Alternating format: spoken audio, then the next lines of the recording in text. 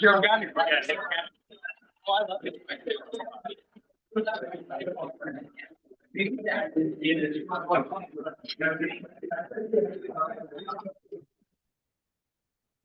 Good morning, everybody. NO's Summer Institute meeting is complete without Josh ringing the bell to get everyone to their seats. And so with that, I guess we can go ahead and get started. Let me just say a few words to get us off the ground this morning. So first of all, this is live streamed, and I would be remiss if I didn't remind everyone of the code of conduct, the NBER code of conduct.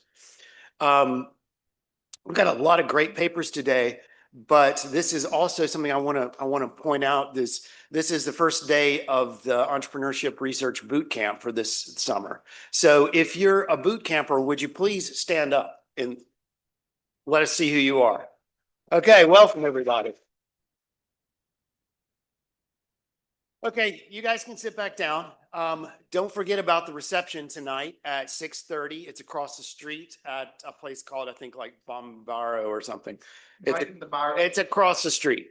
You'll just follow the other people walking over there. You'll find it easily.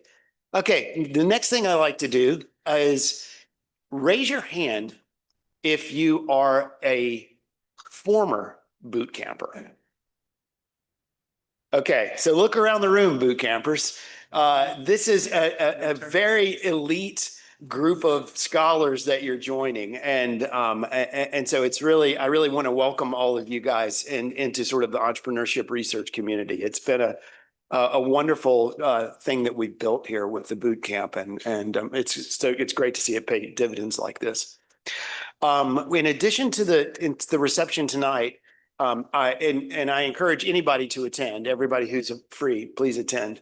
I also want to remind people that tomorrow evening we have a reception that's joint with the other productivity working groups, and it's going to be out here in the main lobby. And so that's really an occasion for everybody that's sort of under the PIE umbrella to kind of come together. And that's, Josh says it's 5 o'clock. So please make room for that on your schedule. Let me see what else.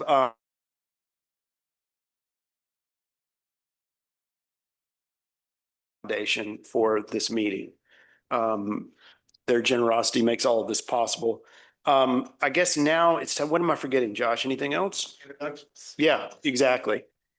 We have a happy tradition at the NBER of going around the room at the beginning and just quickly introducing ourselves. And so since I'm going to be sitting over there in the front row, I'll start. David Robinson, Duke.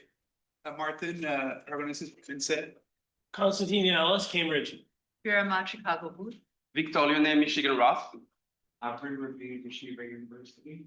Thomas Somerville, Boston College. John Barrios, Yale. Gordon Phillips, Harvard. Sabrina Howell, Harvard. Mike Ewens, Columbia. Maria Assunta Giannetti, Stockholm School of Economics. John Barry, Wellesley. Paul Rambers, Harvard. Carol Hopper, Rice. Josh Lerner, Harvard. Me, sir. Ayanta, UC Davis. That's kind of young. On the old monkey.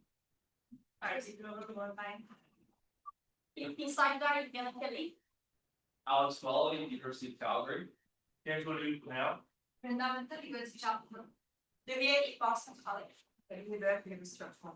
Because I got it, you know, about something. Singapore, Northwestern. Driver's name, Harvard School. The teacher, Imperial. Ramananda, Imperial. Samson, Memory. Deepak Kente, how are you? Bill J. Boyd, Cambridge. Scott. Scott Stern, MIT. Mercedes Delgado, Copenhagen Business School. April Franco, University of Toronto. Boyce Lubbock, Civic, Maryland. Drugman Mexico, Egon Chicago. And Shane Green. Yeah, get in there. Daniel Souza, the University that. The book shop, I'll be. Big move back to Bill. What's the fucking money?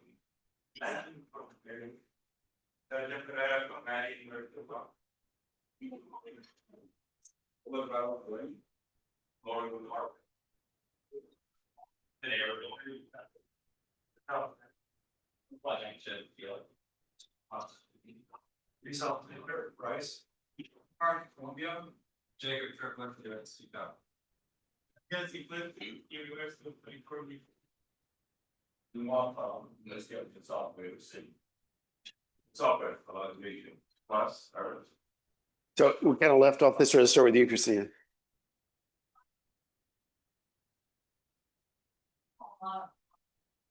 And thought that even people that. Justify. And you're saying that WC. Didn't know about that.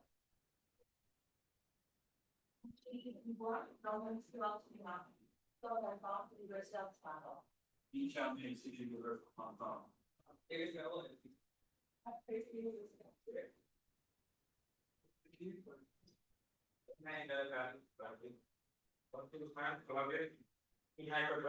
Google. Vanessa.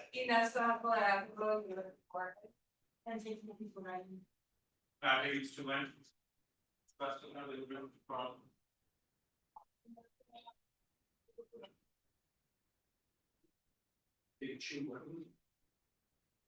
Do we miss anyone?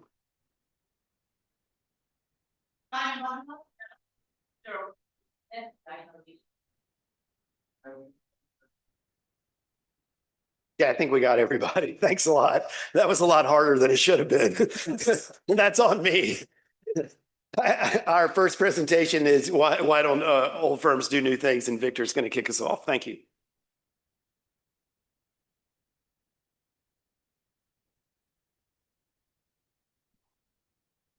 All right. Can you hear me well? Awesome.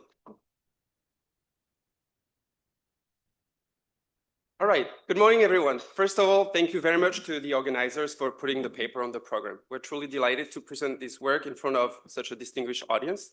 This paper is joined with Nicolas Cruzet from Kellogg and Chigo He from Stanford, who are watching us on YouTube, and Yuan Ma from Chicago, who is in this room today. This paper's title asks, why do old firms do new things? And the reason we ask this question is because since at least Schumpeter, young firms are the ones that are associated with doing new things, implementing new technologies successfully. But why do we need new firms in the first place? After Ronald Coase's question of the nature of the firm, most of the literature has focused on the boundaries of the firm, as in answering the question which transactions takes place within the firm. We're going to ask a different aspect of the Coasian question, which is which ideas can be implemented within the firm. And so our research question is going to be when and why do we need new firms to implement new technologies? Our key bottom line is going to try and capture an idea that is often discussed in management cases and reflections by managers, which is that all firms struggle when new technologies require organizational change. When new technologies can be implemented within existing business models, old firms are very good at doing them. Instead, when the new technology requires organizational change, this is when young firms can do them better. And so there's a very nice quote by Satya Nadella, the Microsoft CEO, who captures that very well. When asked about the potential for incumbents to be disrupted, Satya Nadella said, "This is one of the foundational challenges. When the new thing comes not only as a technology challenge, but also as a business model challenge, most companies cannot make it." And while the conventional wisdom is that new firms are required to do new things, when we look at the data, in fact, we find that new technologies in the past have been successfully implemented by a mix of old and young firms. When we look at the Kelly et al. Sample of the most important technologies over the past 200 years, or the more recent Kalyani et al. Sample, we find a mix in terms of which technologies were implemented by old versus new firms successfully. And so we look at specific examples, and some of the important technologies were implemented by old firms, such as nylon, TV, antibiotics, iPhone, cloud computing, streaming. You can think of those giants who have implemented those technology-heavy new business models, and others were implemented by young firms, in particular semiconductors, software, electric vehicles, PCs, e-commerce, social media. And the common thread across those examples that we discussed is that all firms are actually very good at implementing new things as long as those are compatible with their existing internal organization. The key challenge in our paper is going to be for us to capture the extent to which new technologies require organizational change. And our entry point is going to be to note that a lot of new technologies require new worker occupations to be implemented, and that each worker occupation has their own work style. What do we mean by work style? We mean the traits and orientation of various occupations in successfully implementing a new technologies. For instance, software engineers require maximizing the upside and flexibility, whereas hardware engineers require minimizing the downside and emphasizing discipline. The key idea for us is going to be to measure the extent to which new technologies require changes in occupation composition and thereby changes in work style and organizations. The key results that I'm going to show you today are threefold. First, we're going to develop a model that microfounds this key organizational friction that I just talked about. In the model, firms are going to develop organizational rules optimally. And when a new business model emerges, the existing rules might conflict with the way things are done in the new business model. Older firms will have more rules, and therefore conflicts will be more severe for older firms. We're going to take this intuition to the data and measure changes in work style at the industry level that is induced by new technologies. We're going to do that in 2 steps. First, we're going to use the cognitive approach to measure the extent to which new technologies translate into changes in occupation composition. And then we're going to take those changes in occupation composition, map them into changes in work style using data from ONET on work style. And we're going to find support in a variety of settings and data sets for our key prediction that it is when new technologies are associated with a greater work style change that young firms outperform old ones. So let me give you the gist of the model, and I'm going to start with an overview of the key microfoundation of this friction that I just described.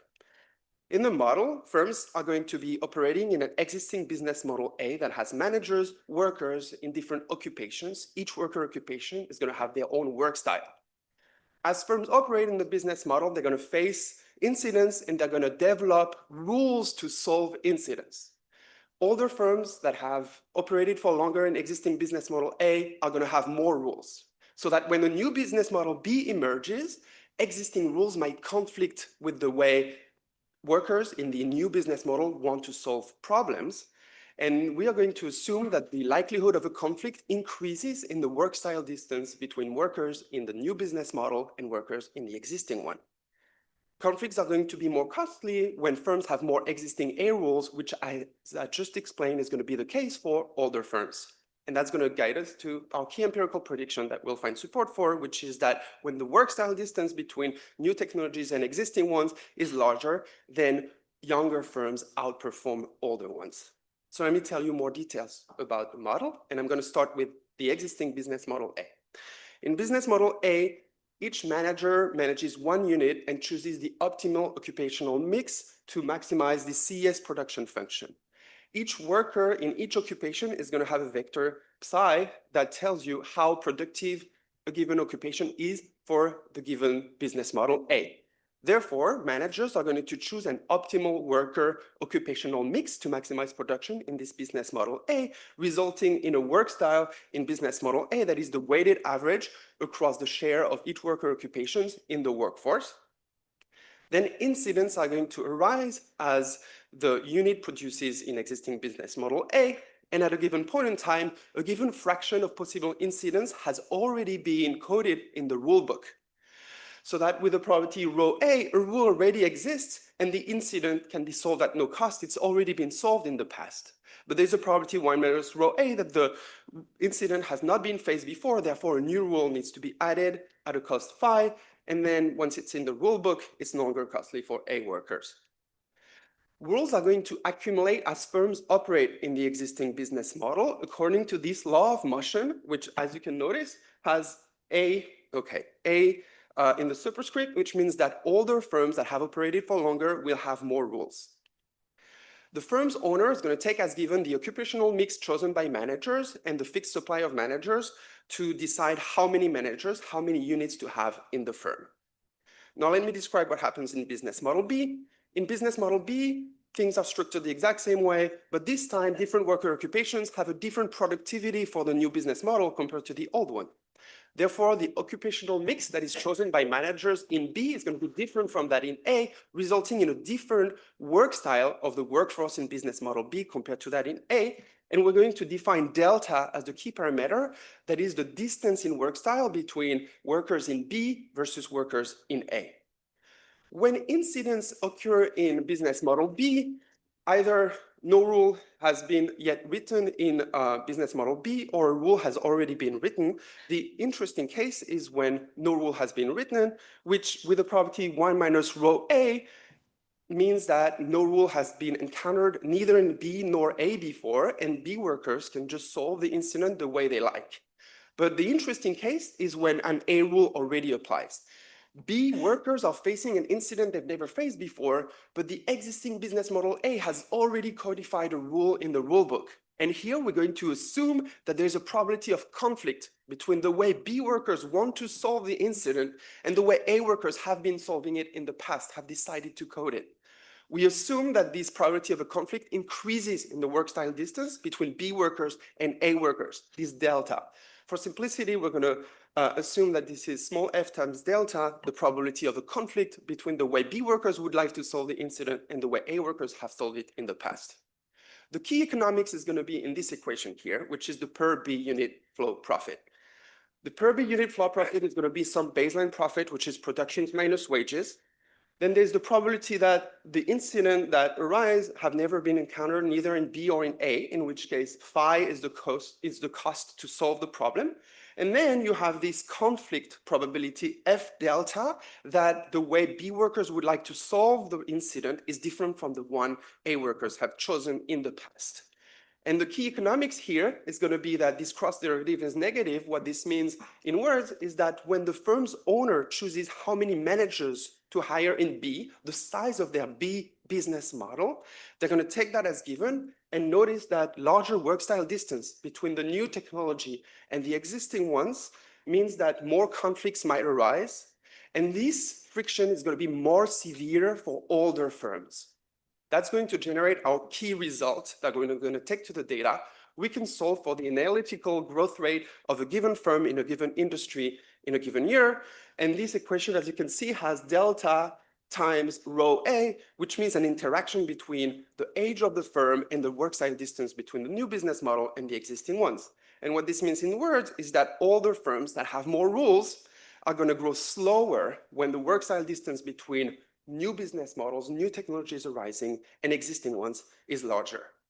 We show in the paper that we can estimate this in an OLS reduced form of this form, where the key coefficient of interest is going to be this zeta here. We're going to ask whether it is negative as predicted by the model, which means that, again, when work style distance that we will be able to observe in the data, DWS bar, and age interacts negatively on the growth parameter here. I'm going to spend some time describing how we measure work style distance in the data based on the model. But before I do that, I want to provide you with some evidence for the model's premise that indeed rules are increasing in firm age. We look at the data, in particular employee reviews from Revelio, and we ask the number of reviews that mention the presence of rules minus the number of reviews that mention the lack of rules divided by the total number of reviews. We call that a rules index, and we find that indeed in the data, older firms tend to have more rules. It's very intuitive and it's there in the data, and it is there as an assumption of the model.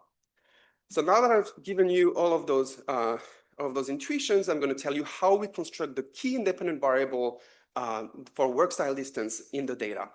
Remember, our idea is that new technologies are going to induce changes in the occupational mix in a given industry, which in turn is going to involve changes in work style.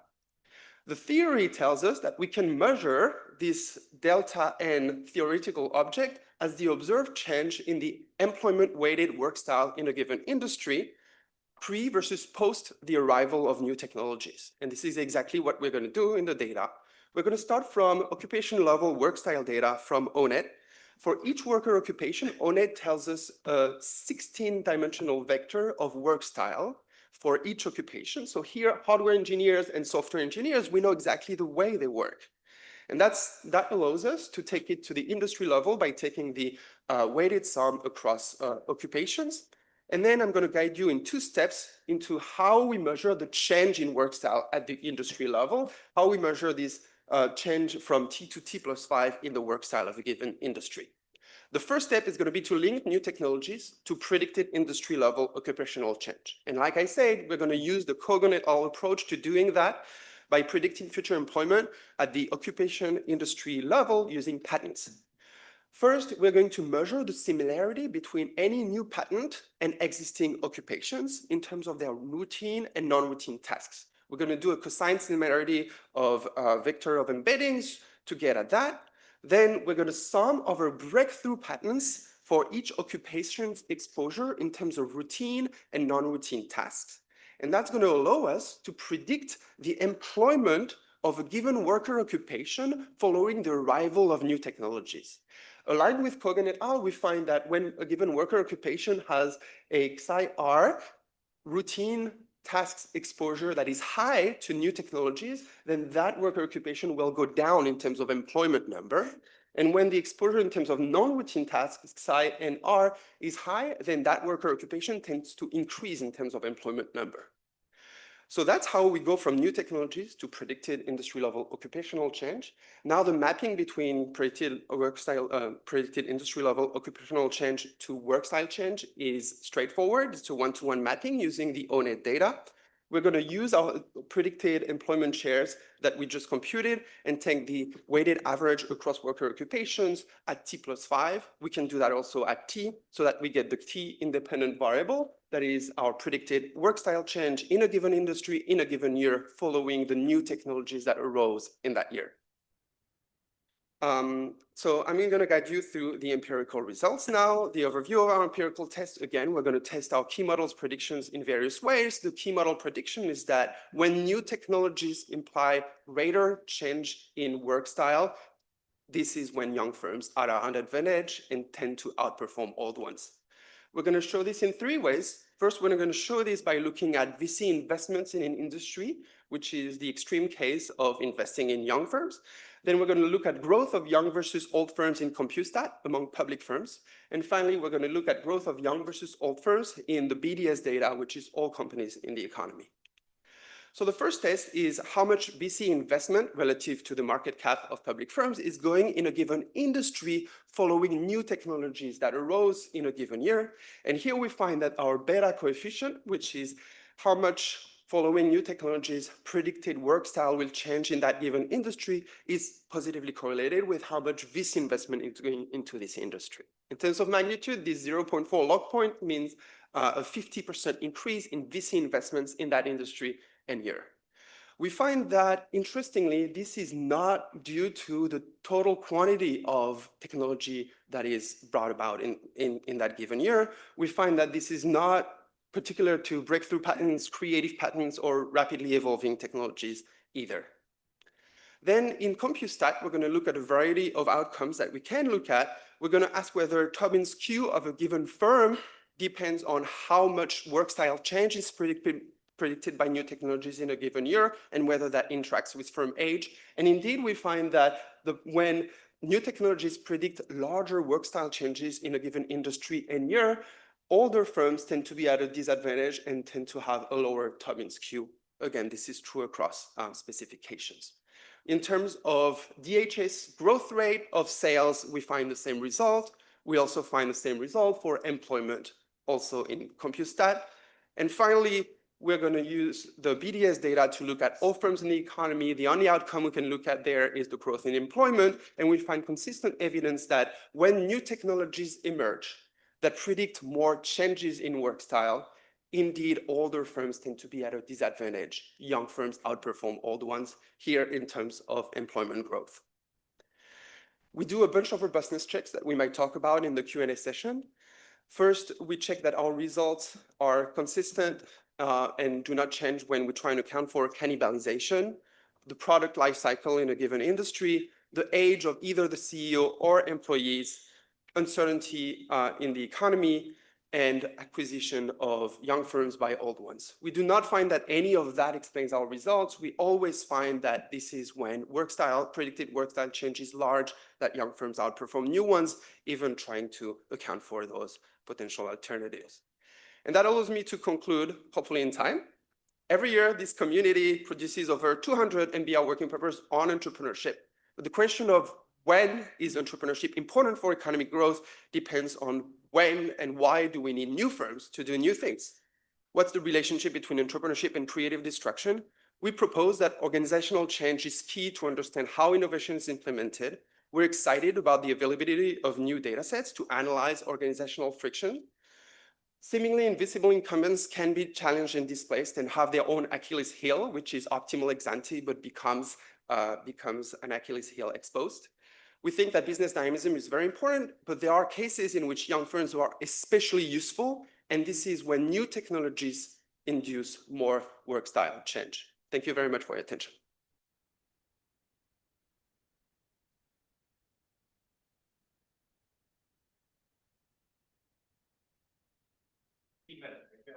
Right, 10.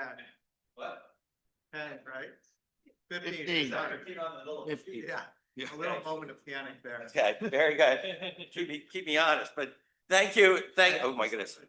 Yeah, no, thank you, Victor, and Yuran and Shigo and Nicholas for a very, very interesting and stimulating paper. I'm the first discussant, and I will say I cracked open this paper on Thursday morning, figured I'd have a lot of time if I started on Thursday. But then it turned out to be 92 pages, but luckily it was single spaced. Then I discovered I had to write another paper. It's also single spaced to 96 pages. So that's, but it was very interesting, and I thank you for giving me a chance. So let me first motivate. I tried to predict. I think I didn't do too bad of a job of predicting how Victor was going to present this. So I'm going to try to give a slightly different lens, going over the paper a little bit, and then connecting it to some themes that around the entrepreneurship literature and how we might think about this both conceptually and econometrically. Okay. So let me start with what is to be explained. And so this is, a very classic example. In most business schools, you kind of come up at MIT, since this was a very MIT company. We always teach this, and it's always a pleasure to explain to people that when I was a assistant professor, there were many people in my class who were working at Polaroid or just going or coming from there. They all seemed to be pretty smart. They would learn about the gale of creative destruction and about the challenges of organizational change in response to new technology. They would report that to their boss and their boss's boss. So it was a pretty good, they were pretty informed on the problem. And then, of course, as most of you know, and moreover, Polaroid, and there's wonderful work by Giovanni Gavetti and Mary Tripsis, a beautiful paper on this that sort of highlights that it was Polaroid itself that that was responsible for quite a bit of the development of the work that we would now call digital photography, which was, of course, disastrous for their traditional camera business. And so the reason I mention that is that it's a really hard thing to imagine. Like, it's really, I think, important both for this paper and this literature and creative destruction, say, how could it be the case that a firm that was, one of the top 50 firms in the United States, a global brand, with kind of excellent people, how was it that all of a sudden they faced this challenge and they were not able to reorient themselves even when they saw it coming? And if you think that's an easy question, I don't think it is. Okay?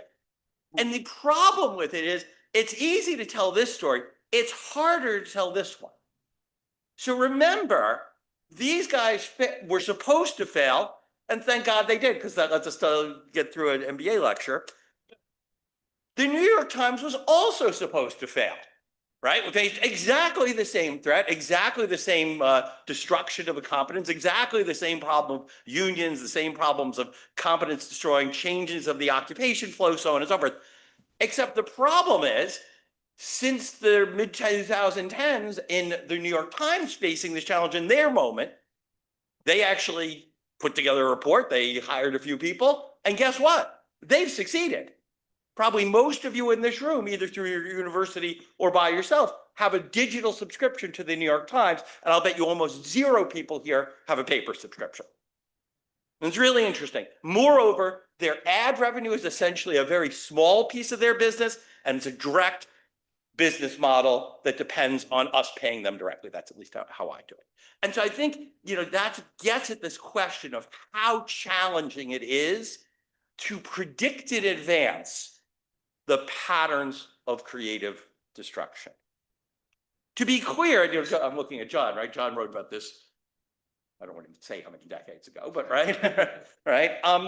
right? But they have this very nice, and this is a paper that has like a lot of great facts in it that are like one paragraph and it's like, you know, a whole dissertation. So there's really nice, you know, insight that in fact, when you really look at the data, you look at important innovations and then you kind of run it through an LLM, it turns out that the firms that implement the main big innovations are sometimes the big firms and sometimes the small firms, depending on how you do it. And that's a really important insight that in some sense we know, but it's also a useful starting point. Oh, I guess that, okay. And so that leads to what I think is, you know, their kind of core question. When are old firms able to adapt to disruptive, I'm using that term very loosely here, technological change? And when is it the young firms that leverage emerging innovations to usher in the gale of creative destruction? And in some sense, I think a lot of this, and I know the authors presented it differently, but I'm going to sort of start there, is they basically get started and they kind of hinge on a fact that's from this other paper by Kogan et al. That I think in your paper is 2024, but the one I found is 2025, but I think it's the same thing. And basically that's the 96, I mean, it might be 98 pages, who knows? But this is kind of gets it, is what Kogan et al. Do is they basically, you know, kind of use embeddings to predict, they don't have anything about work styles. They say, what's the occupational displacement likely to occur from this new patents that are coming down the pike, right? Do they basically substitute or complement for the tasks that are in that occupation? You see what I'm saying? And if they substitute, that's not good for you. You see what I'm saying? And so what they show, and this is just an illustration, is not surprisingly, if you were an order clerk back in 1995, and you stuck with that job, your wages decreased by essentially 20% over the next 15 years. And that's a big number. And the idea was that there was an erosion of that competence, right, or that of your marginal productivity relative to the automated alternative, and that put downward pressure on wages. Everyone so far so good? Okay, so let's take that fact as given. What these authors do is they then say, okay, and I guess I should have had a different slide. They say, does that differ for old versus young firms? Like, take this fact as given. We know it's going to be true in the data because somebody else found that. And let's take that fact as given and see if it's different for old versus new firms and offer that up as basically a kind of micro foundation for the gale of creative destruction. Does everyone kind of get that? Okay. So how do they then do that? So it's a very complicated model, and so I'm not going to really put a lot of math into it. I was confident that that would be done, but there are sort of three things to keep in mind of what they're trying to do here. So basically a technology, what they call technology, and a business model are the same thing. It's the implementation of a new technology, and a technology is basically implemented by hiring a type of manager who then hires a bunch of occupations that's specific to that technology/business model. And then those occupations kind of induce a certain style or culture or whatever it would be for your firm, because if it's a bunch of engineers you have to hire, that's going to lead to one type of firm, but if it's a bunch of salespeople for that kind of firm, but different kind of people. Right. Then what happens is there are problems. And this I think is all people who have ever been a department chair would agree that, it's not a strategy job. That is, as problems come in, you solve them one at a time kind of job, right? And so for each problem that arises over time, you have to spend some money, basically opportunity cost, to solve it, but then you've solved that problem forever. So that's good, because you might have the same problem occur. And so, but those rule that you come up with, what they call rules, are optimized for the style, which is, remember, grounded in the occupations, which is grounded in the technology. But the cool thing here is if there's no technological change, over time, you kind of work your way through all the problems. And so then you never have to have this opportunity cost of solving the same problems again. Great. But what happens when a new technology emerges? And so this is the kind of, I think you showed this, right? A new technology results in the establishment of a new business model. Remember, technologies are business models That gets optimized with its own occupational composition. There's a few, maybe we're doing some anticipation and coordination, but think of it as standalone optimization and therefore a different style than A.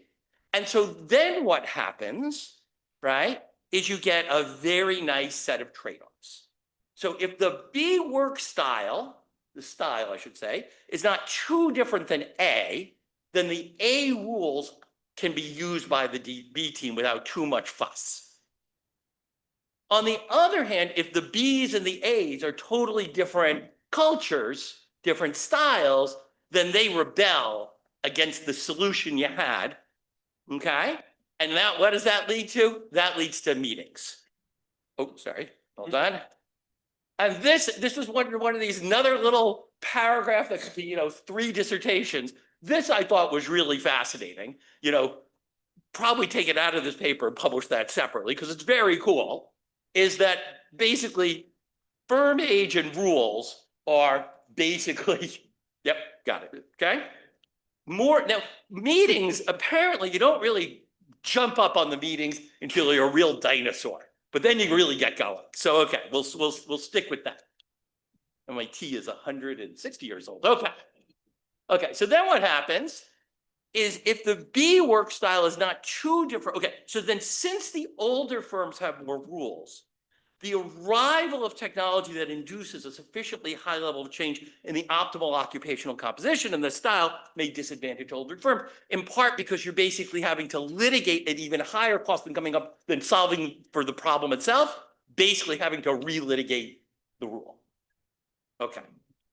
So then they turn that into an empirical model. It turns out that's a lot of work for a pretty straightforward regression, which is basically growth or some measure of performance as a function of the interaction between basically a version of the Kogan et al. Type thing times firm age. Kogan et al. With the twist that it's run through this ONET data to sort of synthesize the work styles. Everyone so far so good? Okay, and then it's very easy. They basically get 2 core results. One, VCs love this. So at least the VCs invest. Like this could be the whole paper. VCs invest in industries that are subject to organizational challenges. And I think that's a quite new result. I might just stop, you know what I'm saying? I think that this seems a pretty robust finding, and it's kind of separate, I think, from some of their other results. Second, then they have a series of Tobin's Q, employment, sales, and many robustness checks, but basically they all get at this interaction between predicted work style change in industry times log age, and they basically get this negative interaction, which is that zeta term they were looking for all the time. Okay, I'm gonna make 3 very quick points. What do I have, 3 minutes? Okay, I'm gonna take 3 minutes, okay, perfect, okay. I guess I'm gonna make 4 points, but no, okay, there you go. Okay, so first what I want to do is I want to strongly encourage the authors, and I think, it's wonderful seeing the work over the past decade of people from finance with the tools and the lens that they bring, really just, hitting on entrepreneurship and innovation. But I do think that this is a literature that I think it'd be worthwhile to go beyond some of the case study literature to the actual research literature on creative destruction. So this article is about 40 years old. It's an article I learned at the knee of Jim Utterback, I'm pretty sure, called Mapping the Winds of Creative Destruction. It has a very useful word that does not appear in this paper, which is the word competence. The idea is that firms have competencies. That was a big idea in management. You could disagree with that idea, but not to address it, I think is not so great.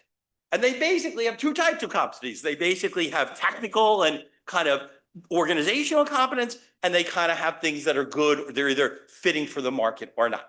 There was then a very large literature that emerged from that was about basically a lot of those competencies get embedded into the old S-curve, but which these old firms are really good at climbing, but they're really challenged by the new S-curve. Everyone so far so good? Except for one thing, right? And just to be clear, there was a lot of really good work on this. Rebecca Henderson, probably most notably, in her RAND paper is just a beautiful paper with really good evidence at industry level.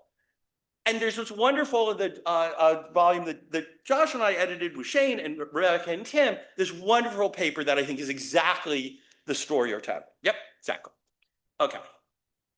The problem is that even in this world, I think it's really important to adjudicate how difficult it is to adjudicate this problem. So famously, here was Apple in 1998. Josh's former colleague, Clay Christensen, explained with great confidence that Apple, as a consequence, has been relegated to niche player status. Right? Andy King has a wonderful paper that he really goes through this. He goes through, I don't know, Josh would know, maybe 100 of these. And he goes through every example where we claim we're going to see this pattern. And it turns out that only a 9% is the theory actually hold, which actually makes you think maybe there's some other stuff going on, right? There's this wonderful, really change-making article. It changes how you think about this problem by Jill Lepore in the New Yorker. It completely changed at least my own view on this problem. And that got, I think, synthesized and then brought into, saying read something else by Joshua Gans is always a challenge because you write so much. But this is a really good book, okay? It really is. This is a great synthesis of that. It really synthesized this literature in a clear way. And I think that starting more directly there is going to be very productive. I'm 30 seconds away, Jeff. Okay. You get So just stoppage be clear. time. Yeah. Okay. So first, there's a very complicated model. And I like really technical models if they yield a lot. But to yield the regression that they did, this looks like a lot. And so that's just an encouragement to the author to maybe simplify. And then to think about just what is the experiment we're trying to run? And what is the empirical setup that would allow you to test it? And I think it is what you're trying to think through is there's basically two pairs of firms, each of which has each pair has the two firms with the same occupational composition, but they're different. And each pair has a young and an old firm. And then there's some exogenous innovation. And what you want to see is growth by the one where it's competence enhancing and reduction and the young firm thriving or startup when it's competence destroyed. And I know that that is the core. Yep, got it. Okay. And I think there's the ingredients of that in this very stimulating paper, but I also think that really narrowing that down by industry or technology or experiment would be useful. Thank you very much. Thank you.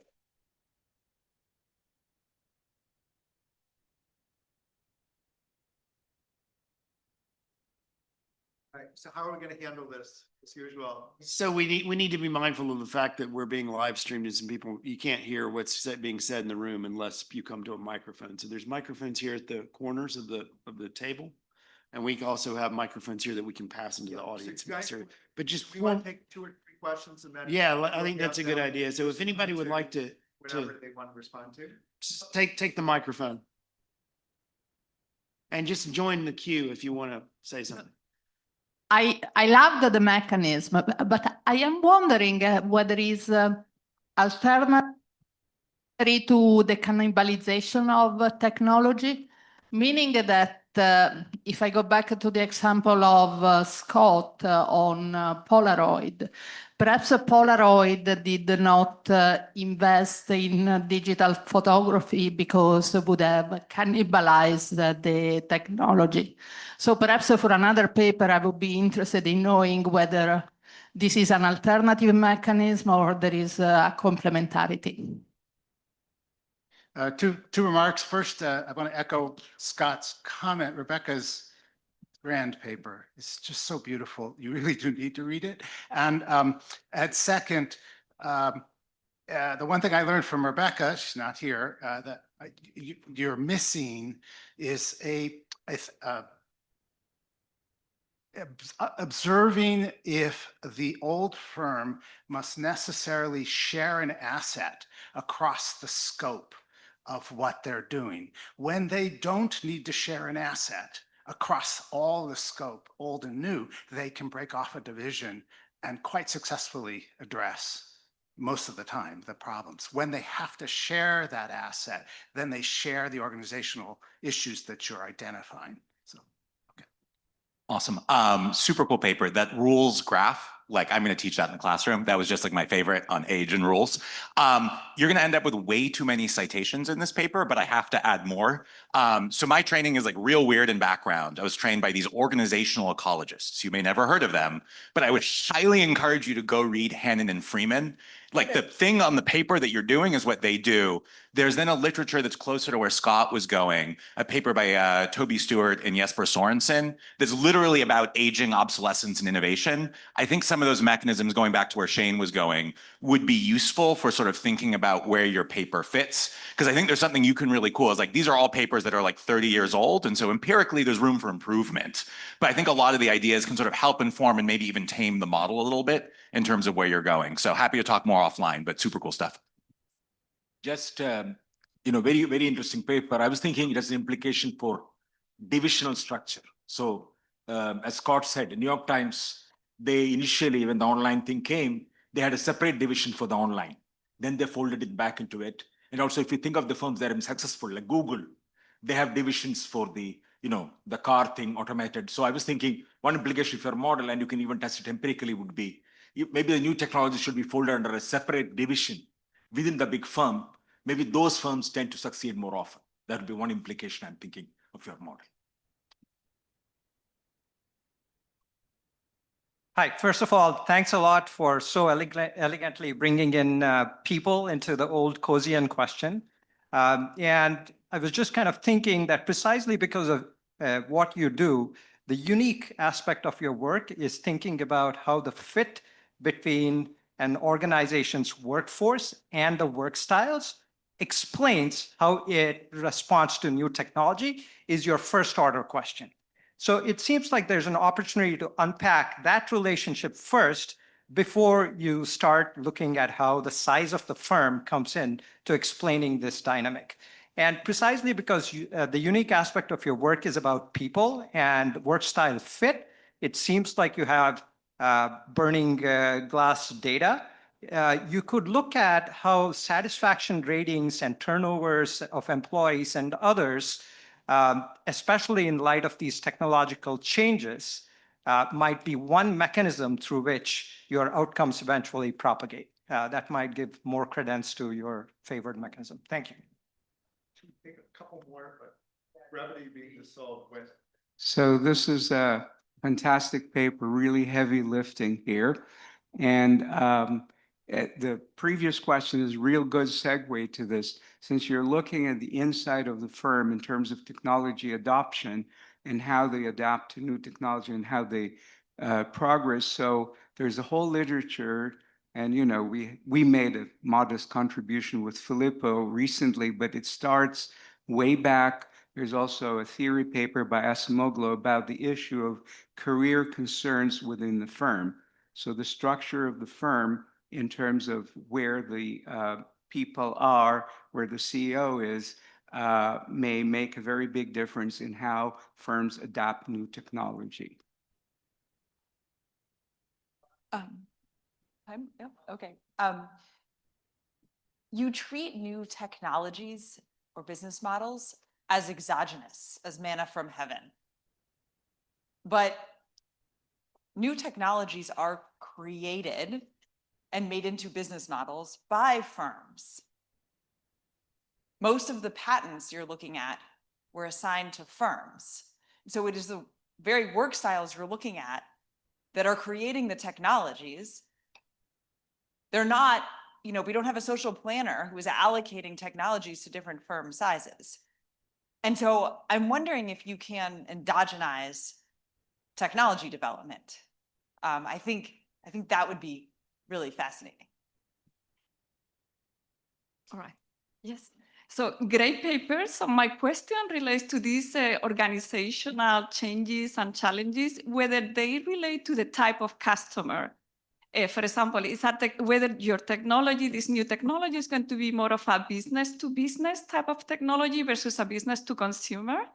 And this also relates to one of your key findings that VCs are investing more in industries that are facing more organizational challenges, that are also investing more in B2B industries, business-to-business industries. So my question is how this organizational change relates to the type of customer.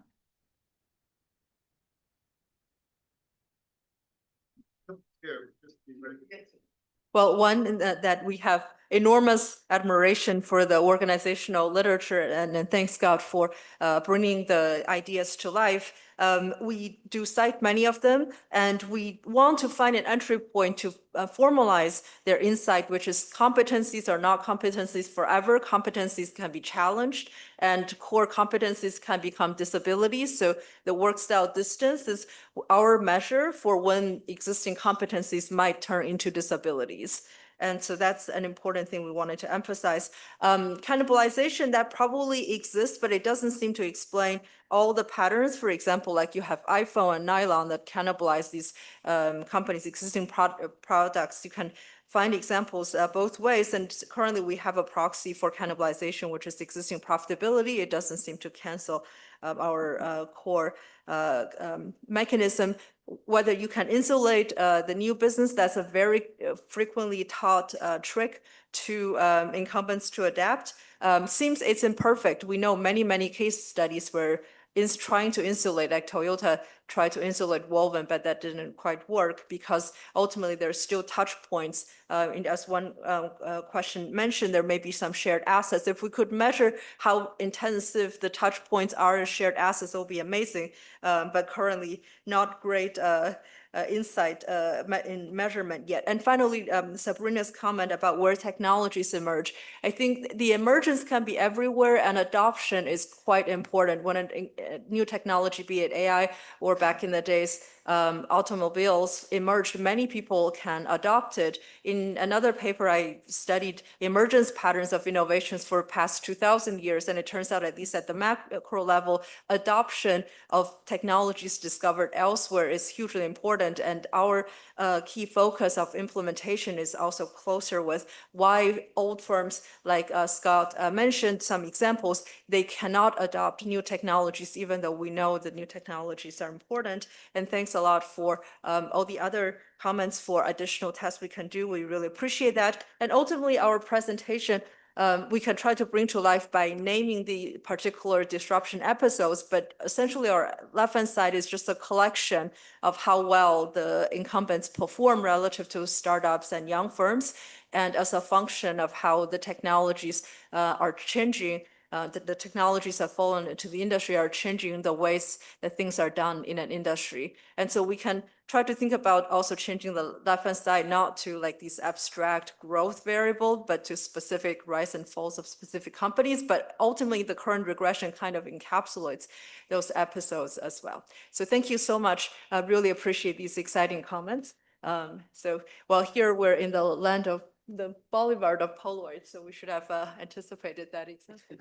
Thank you so much. Thank you.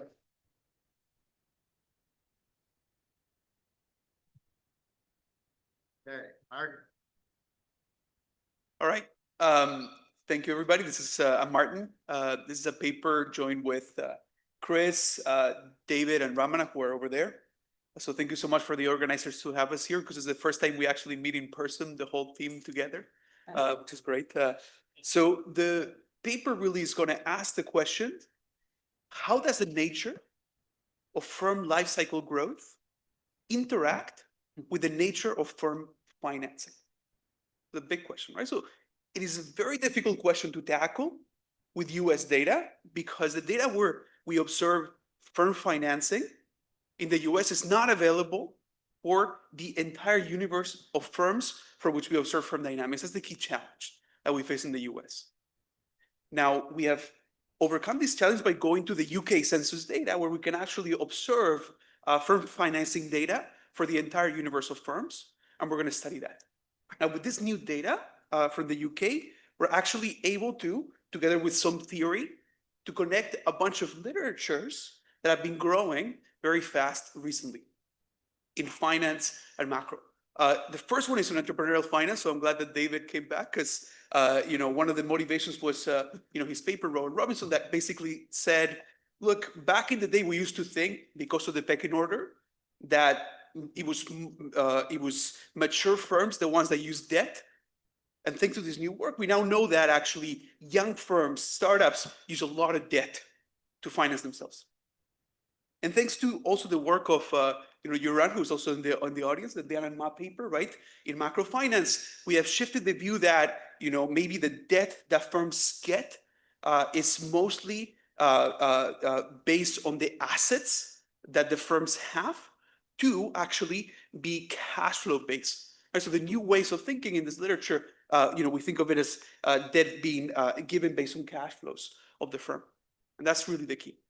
Now, the third literature that we contribute to is the firm dynamics literature. There's this big paper by Sturk et al., where back in the day in macro that dealt with heterogeneous firms, everything was about temporary shocks, that's like temporary shocks.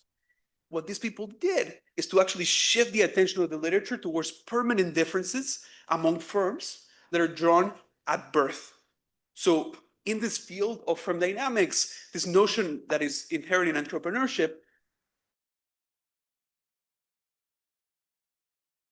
maybe an idea to become a superstar versus those that want to maybe remain small and so on, right, has become important in firm dynamics. So given these three waves of thinking in these three literatures, our new data that connects firm dynamics to firm financing is going to let us actually utilize all the three to talk about young firms that access cash flow based lending in a world where there are these permanent differences across firms at birth. Some of them are going to be superstars, some of them are going to be, really small firms and destined to not grow that much. This is what we're going to talk about. Now, this paper is going to proceed in 3 steps. We're going to have first an empirical section where we're going to show you our main fact. The main fact is that getting cash flow based financing earlier in the firm life cycle predicts a lot about where the firm is going to go and whether they're going to be a superstar or not. We're going to propose a tractable theory to explain this fact based on the notion that cash flow based lending is unique in that it selects based on the forward-looking potential of these firms at the time when they're financed, in a way that other forms of lending, like asset-based lending, does not have this selection mechanism on the long run. And we're going to build a structural model based on this idea to capture the very distinct feature of forward-looking financing that is inherent to cash flow-based lending, to show that actually this is very, a very important source of financing in industries where the United States excels, like information technology. So let me first go through the empirics. What we do is basically have this novel match for the entire universe of firms in the UK since birth between firm dynamics data. So think of your employment, revenue, age, and survival for all the firms, to debt financing data. And we observe 2 forms of debt. Debt that is based on the assets that the firm has as collateral. So this is the traditional debt that we study in macro. And this new type of debt that we now know is very important, cash flow based debt, that actually is going to be extremely predominant for the young firms in this economy. We're going to then present the main result. And if you only remember this out of this talk, we're very happy. Right? So the main result is that the age when firms first access cash flow based financing is extremely predictive of their long run trajectory. But when you look at asset based financing, that is not the case. The data is basically what you would have in the US for the LBD, to those that are familiar with the census data. So we've tried to sort of be as consistent with what we would do in the LBD in the US, but for the UK, so we observe firm age, since birth, and all the employment and output dynamics that you see there. But in particular, we are also able to measure the nature of debt financing for all UK firms. And we see 2 forms of debt that we think are important. The more traditionally studied one, which is asset-based lending, that is lending against specific corporate assets that are used as collateral. The new form of debt that we also observe are things that we call cash flow-based lending that are not, specifically tied to these, collateral assets. You could think of part of this as being unsecured debt, but it's not just limited to that. Okay, so that's the distinction that we observe for all the firms, in the UK. Now, let me show you the following picture. So we know from David's work, right, that debt is extremely important for young firms to get finance. That's true. And we also know for Joran's work that, cash flow-based lending is extremely important for samples of mature firms where we observe, asset-based and cash flow-based lending, right? What we bring to the table is actually by looking at the very, very young firms, even when they're like 0 or 1 years old, to show that actually the predominant form of debt financing that these firms access is cash flow based, not asset based. Even when you look at the sort of, relatively big firms that are young at ages 0 or 1, the vast majority of the debt that they raise is cash flow based. You only start seeing a lot of asset based lending once the firms, get relatively old. Now, let me go to the main slide of the talk. If you only remember this slide, we're really happy. Okay? So let's look at the life cycle profiles of firms that get asset-based lending in the UK since birth. And here what we have is firms that get asset-based lending at age 0, at age 1, at age 2, and so on. And what you see is that regardless of the age at which these firms access this asset-based lending, they're going to stay, they're going to converge to the same place. Eventually, they're going to be, roughly equal in size. In the literature, this is known as being, appearing ex ante homogeneous. Even if they start different, these differences are kind of temporary, they're going to converge to the same place. That's what's happening for firms that get asset-based lending. However, for firms that get cash flow-based lending, it is far from that. For firms that get cash flow-based lending, firms that borrow earlier end up larger. So if you start out, bigger, borrowing earlier in cash flow-based debt, you're always going to end up larger, right? Firms are going to stay unequal throughout their entire life if they access cash flow-based lending. So this is a world where firms are, very different, even in the long run, kind of like the Melitz model. You're familiar with that, right? So firms are ex ante, different. We have in the paper predictive regressions where we show that, you can predict long-run performance at ages 10 or 20 using the timing of access of cash flow-based lending, but you just cannot do that with the timing of access of asset-based lending. These two forms of debt that are popular just have very different predictions for the long run predictability of firm growth. This is our main fact. Cash flow-based lending is something that is inherently tied to firms that are going to stay in the long run unequal. That's not the case for asset-based lending. Now, to rationalize this fact, this difference between the life cycle of asset-based lending and cash flow-based lending, we're going to write down a tractable, two-period model, like many people in this room I know like. I like that too, where we're going to interact the life cycle of the firm and financing frictions in a very simple setup, where firms are going to have just two stages of life. The short term, where they're going to be young, and they're going to have a profitability of little z, and the long term, where they're going to be more mature, and they're going to have a profitability of big Z. Actually, you think of like a firm that is starting out really small, and they're going to end up, converging maybe to a higher place. Now, the key conceptual point that we're trying to make here is that asset-based lending behaves as if the financiers are lending against the little z, the short-term state of the firm. And it actually, in this model, is isomorphic to lending against the short-term cash flows of the firm when it's young. Conceptually, cash flow-based lending is actually a loan against the future Z, the big Z, the long-run Z, not the short-term one. And in our model, it's going to show up as lending against the forward-looking value of the firm, the continuation value of the firm, which, if you're familiar with the private credit literature, many people are arguing that private credit literature, private credit funds actually lend against continuation value. We think that cash flow-based lending does something like that. You see? Now, the key insight that's going to emerge from that formulation is that the thing that makes cash flow-based lending different is selection on these long-run profitability of this long run big Z, where when you have cash flow based lending, if you're a superstar, you know that you have the potential to in the future be a superstar.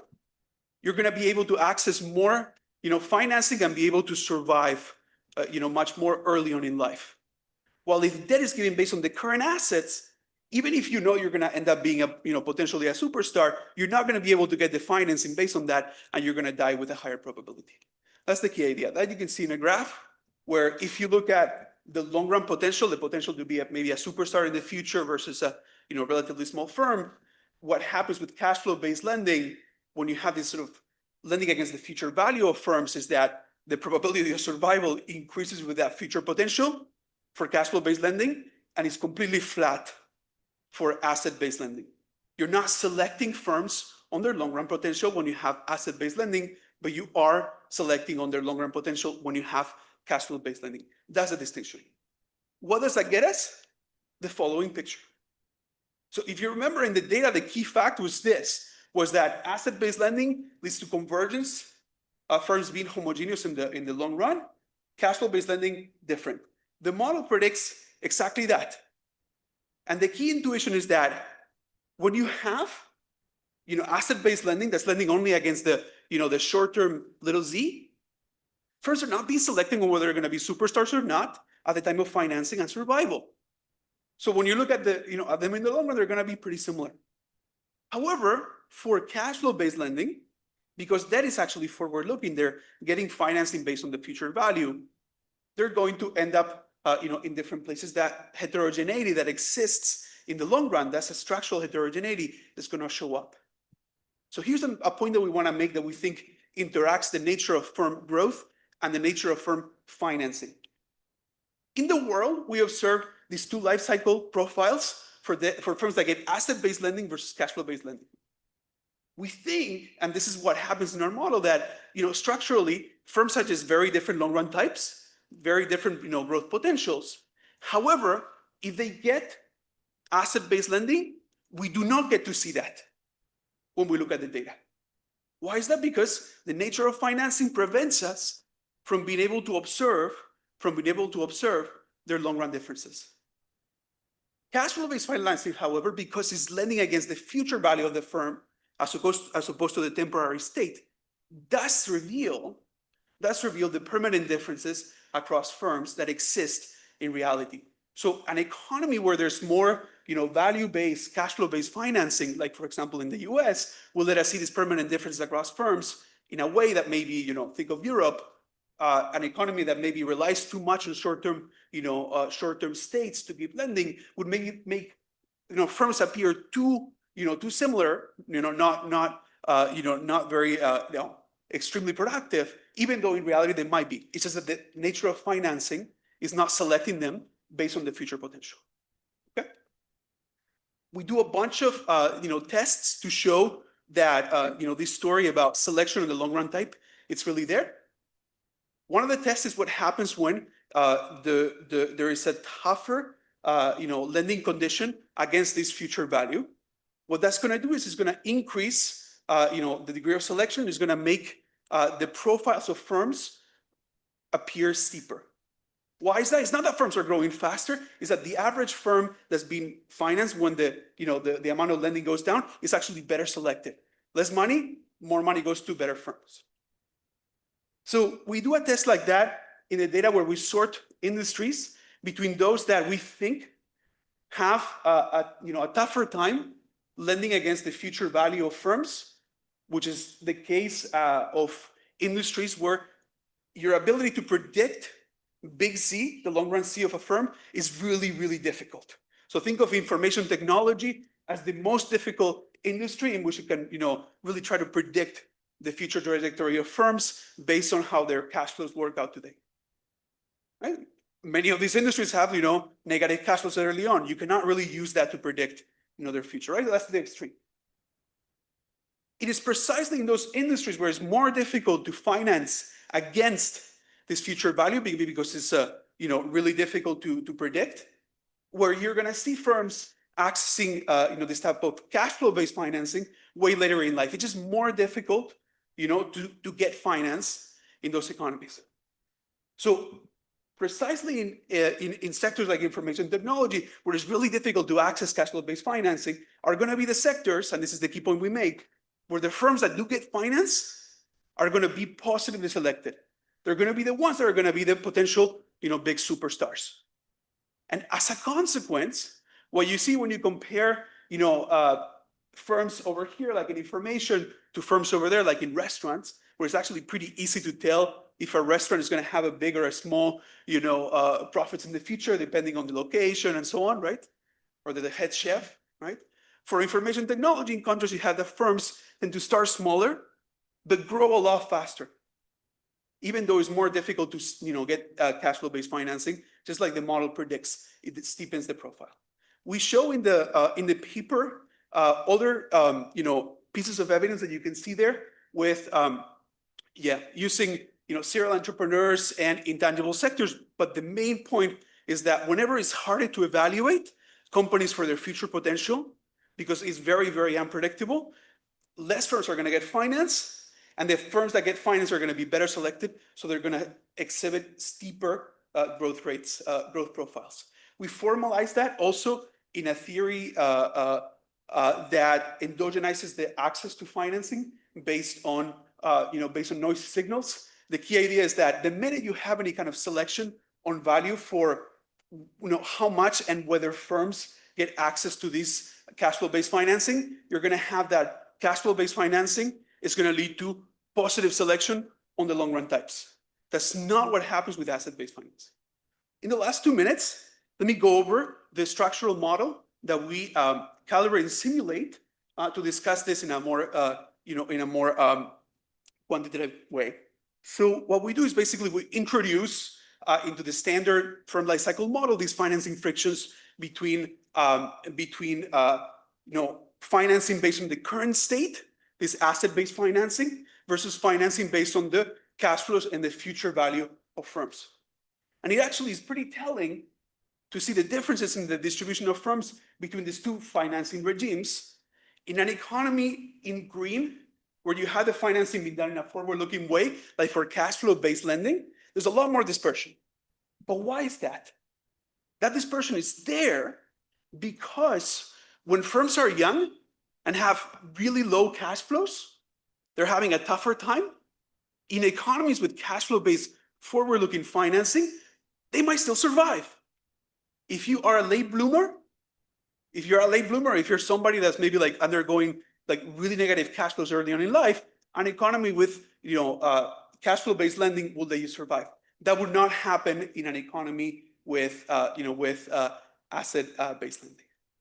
And as a consequence, you are going to end up seeing more superstars in an economy with value-based financing than if you just finance based on the current states. And we think that's why cash flow-based financing is particularly attractive in a way that maybe makes debt look a little bit like venture capital. And this is something that we want to discuss in future work. Thank you so much. I'm going to wrap up here and conclude. So we basically brought new data to study young firms that get cash flow-based financing and show you that it really interacts with the future growth potential of firms.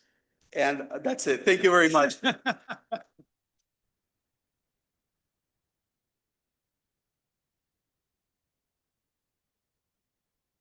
Okay, thanks very much to the organizers for asking me to discuss this interesting paper.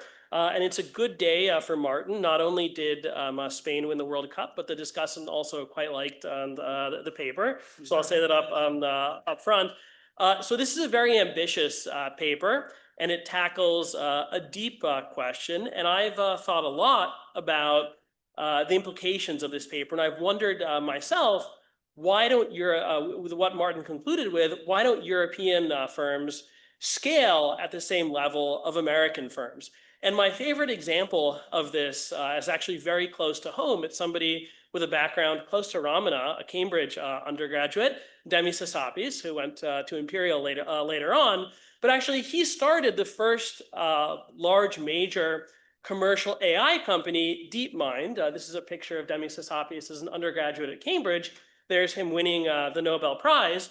But as we all now know, DeepMind is now Google DeepMind. So my sense of this gap is not that it has to do with ideas or human capital, but that it really has to do with financing and scaling. And actually, The Economist last week had a very nice article comparing, where I just came from, old Cambridge, and where I am now, new Cambridge, and the entrepreneurship ecosystem. And really, the story that is told in data is that old Cambridge in Europe does as well or even better than the US if you look at very early growth. So for example, if you look at alumni startup founders that raise 1 to 15 million, British Cambridge does a little bit better than US Cambridge, but then the US really pulls ahead when we look at high value firms and unicorns. So the question is, why is that happening? And I'm not going to commit the cardinal sin of a discussion and talk about my own work, but I will commit the venal sin and talk about my students' paper. So Charles Perry is actually, he'll become Ramana's colleague at Imperial this year. He argues that financing conditions account for about 2/3 of the entry gap between US and UK startups. So he has a structural model with matching and asymmetric asymmetric information. So there's at least 1/3 that's not explained.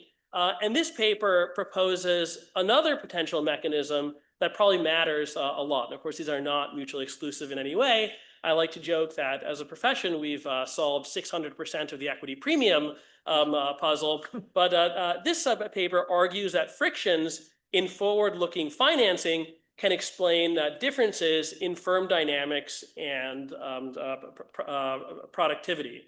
And I like that we're seeing more structural work in entrepreneurship. And I think questions like this and many other questions are those where we need both theory and data together. So if we want to answer questions like, why are there differences in innovation between countries? Are new advances driven by the supply or demand for new ideas? What are the general equilibrium effects of government policies to promote innovation and entrepreneurship? It's very easy in a reduced form way to look at the effects of a policy, but what are the effects of spillovers on competitors or on new firms that may or may not enter? And importantly, what are the optimal levels of government intervention in entrepreneurship and innovation? And a lot of these questions just can't be answered in their reduced form. And of course, we also don't want only theoretical work, because if you take some assumptions, you can get any result. So we really need data and theory talking to each other. And this paper relates to a literature on cash flow-based lending, where Yaron, who's here, has done really seminal work. And in her paper with Leon, she showed that most debt in the US is explicitly backed by cash flows, not assets.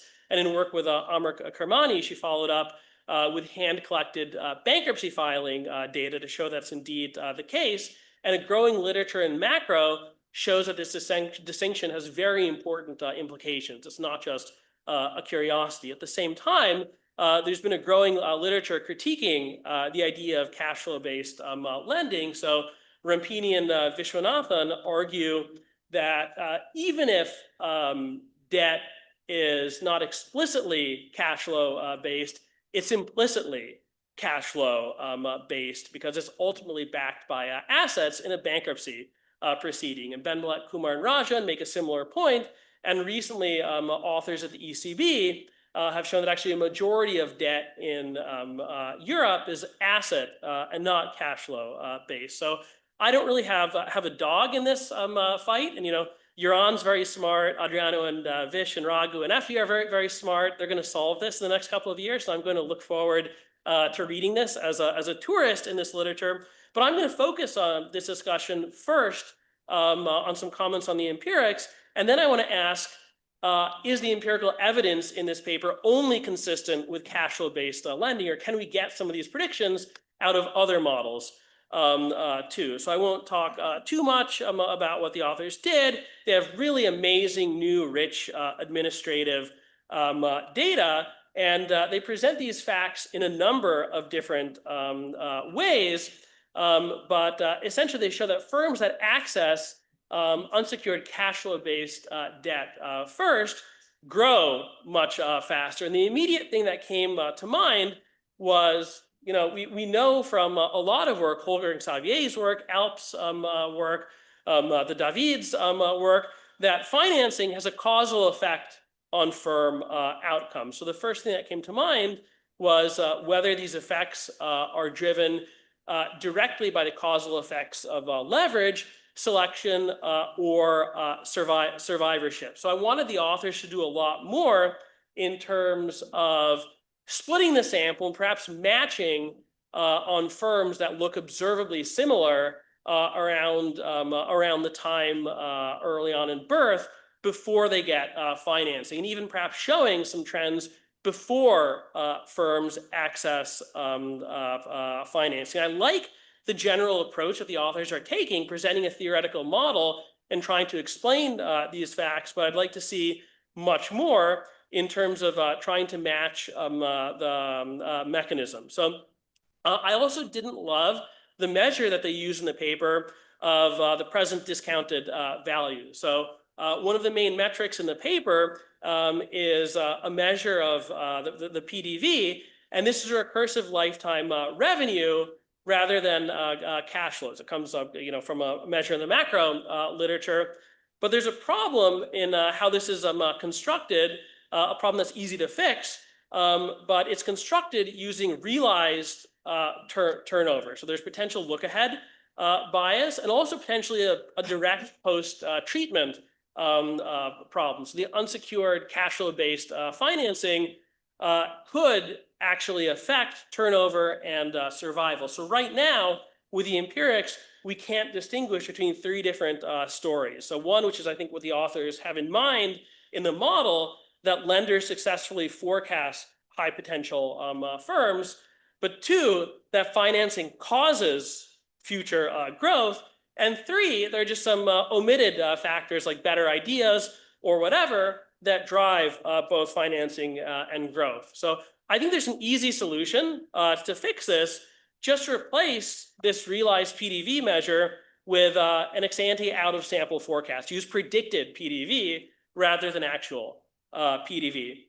So Martin concluded with what I thought was the most interesting part of the paper, these differences between scaling in Europe and the US. And the paper says something that I mostly believe, that this is driven by financing frictions, but I was wondering what exactly these financing frictions are. That's kind of not in the clear, to, at least to me, in the paper right now. So I thought about this a little bit, and the most obvious thing that comes to mind between the difference in the US and the UK is DIP financing. So in the US, under Chapter 11, debtors remain in control of the firm. They can propose restructuring plans, and most firms survive. In the UK, liquidation is much more common, and even under administration plans, they're run for the benefit of creditors. So I think that that's a possible mechanism for why you might have cash flow-based financing frictions.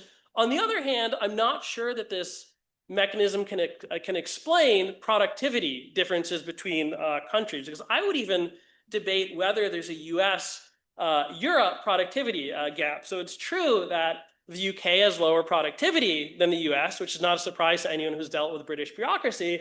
Let's not talk about Greece. It's a special basket case. But if we look at countries like France, Germany, Netherlands, and many other core European countries, they actually have similar or even higher productivity than the US, and differences in per capita GDP are driven by hours worked. Americans work more than French, or, I can make Greek jokes. I won't make any French jokes. We're all thinking about the French work ethic here, but productivity actually is very high in France. So I also thought about whether we can generate some of these predictions in other models, and I ran into Adriano last week at NBER Corporate and was talking to him about this. So Rampini and Vishwanathan have a model of asset-based debt where firms can access both secured and unsecured debt.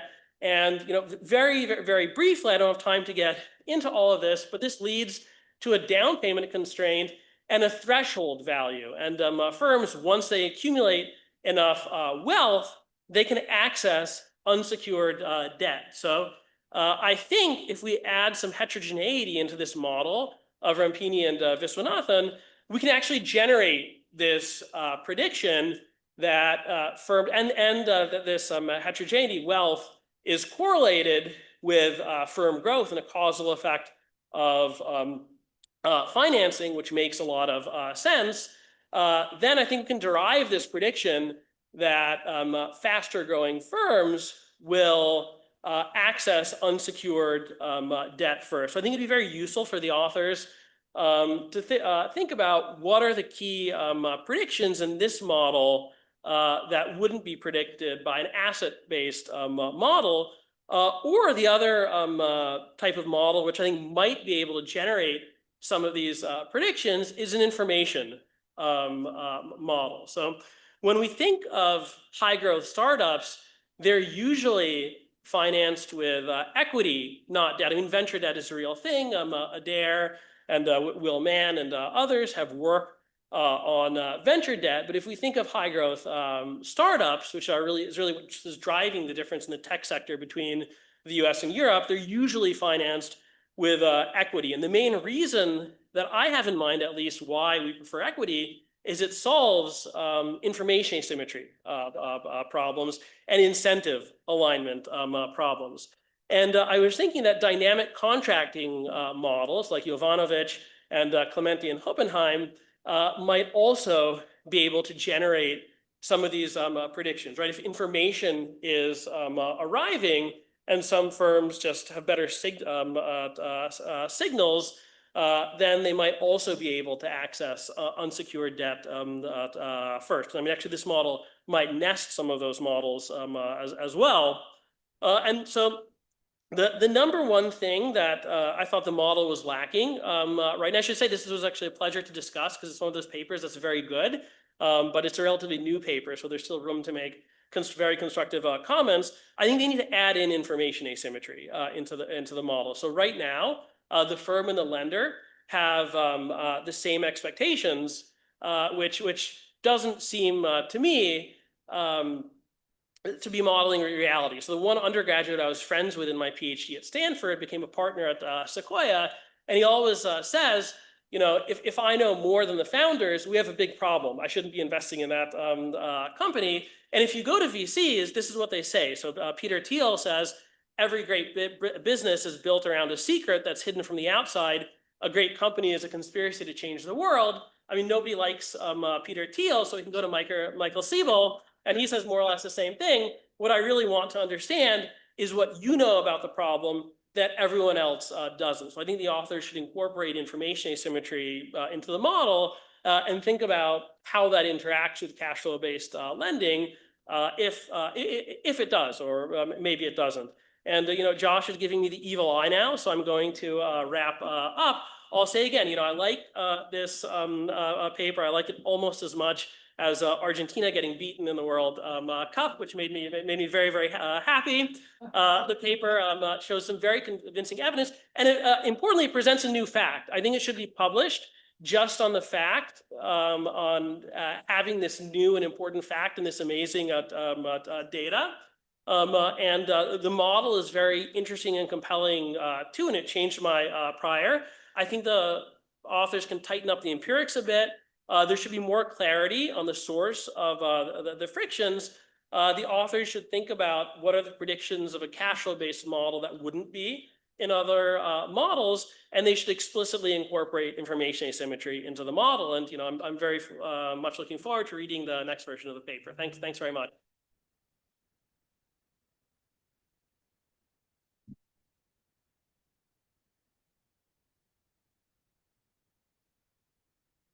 Take a few questions and then we'll give the authors a minute or two to respond. So super interesting paper. So I have two quick comments regarding the classification of the debt. So the first part is to what extent this unsecured debt or the cash flow based lending, they are insiders or outsiders lending in a sense like, because a lot of founders also lend just to give the loans to their own firms. So this can actually help distinguish these asymmetric information stories there. So the second comment is I'm not familiar with the accounting rules in UK. So to what extent, first, whether the convertible loans or convertible notes, they're popular in UK, or how they're classified or reported in accounting. Because if the components of liability are reported as a debt, but we know the convertible notes actually are going to change the whole trajectory, because we are teaching class, they are aligned as the VCs and the founders' incentives. So these are going to change the trajectory of cash flows. So this is an alternative story. So it'll be helpful to know. Well, thank you. It's really fascinating insight. I didn't think about it.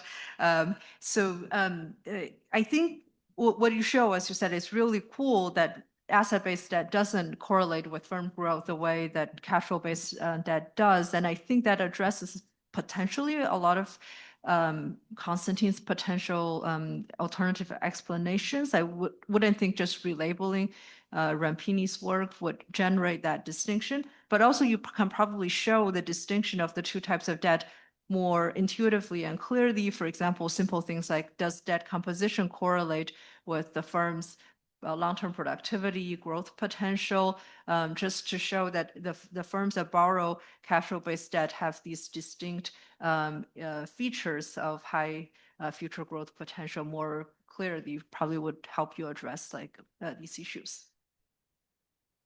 So thanks for the paper. I mean, I guess a critical thing in it is thinking about the expected survival probability of the firm. And you saw that when the discussant was talking about how you calculate the PDV and, you know, worries about using realizations as sort of ex ante predictions of that. And I got a suggestion that you might want to think about. So one of the things that I found very useful and work with Tim Besley is that the expectation of default probabilities you can get from using standard algorithms that, you know, sort of Standard & Poor's produce and other companies produce, which gives the kind of, you know, market or investor expectation of what the firm's survival probability is in the future. And that's something is in standard data sets, or, you know, you can use those algorithms to construct that. So that might be a good ex ante measure of the kind of outsiders kind of prediction of survival, which you can incorporate into what you're doing to do what you want to do.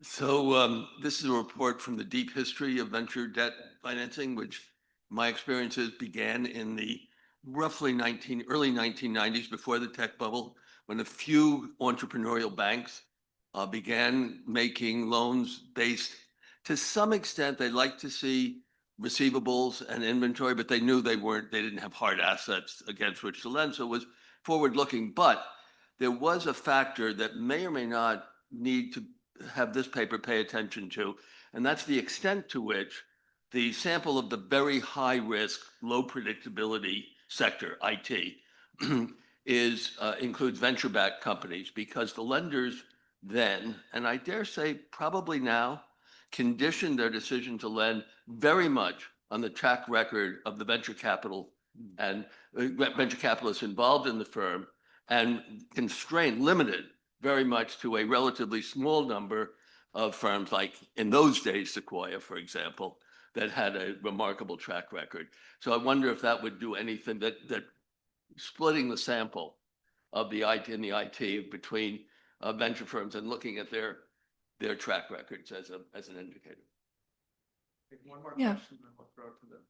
Yeah, really interesting paper. One thing that to think about is that the presence of venture debt lending often steps in when there's an absence of early stage risk capital. And some of the factors that are constraining risk-based equity lending also come into play, you know, both structurally and culturally. So just kind of pushing a little bit harder on thinking about what are some of the factors that are necessary to enable more cash flow based, more future predictive risk-based lending. You guys have 90 seconds, so be brilliant and short. All right. Oh, we got the whole gang. Sorry. I'll take it, and then you guys jump in if you feel like there's anything missing. So firstly, Constantine, thank you so much for very thoughtful discussion and lots of good things there for us to take into account. I'll just make a couple of comments. The first is obviously the causal element of debt is clearly important, and figuring out how to incorporate that is something that we're thinking a lot about. We find that the very clear sort of quality ladder that seems to appear for like a 1 year versus a 2 year versus a 3 year seems very compelling. And we think it's a little more consistent with this idea that investors are getting, or lenders are getting, noisy signals of the type of the potential. And if it's above a certain level, they will lend. And if it's not, it won't. And that signal, if it comes earlier, is likely to be, if they lend earlier, is likely to be a much higher signal, and therefore it's more likely to be above the threshold. So it's in that sense that it is related a little bit to this asymmetric information idea. I think the key point that we have been fascinated by is actually Joan put it very nicely in his discussion, is that debt that appears to be looking at the forward-looking element is like it is able to pick up future Tom Brady's. So Tom Brady was, had a very small little z. He was drafted number 40 something in the NFL, but he turned out to be amazing. And it's exactly those types of companies that have small little z's and big z's that are the ones that are going to be the ones that cash flow based lending can select. But thank you so much. That's We're going to take 10 minutes and convene at 10:45. Thank you.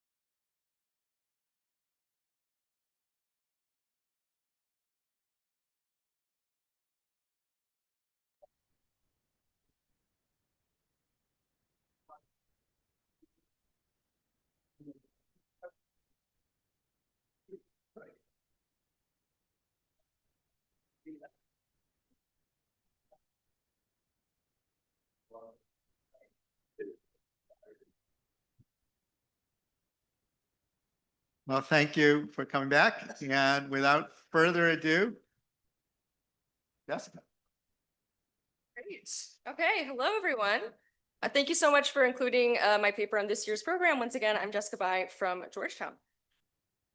All right, so venture capital is a key source of early stage finance for innovative companies in the US. And while we have a fairly developed understanding of the returns to financial capital in startups, I think we know comparatively much less about the returns to the human capital investments that are made by startup workers, despite the fact that this is, of course, a critical input into these firms' production. So what are the career consequences of working at a venture-backed startup? I'd argue it's not obvious from theory alone, right? These jobs are on the technological frontier, which can involve a high degree of risk, especially if workers make, very highly specific, firm or technology specific investments, right? With a large chance of failure. That said, there's kind of a conventional wisdom about Silicon Valley that, failure isn't really costly. And if anything, this risk taking is largely rewarded in the broader labor market. And so in this paper, I'm going to provide new evidence on the outcomes of startup workers. And I'm going to do this using variation in the supply of venture capital financing flows. So there are two key mechanisms that will underlie my results. So the first is a financing channel. So when capital is in abundant supply, riskier, more failure-prone firms receive funding, which has pretty important consequences for the labor market as job turnover increases substantially. And this ties directly to the second channel, which is a human capital channel, which is that the consequences of this job turnover aren't uniform across workers, but instead they really depend on the specificity of workers' accumulated skills. So let me provide a brief overview of the paper. So it turns out that there are several empirical challenges that come up when trying to assess these questions. So in the first step of the paper, I'm going to work on isolating quasi-exogenous variation in venture capital funding flows across various local markets. I'm then going to use this method to estimate the effects of VC funding on aggregate startup labor market conditions. Now, in the interest of time for today's talk, I'm going to go pretty briefly through steps 1 and 2 here. And I'm going to spend most of my time really on steps 3 through 5, where I use the individual level data. So I'm going to then study the effect of financing market conditions on the characteristics of startup jobs, and then going to turn to examining consequences for workers' longer-term career progress. And in doing so, I'm going to highlight the role of job separations and technology skill specificity and their importance for these career consequences. All right, so in terms of data, the VC data will come from PitchBook, which is now a fairly standard source of information on companies, deals, and investors in private capital markets. The employment data will come from Revelio Labs, which sources information from workers' online professional profiles, i.e. from LinkedIn. And so importantly for me, this will give me information on workers' employment histories as well as their educational histories. So what I'll do is I'm going to match US venture-backed startups in PitchBook to high-skilled workers who have reported working at these firms on LinkedIn. And so once I do that, I'll end up with a final sample of around 40,000 startups and 700,000 workers from 2003 to 2018. And so the next step for me is I'm going to construct panels of financing and labor flows where the cross-sectional unit of variation here is going to be what I'll refer to going forward as a local market, i.e. this industry by MSA pair. So for instance, energy sector investments in Austin, Texas. So I like to just provide some quick illustrations of the matched data using examples from various MSAs and industries. And this is fitting because we're in the Boston metropolitan area as we speak. And so really the thing to highlight here is on the left-hand side, and we have venture capital flows. On the right-hand side, I've plotted startup labor flows for my match sample. And we can see a pretty clear co-movement between financing and labor flows. And one thing I'll just highlight here as well, if we look at the sort of lower blue dotted line on the right-hand side, that's the rate of worker separations from startups. And we can see that this clearly kind of increases following this kind of peak in funding just prior. So a bit of a preview of the results to come. And so here's another few graphs from different MSAs, different industry. So here I'm looking around a fintech boom, say in Chicago, and I think the patterns that illustrated on the prior slide are just even more pronounced here. And another thing I'll just highlight is, once again, there's a really clear kind of increase in the rate of worker separations from startups following this peak in funding in the year prior. Okay, so those graphs are helpful, but I'd like to now formally quantify those effects in a regression framework.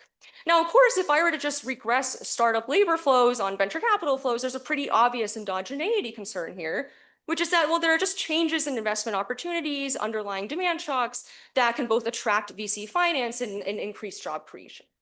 So I'm going to take a two-pronged approach to addressing this challenge. Right, the first is that, okay, given the kind of panel structure of my data, I can directly control for industry-specific demand shocks with industry by time fixed effects. I can do the same for changes in local economic conditions with location by time fixed effects. And then secondly, I'm going to work on isolating shifts in the supply of venture capital using a shift share style IV approach. So the main idea or intuition underlying this approach is that I'm going to try and isolate the component of broad investor level shocks captured by funding in other markets that are plausibly orthogonal to changes in local demand. And so I'm going to provide a detailed description and validation of this approach in the paper, including how the set of fixed effects and observables that I'm conditioning on help to achieve this. So let's turn to the first market level result. Just a quick econometric note here. I have a non-negative dependent variable that contains zeros. I also have endogenous regressor and a host of high dimensional fixed effects. So I'm going to estimate this through Poisson regressions using a control function IV approach and bootstrap the standard errors for inference. I'll give you a one-sentence summary here, which is that positive shocks to venture capital create new startup jobs, but they also substantially increase the rate of startup worker turnover. And so in particular, a doubling of local venture capital, that's by the way how I'm going to be assessing magnitudes throughout the paper, increases startup hiring by 31%, and it also increases the worker separations from startups by 44%. And I should note that the baseline mean for separations is lower, so we still see on net an increase in total startup employment. Now, these effects are also highly robust. I show, varying definitions of industry granularity or classification. I use narrower versus broader leave-out categories for the shift share IV, and I also show that the results continue to hold when dropping, say, major markets like Silicon Valley. So now that we've established the role of venture capital finance for creating new startup jobs, I'd like to now turn to understanding the characteristics of jobs and how they vary across the financing cycle. So take a person I that's beginning a job at a startup in a local market S in year T. Here, the coefficient of interest is still beta, which now will estimate via two-stage least squares. So remember here, I'm going to focus on the population of startup workers. Once again, I can still include local market fixed effects. So any time invariant heterogeneity across regions or industries, that's all accounted for. And I can also directly control for any industry or location specific trends.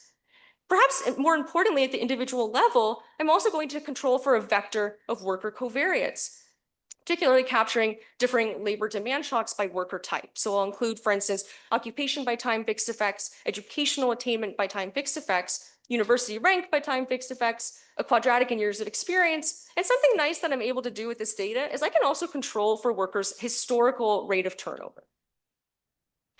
So let's turn to the first individual level result.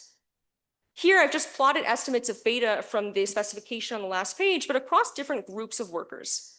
Looking on the left-hand side, I find that jobs created in hotter VC markets are 4 percentage points more likely to end within 2 years, or that's roughly 9% of the mean. In other words, these jobs are substantially shorter lived. Now, a natural follow-up question is, well, maybe workers are just leaving their startups to join other startups or join big tech companies. And so that's exactly what I'll look at on the right-hand side here, when I found that that's in fact not driving this effect. In other words, these workers are 3 percentage points less likely to remain in the universe of venture-backed firms 2 years later. And that's roughly 6% of the mean. It's also worth highlighting that you can see these results these estimates are fairly similar across groups. I've looked at, I've cut it by occupation. I've also cut it by years of experience. So in that case, what is actually explaining this increase in separations, right? Shorter lived jobs could be due to job fragility. It could also be due to an improvement in workers' outside options, especially as the set of entrepreneurial activity kind of expands. That said, I should highlight that I ruled out on the previous page that this effect is simply driven by kind of startup to startup mobility. Again, that doesn't appear to be the case. The remaining evidence that I highlight is going to be highly consistent with job fragility. And so we know from earlier evidence from Nanda and Rhodes-Crop 2013 that startups receiving their initial funding in hot VC markets are more likely to fail. I confirm that this holds also in my setting and using my data. Now, in order to understand the implications for employees, however, I have to turn back to my worker firm match data. The first thing I do is I just verify that this increase in separations is not being explained by just a change in ownership, say through a startup IPO or acquisition. And in fact, what I find is that this increase in separations is really being concentrated among separations from firms that eventually shut down. So just in table form, so here I sort of verify actually at the individual level that these hot market startups are more likely to fail. And what I can do is I can decompose the set of separations we saw previously into separations from firms that are observed as failing and separations from all other firms. And what I find is that, again, this increase in separations is really being driven by separations from firms that eventually fail. And this is consistent with increased downside risk through failed ventures, really kind of driving this effect. Again, consistent with job fragility. All right, so now let's turn to understanding implications for longer-term career outcomes. Again, this is not entirely obvious. Certainly turnover can be detrimental if workers make human capital investments that are highly firm or technology specific. But alternatively, workers can also benefit from the skills, networks, and experiences that they attain while in these roles, even if the startup fails. So I'm going to use worker job titles to measure career advancement. And I'm going to do this following a recent literature that I think has really validated this measure, both in terms of, both as a standalone measure of career advancement along the job ladder, but also in terms of its strong correlation with earnings. So I'm going to follow a recent paper by Amor and Siripanich and co-authors and construct seniority as the median number of years it takes a person to reach a title at a firm in a particular industry and size quintile. And so what's nice about this measure is that it takes into account not only differences in job titles, but importantly also differences in the firms at which workers attain those titles. So what do I find when I examine this as the dependent variable? Well, I find this striking heterogeneity by occupation. So here I'm just going to do the same thing as before, but just dynamically now. On the left-hand side, I find that STEM workers who enter startups in hotter VC markets advance slower in subsequent seniority, that is, relative to their other STEM counterparts who would have entered less hot markets. And to be super clear here, those negative coefficients don't mean that these STEM workers are getting demoted. Again, it's a relatively slower future advancement. Now, meanwhile, if you look on the right-hand side, workers in business occupations, so business, finance, or general management, they seem to be substantially less affected by the initial funding environment. Now, to give you a sense of magnitudes, if I take that coefficient from T+5 on the last page and convert that to career time units, as that's roughly 15% of the average change in seniority, we can say that this is roughly a 9-month setback on the average career path of a STEM worker. Now, I should be clear that I established in the paper that these results are unlikely to be explained by differential worker selection. That's both within the IV framework and also through a host of various validation exercises, including a set of rich worker controls, placebo tests using worker covariates on the left-hand side, the stability of these estimates to adding more and more worker controls, assessment of pre-trends or lack thereof. And also, I'm going to estimate a triple difference between STEM and non-STEM workers, which I'll show you on the next page. And something here that I like, I'll highlight the last point, is that I can also throw in an origin firm fixed effect, right? That is, I can actually compare workers that are leaving, let's say, software engineers that are leaving Google to join startups, and I can significantly narrow the identifying variation in that way. All right, so here's the triple difference that I promised you on the last page. And so here, just an interactive term, the main effect for STEM workers absorbed by the occupation fixed effects. And this shows that the difference in effects for STEM and business workers is indeed statistically significant. So the remaining question here is what explains this difference? And so with all the evidence up until this point, I'm going to argue that this difference can be explained by differences in technology skill specificity. And I'm going to test this using a more granular occupation level measure of vintage specific skill from the literature. And what I find is that the effect of hot VC markets does indeed really depend significantly on this measure. And so to give you a sense here, let's say that you are someone of the average level of skill specificity. This amounts to roughly a 5-month setback. Now, if you are 1 standard deviation above the mean in the skill specificity measure, this total effect amounts to around a 10-month career setback. That is on the average career path of a worker. And then similarly, if you are, say, 2 standard deviations of the mean in skill specificity, this total effect amounts to roughly a 15-month setback. Again, this is converting everything to those career time units. All right. Lastly, I'm going to show that it is indeed job separations or turnover that is driving these effects. And so what I'm going to do is I'm going to take my sample, I'm going to condition on workers who stay at that initial startup for at least 3 years, and workers that leave within that time frame. What I find is that this differential negative effect on future career advancement for STEM workers and workers in more skill-specific roles more generally is indeed concentrated among workers who separate from the firm. Okay, so this is consistent with job turnover slowing career advancement through losses of specialized human capital. Okay, so perfect timing.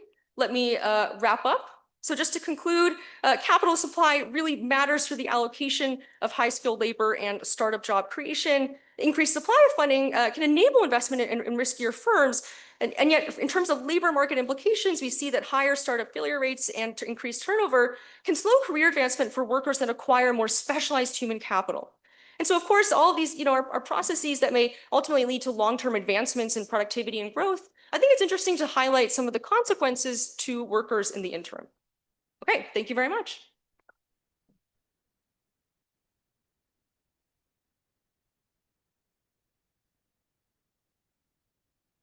Okay, thank you very much to the organizers for asking me to discuss this very interesting paper, and thanks to Jessica for doing a lot of my job for me and explaining the paper so well.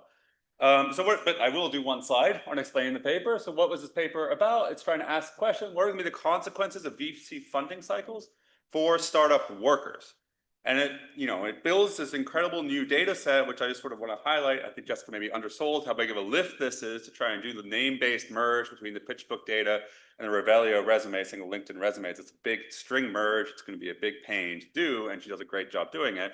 And she ends up with a sample of 38,500 VC-backed startups and almost 800,000 college-educated jobs between 2003 and 2018. One small caveat, of course, is that these are online job profiles, so you have to update them back to 2003 to be fully consistent, but still, I think, it's as good as we're going to get outside of sort of census data.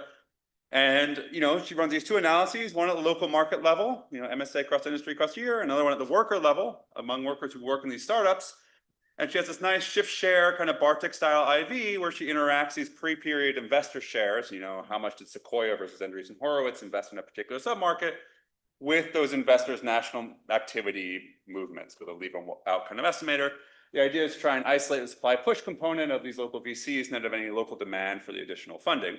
And what she finds is that the doubling of VC funding leads to, okay, more jobs. That's not surprising at all. But the thing that is kind of surprising, it leads to more turnover among those jobs. So these jobs separate at a higher rate. And the reason why is because these hot market startups are going to fail more, which is, there's evidence out here from Romana and others. That's the case. So I think, again, that's, maybe a little bit surprising, but also existing in the literature. I think what this paper does really nicely is then to demonstrate, well, that actually has lasting impacts on workers' careers. And so there's these costs that these workers bear in the sense of they have sort of retarded career progression on the order of 9-ish months on average. So, it's a great data. It's got very credible identification. I think hopefully Jessica convinced you that she's been extremely careful in convincing you that this is real. So that makes my job as a discussant somewhat hard. I can't complain about standard errors or something like that because it's a very nice paper. So I think what I am going to do is I'm going to try and take a step back and have a bit of a bigger picture thought about what this paper tells us about directions for future research, some of which I think Jessica can do in this paper, and some of which is more for this room as a whole to advance. So I think this paper is really trying to shed light on the question of who bears the risk of a marginal VC boom. So there's a VC boom that's going to fund a cohort of startups that are all kind of experiments that are subject to some risk, and that risk has to land on someone. And there's kind of 3 major stakeholders I could think of it landing on. The first is the VCs. There's tons of work on that. VCs are relatively well diversified, both across firms within vintage and also across cohorts. They're very aware of the risk and they hold some of the upside. So they're fairly well compensated for that risk, and we're not really worried about VC profits. Founders are not diversified, so they do hold a lot of the risk, but they're fairly aware of the risk and they hold a lot of the upside from the risk. And so, there might be some concerns about the founder VC relationship. There's lots of papers about that, but we could say maybe they're compensated as well. And this paper is kind of shedding light. There's a third set of stakeholders who are the suppliers of the inputs to the VCs, and one of the major suppliers of inputs to the VCs are the workers that that VC employs. Those workers are also very much not diversified. They have one career and they can work at one firm at any particular moment in that career. What might be different with the founders, they might be fairly unaware of the exact risk that they're getting into with the idiosyncratic firm they're working on. And we don't really know whether they're compensated for that risk or not. And that's kind of what this paper is trying to shed light on, is really that bottom right corner of this matrix. And I think what I want to sort of urge us and potentially Jessica to do is to try and think about whether these risks are in some sense efficient or inefficient. So this paper shows that there's these ex-post labor market costs associated with these VC booms. But an ex-post cost doesn't necessarily mean that there is some ex-ante inefficiency to those costs. And our job going forward is to try and find some evidence of these inefficiencies to try and understand, is this a reason why we want to sort of step in and regulate this market, from the labor market side or not?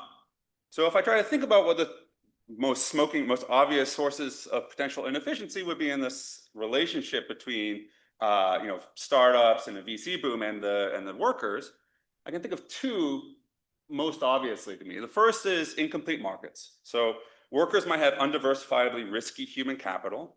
They may not be able to insure their losses, and they might value a dollar differently to the firm because they're more risk averse than the firm is. And yet there might be some limits to optimal contracting because the firm can't credibly commit to pay the worker in the state where the firm runs out of money, right? So you can't necessarily ensure the marginal value of the dollar is equated between the firm and the worker. So incomplete markets might be one reason why there's inefficiency from these risks. Another might be there's incomplete information where workers may not know the probability of success. Indeed, if you're thinking, imagine you're a 22-year-old, college graduate from Stanford thinking, do I want to go work at Google or find work at a startup? You might see there's a big VC boom and think, oh, this is a great time to go work in a startup job, when in fact the exact opposite is true. And that's kind of what Jessica's saying. So that sort of incomplete information or biased beliefs or whatever might be another source of inefficiency in this market, which might lead the risk to not be priced properly. And so what might be some smoking guns for inefficiency that we could try and go and look after? Well, maybe is the risk going to be undiversified and unhedged on the part of the workers? Second, are these labor market risks unpriced that arise from these VC booms? And third, can we come up with some demonstrable evidence that workers might have some incomplete information about the firms that they work in and the risk profile they're taking on by working there in response to these marginal VC booms? So, I just want to give some suggestions on some things that we can explore partly in this paper and partly, more going forward for future work. The first is, it would be useful to know just how much risk there is. What's the distribution of outcomes? We have this headline that on average, STEM workers lose about 9 months of seniority, 9 months of their career. But what's the tail risk of that? I don't think we completely know. I mean, there's a little bit of heterogeneity analysis in the paper about by occupation, which is useful. But I think we can do a little bit more, even with quantile regression, sort of fix a worker type as observably as possible and see what's the distribution of outcomes that comes about from these VC booms. And then can we translate these seniority measures into some measures of dollars and compare how much of the risk is borne by workers in dollar terms versus the risk borne by the VCs or the founders, et cetera, et cetera. And so we can have sort of more comparable units across these different bearers at risk. I think that would be a useful thing to do. Another thing that would be very useful, I don't know if your data can speak to or not, is to ask whether that risk can be priced. So in a full information world, any labor supply model you write down is going to have workers demanding a compensating differential for risk, not any labor supply model, so long as they're risk averse. And so can we see that an increase in the risk of these startups failing is going to be associated with higher wages being paid by the startups? And in particular, the workers with the most to lose paid more in these hot markets as it looked like they're being compensated for the differential risk that they're taking on. If, on the other hand, we saw a VC boom led to these ex-post costs from a loss of seniority, but there was no effect on the entry wage, then that would suggest that increased risk is very much unpriced. And that would be a suggestion that there might be some inefficiencies in this markets that might lead us to consider some policy interventions. And maybe that's something the paper could do. I don't know if the Revelio wage data is quite good enough, but maybe. I'll leave it over to you to tell me if that's right. Another thing I think the paper could do would be to look at what these outside options of these workers are. So if you think about this undiversified human capital risk I allude to, it's really about what is my outside option. If I lose my job in the startup space, can I go get something else that's just as good? If so, I'm effectively diversified against my startup failing. My risk is hedged. And so what the paper shows is that these workers leave the VC universe, but not exactly where they go. And if they were to go somewhere that was very valuable, then maybe we're not as concerned. So I think you could look at like non-employment spells by looking at gaps in resumes. There's some measurement issues there potentially. How long, maybe you don't update your resume when you lose your job, but still maybe that might be a useful thing to do. Also, do they go to bigger established firms? Do they have to pay these migration costs to move across MSA so they become founders themselves? I think just a little bit more on what happens when they lose these jobs would be useful. And then finally, this is really for future work. I mean, it's hard to see misperception of beliefs in observational data alone, except maybe through this unpriced risk. So I think I would love to see some future work that sort of survey startup joiners on their perceived risk of failure of that company, and then compare that with the reality of what happens. I think that'd be a very interesting project for someone in this room to do. We already know that workers kind of flee startups and recessions from Shai's work, but so we know that they respond to some observable, agreed upon common signal of the increased risk, but they may not respond as much to sort of the unobserved idiosyncratic risk of the firm that they work in. So I think that's sort of my big picture comment is I think that we could do a little bit, we could push, this is a great paper for like a call to arms perspective of now we know these workers bear these costs. Now we can try and unpack that thing and say, does that mean we want to intervene in these markets or not? And that's really about this inefficiency. I do have a couple of more detailed comments about the paper, so I'll run through those a little bit quickly. So the sample of workers is conditions on kind of a post-treatment outcome. That is, they've joined the startup. But we know that the boom causes 29% more people to be employed in startups and to enter into the sample. And so it's a little bit harder for me to think about exactly what the counterfactual is for these workers. If there hadn't been that VC boom, where would they have worked? Would they have worked in some non-risky startup that was not marginal to the boom, or would they have worked in an incumbent? It kind of would be useful for you to sort of spell out who you think the compliers are in this case. And another example of something you could do would be to have an alternative sample definition that's defined before treatment in some sense, before you work for the startup in the first place. You have these full resume histories, so you could try a version of these analyses where you have a sample where it's all college-educated workers who are employed in some market in some initial period, and ask what the VC boom does to them, or whether or not they join the startup will be one of the outcomes, and then all other stuff is conditional on that being a 1 rather than a 0. But also as the probability of non-employment, the delay maybe between finding a job out of college, probably moving to do this, probably founding an employer, what kind of employer you go to, seniority and things like this might all be kind of useful moments to kind of unpack. This origin firm fixed effect was useful and it's kind of already halfway there, but you could also use these non-startup employees, I think, as an additional analysis. Okay, and then I've got some initial comments. I've got about, 2 minutes? Okay, I will say this one, and the other one I'll just leave in the comments to talk with Jessica later. You might be able to sharpen the instrument a little bit as well to just have a slightly more interpretable local average treatment effect. So here the shock is really, total funding that these other firms do, and we don't know why that total funding is occurring. That's ultimately an equilibrium outcome. You can imagine, but you have data on what their portfolios are kind of looking like and what the things that they've invested in have done. And so, for instance, suppose you had Sequoia having a lot of previous ventures in biotech in Boston that fail, and Andreessen Horowitz doesn't.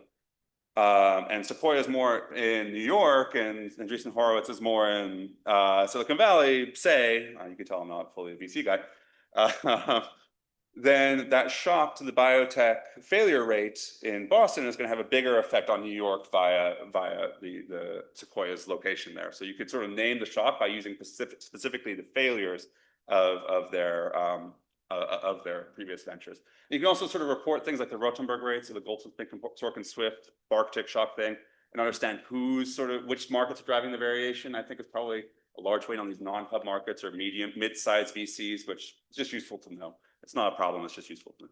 Okay, so to summarize, I think this is a very nice paper. It's a very hard measurement problem that Jessica solves really nicely. It has this new cost associated with these VC booms on the labor market side. And I just want to urge everyone to try and think, does these costs imply there's an inefficiency and should we intervene in the market? And some more analysis along those lines would be really welcome. Thanks.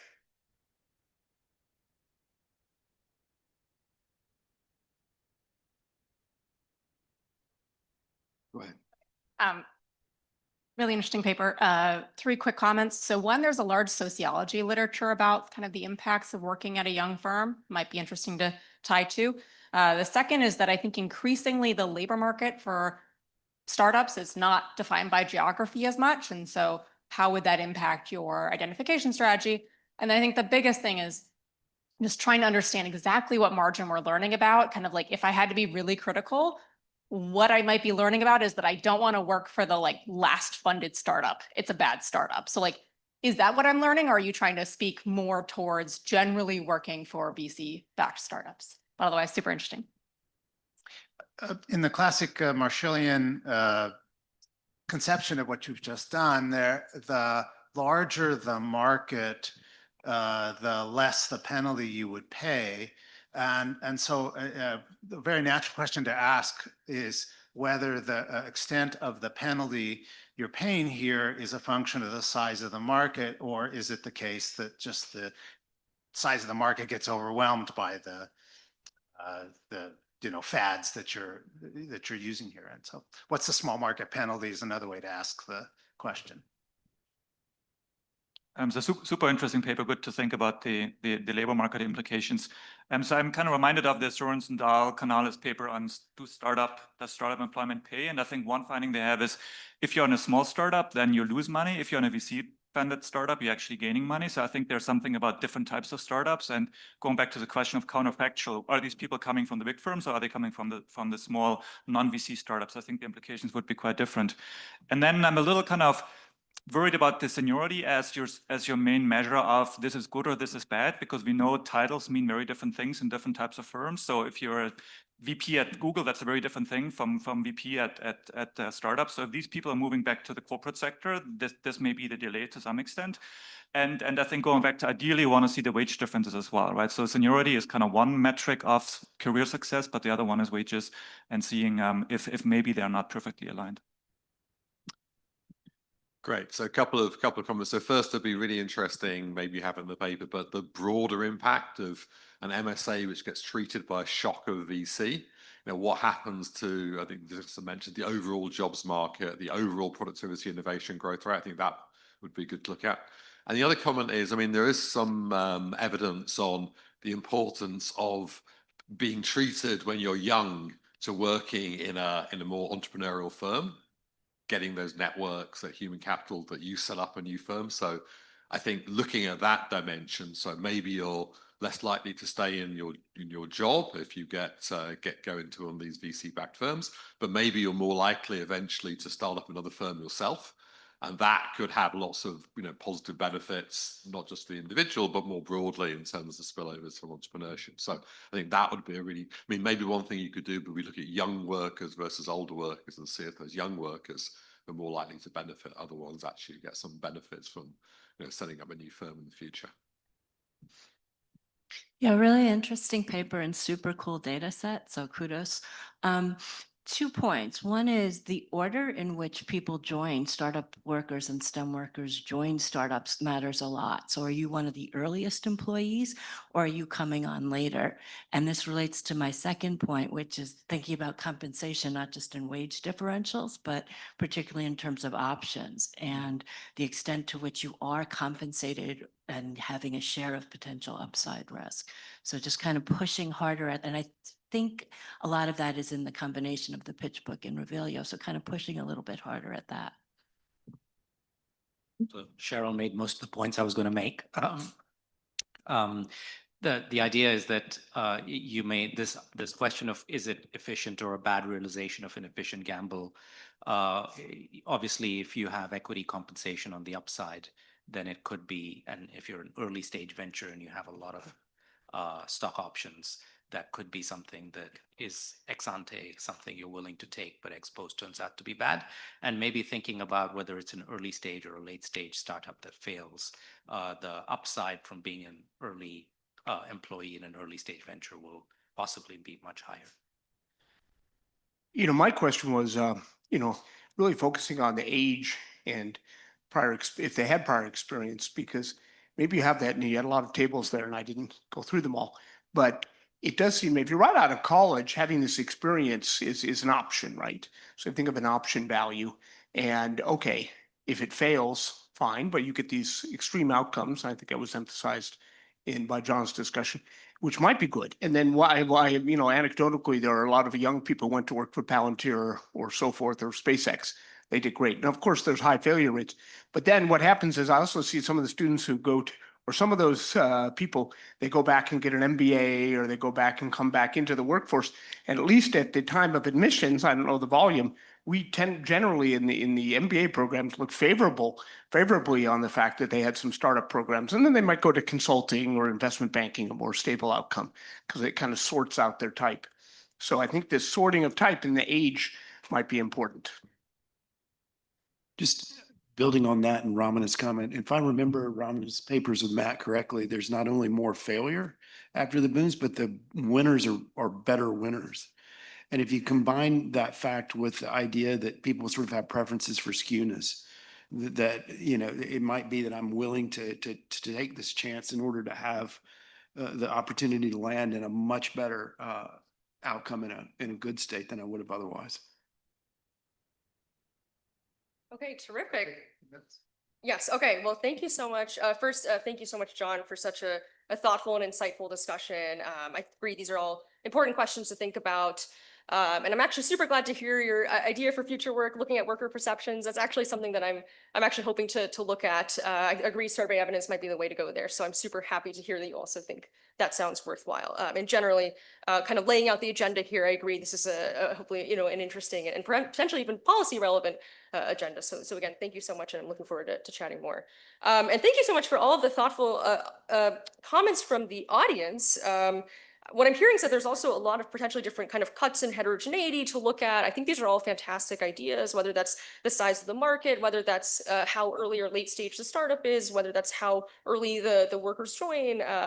And so I absolutely think these are great things to look at. I think the anecdote also on the sort of MBAs, that actually works kind of well with the sort of heterogeneity by occupation that I find, right? That it is kind of like the business workers that we sort of see less of this penalty for. So I actually think that's somewhat consistent with one of the main results in the paper. And so yeah, I think in general, thank you very much. One thing I'll also just highlight about the seniority measure is that in fact, I totally agree, right? Being a VP at a tech versus a finance firm could mean something very different. Being a VP at a huge firm like Google versus a small startup could mean something totally different. And fortunately, that's something that's really nice about this measure. We take into account those differences. We take into account differences in firm size and in firm industry, exactly because of that potential concern. So, all right, I think I'm out of time, but thank you very much.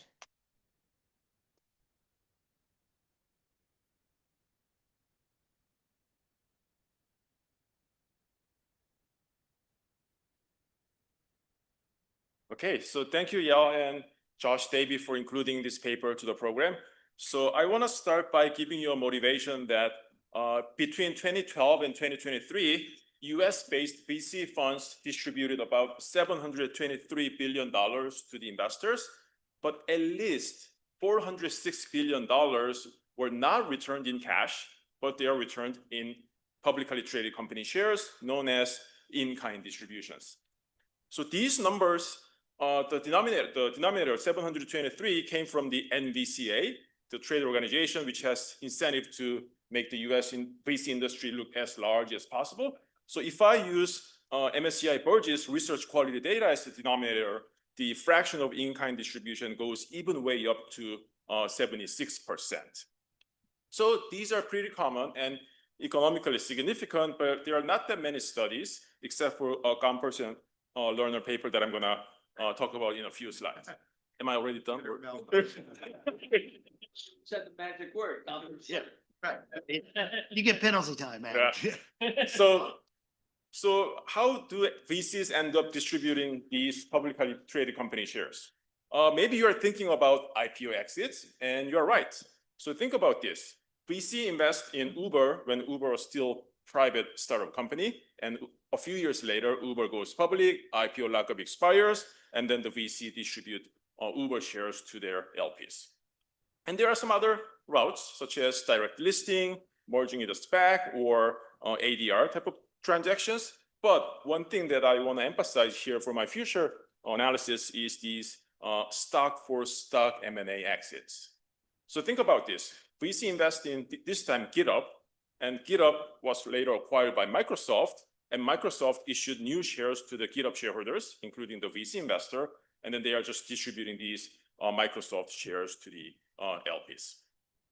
So how do I get to know all of these transactions? So for me to answer the question, think about what LPs can do when they receive in-kind distributions. Number one choice is easy, just wake up and sell everything as soon as possible.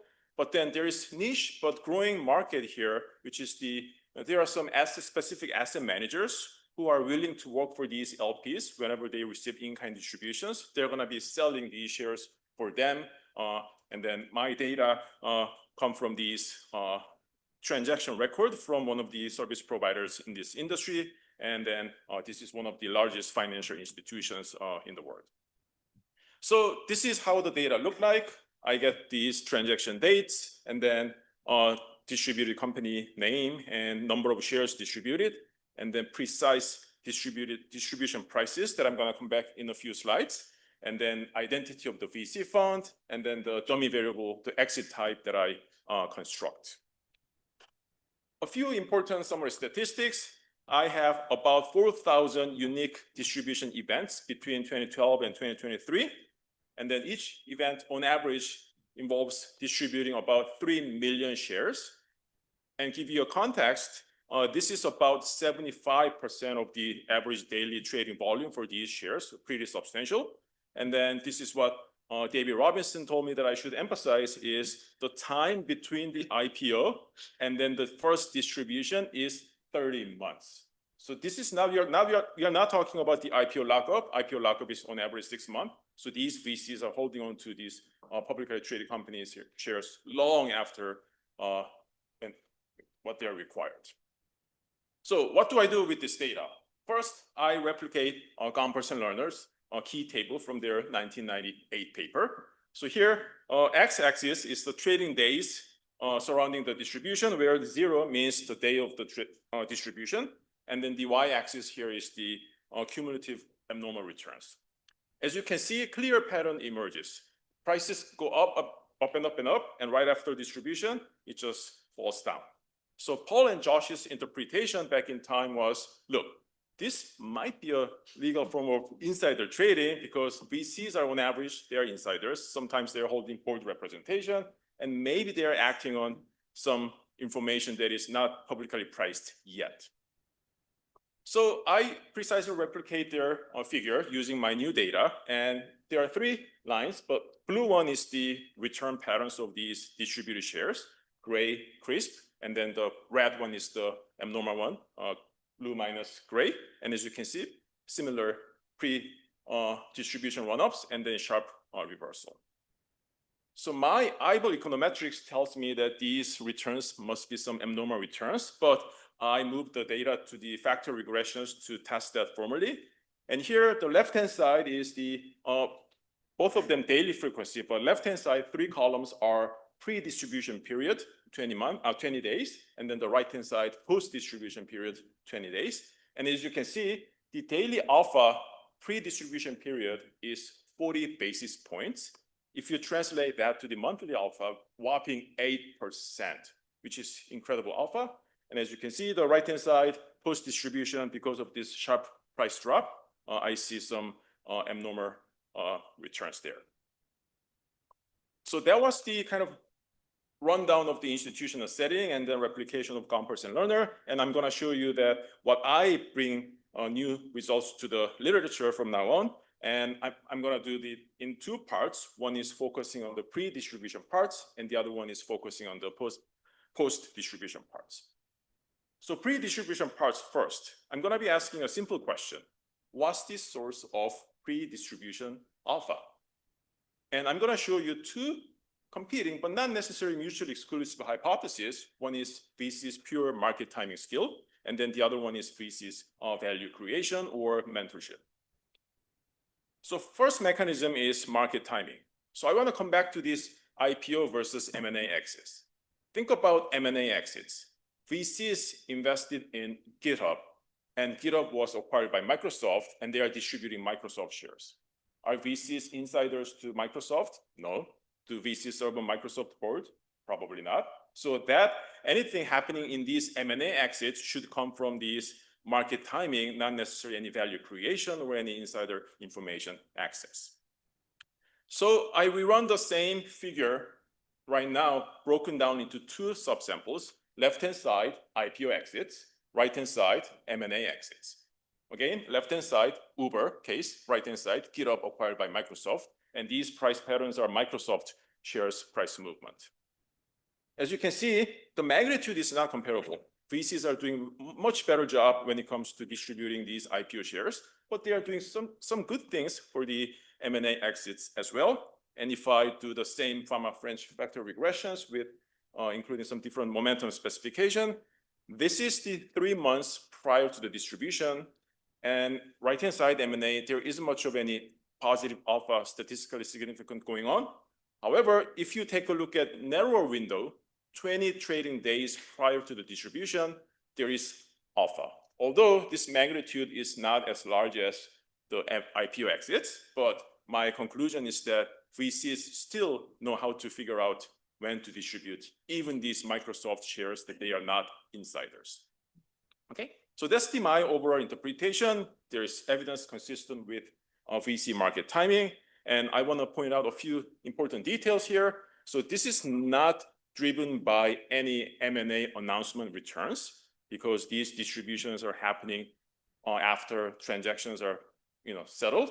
And then this is not driven by, I couldn't find any evidence that M&A earnouts, such as post-M&A contingent payments, things like that. I don't find any evidence that these things are driving that run up. And then here, I want to be a little bit more precise. I've been using the term market timing, but VCs are not necessarily distributing at the peak of the market per se. In other words, not at the peak of the CRISP or S&P 500, rather than they are distributing at the peak of the individual stocks that they are distributing. So my market timing doesn't really mean timing the CRISP or S&P 500. It is about those specific stocks. So in the paper, for the interest of time, I'm going to be speaking in this presentation, but I have some evidence consistent with post-IPO value creation by VCs or GPs, but this evidence is a little bit weak compared to the evidence that I showed you about the market timing. But my bottom line is that still those two non-mutually exclusive channels are going on to explain the pre-distribution period alpha. So my second question here is about the post-distribution period. And I'm going to do two things step by step. First, I'm going to show you that LPs are going to lose some money, non-trivial amount of money, to sell these shares that they receive in kind. And then the second follow-on question is obvious that if they were to lose money, then why would LPs are going to still accept these in-kind distributions? So important institutional detail here is that about 70% of the distributions are priced at the day of the closing, at the day of the distribution date, closing price of the day of the distribution.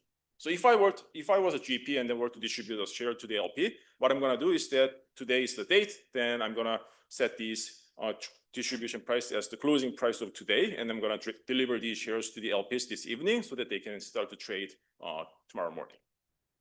So why does it matter? Because GPs report fund returns and potentially earn carried interest based on these distribution marks that are at the peak of the distribution. And then LPs receiving these shares have to sell these things themselves. And then as the previous figure showed, there is noticeable price decline after the distribution. So there might be some wedge between what funds returns are reported and then what VC LPs are actually getting by selling these shares. So how large is this wedge is what I'm going to talk about here. And since there are a lot of different LPs for every VC fund and their actions are all different, and it's hard for me to observe all of them, so I use a simple simulation strategy such as this. I'm going to let LPs to decide, randomly choose 10 trading days within this 3, 6, or 12-month window post-distribution, and then they're going to sell equal amount in those 10 different tranches. And then I'm going to assume there's no transaction cost, no extra price pressure, anything like that. So this is conservative. And for this draft, I'm assuming tax neutral LPs, but I'm incorporating the angle for the tax for my next revision. And then I'm going to discount these future sales proceeds to the present value on the date of the distribution using the market return in the spirit of Kaplan-Shor PME.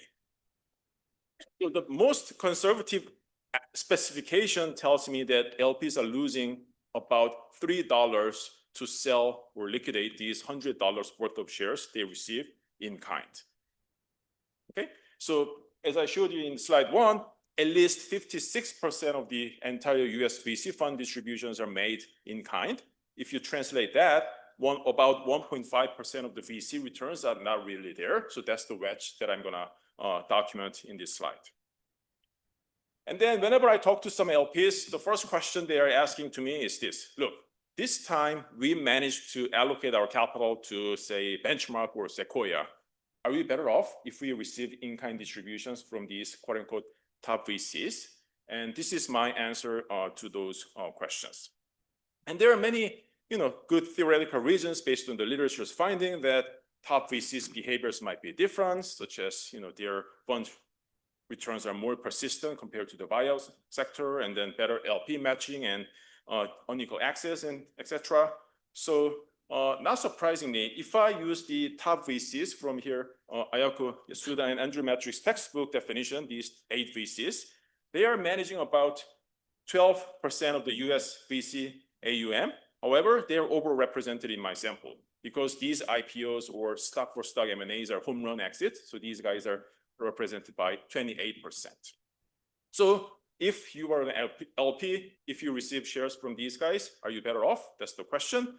And this, I want to show you a really simple regression having these abnormal returns on my left-hand side, and then the dummy of the VC, top VC on the right-hand side. As you can see, surprisingly, pre-distribution run-ups are smaller for the distributions made by top VCs, and the post-distribution performances are actually better compared to the rest of the distributions made by the rest of the VCs. Pretty surprising. So it almost looks like top VCs are intentionally leaving money on the table for the LPs. But here I label this regression as naive, because if you think about Quasi and Mian's identification framework, I'm mixing the selection with GP's actual behavior. Think about this: top VCs, rest of the VCs, there are portfolio company groups I can break down into 3 parts. One is only invested by top, bottom is only invested by the rest of the VCs, and the middle one, overlapping group. So if I run the same regression, by the way, previous regression just combines groups X, Y, Z all together. If I run the same regression using just the group Y, what I find is that all these coefficients become indistinguishable from 0. So my answer to those LPs questions is that, look, on average, you are better off if you receive in-kind distributions from LPs. That's right. However, that's not because they are really nice to you, just because they are investing in different set of companies, even conditional on IPO exits. So my final thing is, then why on earth these LPs are still accepting in-kind distributions if they are losing money to sell these shares? So under this standard contract, LPA contract, LPs can elect not to receive in-kind distributions. And then this is the model LPA from ILPA. So LPs know that, and LPs have to make a choice whether they're going to say yes or no to the in-kind distributions. And what about counterfactual scenario that every single LP says no to the in-kind distribution? What would GPs do? I'm going to give you 2 corner solutions, theoretical responses. First one is reduced effort or complete shirk. Think about this. I've been doing perfect market timing by distributing in kind, but you are asking me to, pay the price pressure myself. I'm not going to do that. So I'm going to sell everything at the time of the IPO or right after the IPO lockup ends. If that's the case, this is a disaster for LPs. Why? The post-IPO run-up is so significant that if you shut down the channel, LPs are going to be losing at least $51 out of that 100, which is a lot. And then the other corner solution that I want to mention here is this maintain effort. Look, GPs are still getting compensation based on carry, so we are aligned. I'm going to exert the same amount of effort. But since you're asking me to sell, I'm going to sell myself. I'm going to sell I'm a block holder. As long as the market knows that I'm selling, the market is gonna price that into. So I wanna just divide into different tranches based on 10 or 20 trading days and then sell these in the market. If that's the case, LPs are losing $7 per $100 distributed mark. Why that's the case? Because the pre-distribution, that price run-ups are so significant. Anything that is disrupting these VC's unique timing skill is gonna make LPs worse off. Okay, so my bottom line is the current contract or the current in-kind regime, LPs are losing $3 per share on average. But if you were to implement no in-kind distribution at all, then my counterfactual analysis says LPs are gonna be losing even more than what they are losing right now. Okay, so I want to wrap up by saying three things about the paper: the good, and then the bad, and then the nuance. The good is that VCs have unique skills, so LPs are better off having these exploiting GP skills. But the bad is that still they have to pay the price, which is $3 per $100 distributed worth of shares. And the nuance is that probably this is not the worst, but not the best either. So this is the second best contract between LPs and GPs. Perfect.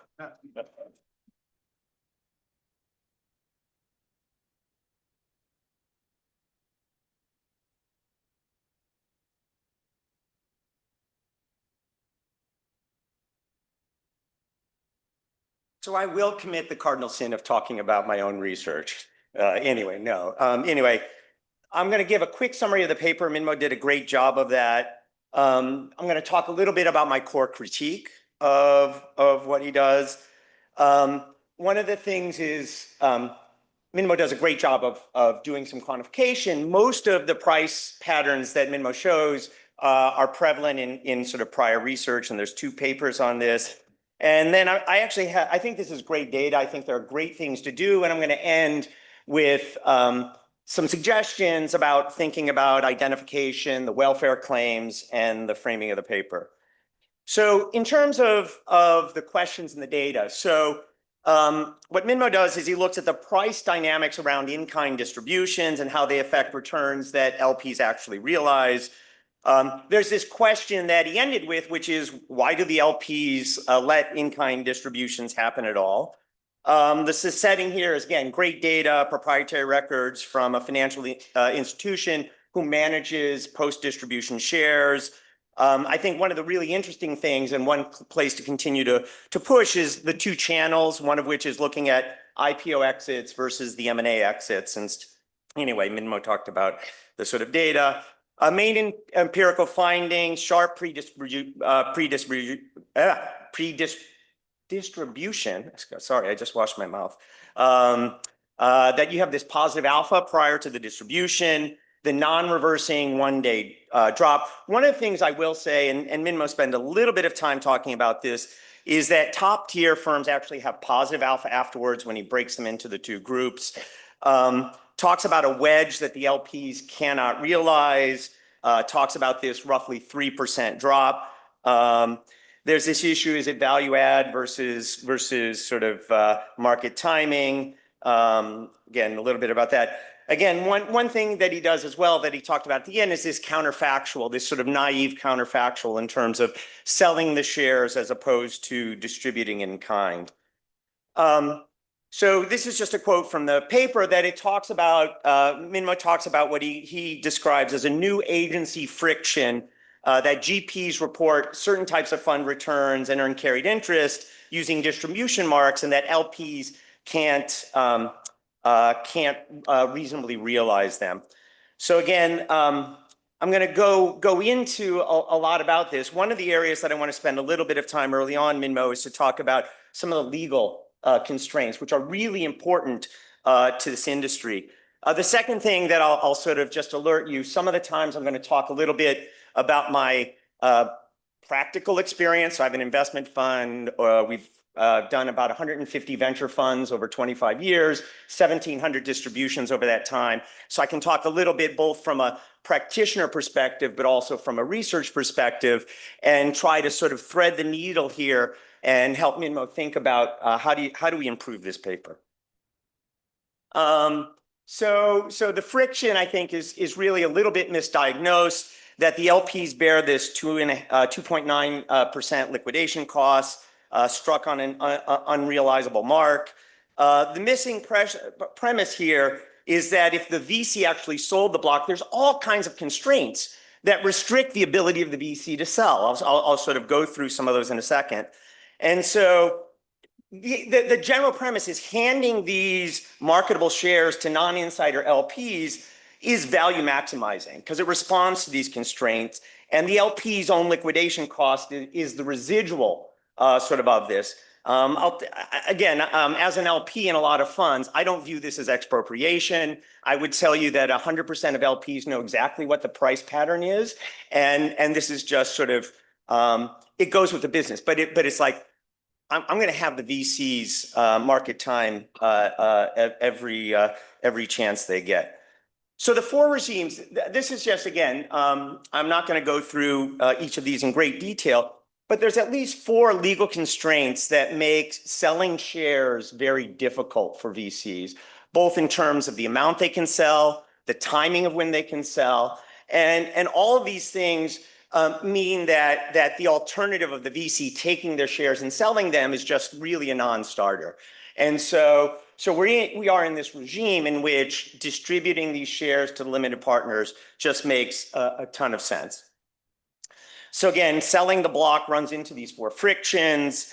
There's volume caps, timing in the market, the signaling impact, because you'd have to sort of disclose this, as well as windows in which you could sell if you have material non-public information. And again, this isn't a new observation. When Josh and I were much younger and Josh's hair wasn't quite as gray, we actually highlighted this in our 1998 paper that essentially distributing gets around all of these legal constraints in terms of the VCs disposing of their shares.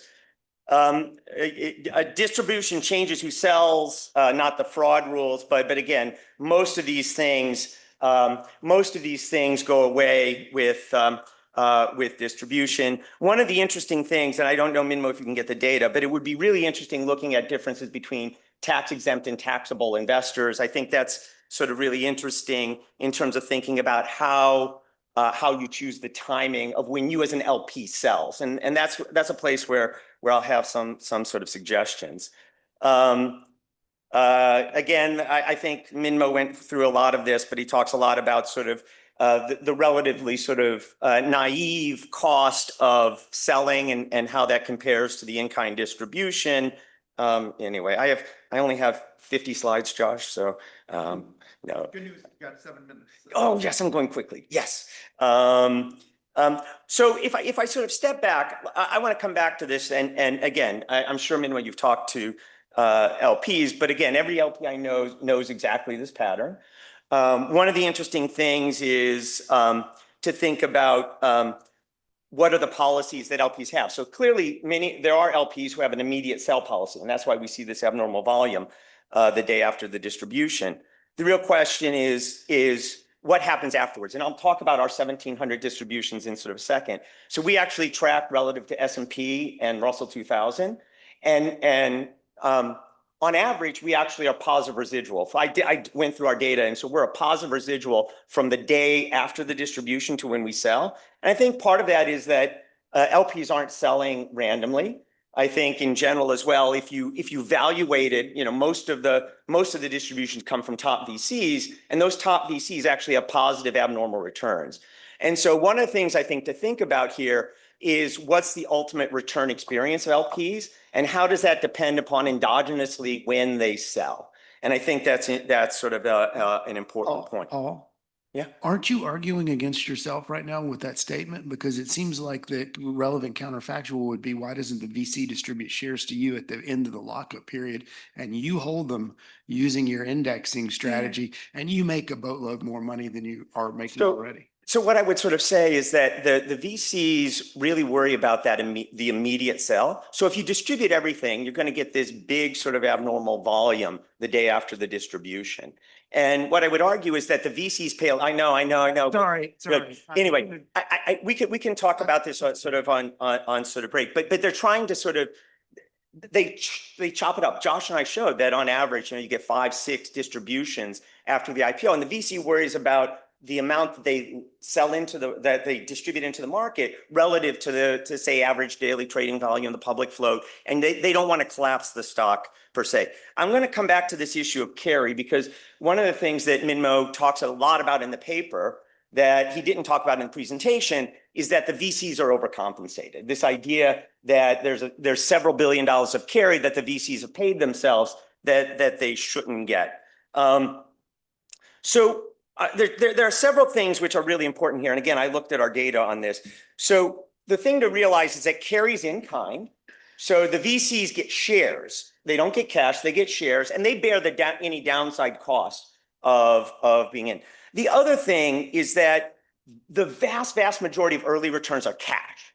So what happens is the successes are these big IPOs, which happen in year 9, 10, 11, and most of the early returns are sales of portfolio companies for cash. So when I looked at our data, 90% of the funds had all of the return of contributed capital in cash. Something like 98% of the returns of contributed capital across our entire portfolio are cash.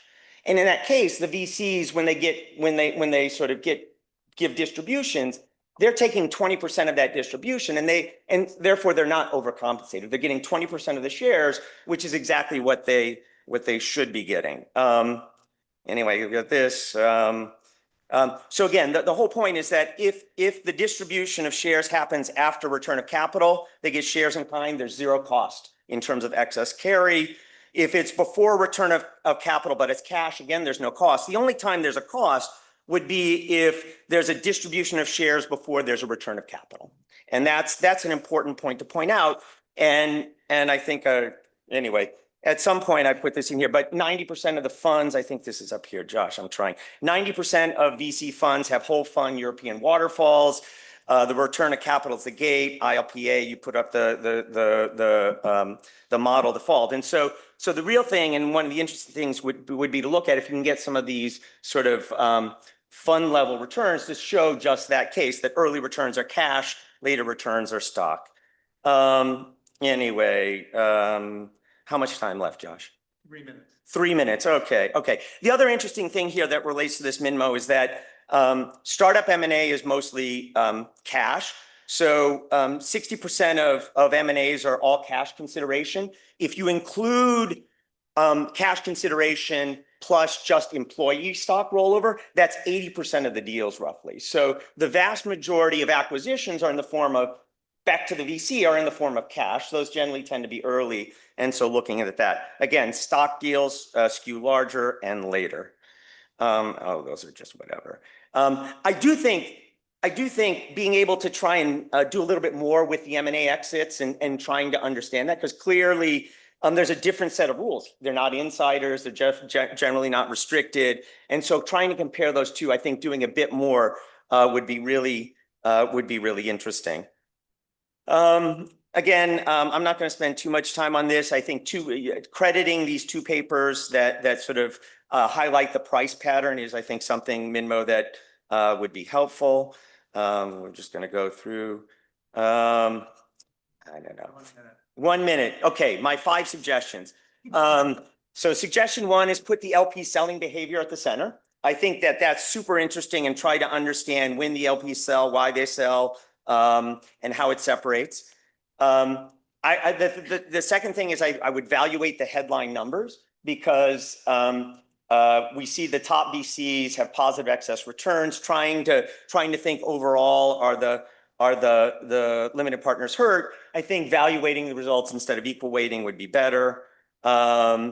Explore the time series change. One of the really interesting things in your data is you show, Josh and I show that there was this long run decline afterwards. You show that it's either flat or for the top VCs goes up. So what accounts for this time series change in the more recent data in which we find that we don't find this huge decline the way Josh and I did?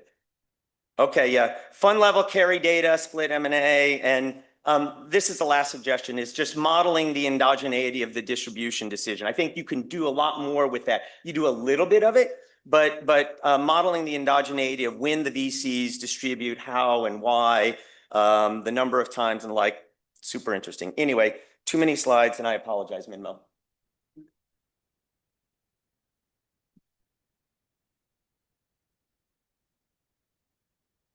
Comments, questions, thoughts? Yeah, got to go to the mic.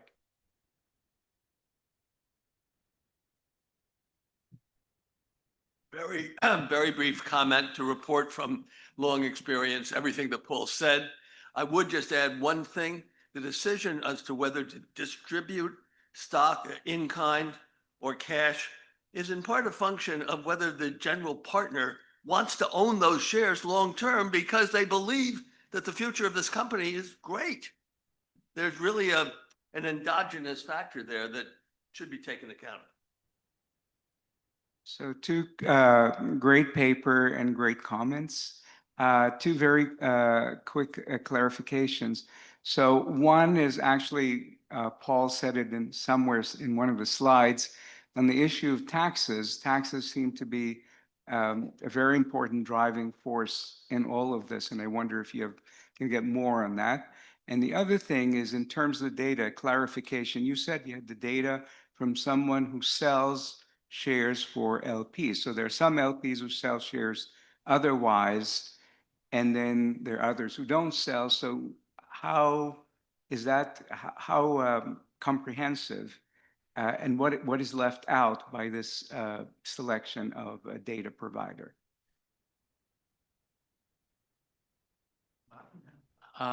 So my personal experience is nothing close to Bill's or Paul's, but it's not completely absent. I have two sort of institutional questions for you, and this is not a critique at all of either the paper. So first of all, it used to be fairly common, as I believe, for GPs to have pretty much absolute discretion how long they held onto the shares. And I think the complaint about that was, oh, you're charging us a 1 in 20 when we could basically get the shares and have them in the hands of a fund manager who would charge us considerably less than that. And so I think these VCs for a good long time came under pressure to distribute as quickly as they could within legal constraints, and have VC friends who sort of used to complain like, hell, if only I could have held on to my eBay stock, or if only, so has that changed? The second question I have is, we now have in the last 10 or 10 years, I'd say, investors who, I was on the board of one of these investors, who are neither LP nor VCs. So these are like sovereign wealth funds. In my particular case, it was a UK-based investment trust. And part of this investment trust pitch to the issuing private companies was, let us in, and we sort of de facto promised not to sell our shares. And you give, and so they would hang on to their shares in this sort of weird nether space of neither LP nor GP. Because I thought this was absurd, but that's a different story. Are there VCs who say our LPs will be loyal investors too, and therefore will not sell their shares? And is this part of a marketing pitch that affects some of these results? As I understand, there's another legal restriction, is the 240 Act, the registered investment advisor and the exemptions. And whether you are a registered investment advisor or not puts a lot of discretion in terms of your post-IPO behavior, whether you can actually build up the stakes even more, as some VCs do. So I'm curious as to whether your results depend on whether the GP is a registered investment advisor or not. You want to take a couple minutes to respond to all 10,000 comments? Yeah. Yeah, I want to start by saying thank you, Paul, for amazing discussion, and everything is well taken. And I'm gonna dig into all the things that you mentioned, such as like LP's choices as the center of the argument. And I'm getting the same feedback that the misalignment that I, tried to argue wasn't really misalignment kind of, framework, then I understand that. And also it's kind of detail about how these funds are really getting the carried interest. And then I was a little bit kind of agnostic there. I just assumed that either this is going to be 20% up to that proceed versus 0%. And the truth would be somewhere between the two was my loose argument. But, if I can get to the hands to the data to really re-estimate those carried interest, then I think those are the future directions that I can really take. And speaking of those regulations, one thing puzzling is that buyout funds are almost exclusively distributing cash, even though there are a whole bunch of buyout-backed IPOs. And that's the kind of puzzle that I try to reconcile. And there might be some regulation reasons or maybe some tax reasons. And my data provider is dying to see that buyout funds are distributing in kind so that their business can grow. But it's a little bit weird. So buyout guys are almost distributing cash, even though for those buyout-backed IPOs. That's a little bit of puzzling institutional fact. And also here, the GPs want to own their shares. That's just the endogenous choice. I think this is a really fair point. And then GPs are also receiving these carried interest in kind, that's for sure. And I didn't include in the presentation, but if you are familiar with VC-backed IPO patterns or literature, if you look at Jay Ritter's data, on average, VC-backed IPOs underperform the market in 1 or 3 year basis compared to the benchmark. Yeah. So anyway, there is strong selection that these VCs are holding on to these better performing VC-backed IPOs, and then rather than these average cases. Yeah. So since I'm standing between you and lunch, so I'm gonna wrap up here, and I'm gonna follow up with all these comments and questions. And thank you for your time. We're back at 1 for Back at 1. education and AI. Lunch next.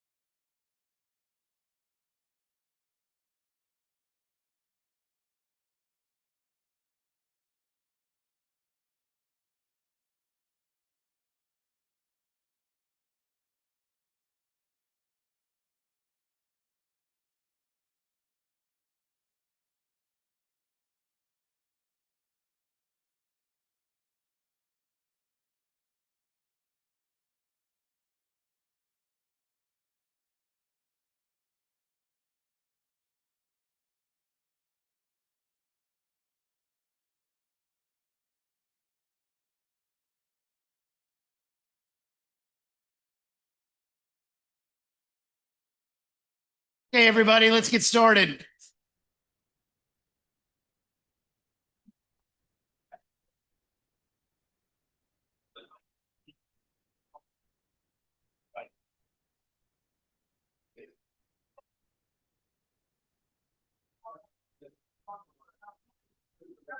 Risky or. It was not.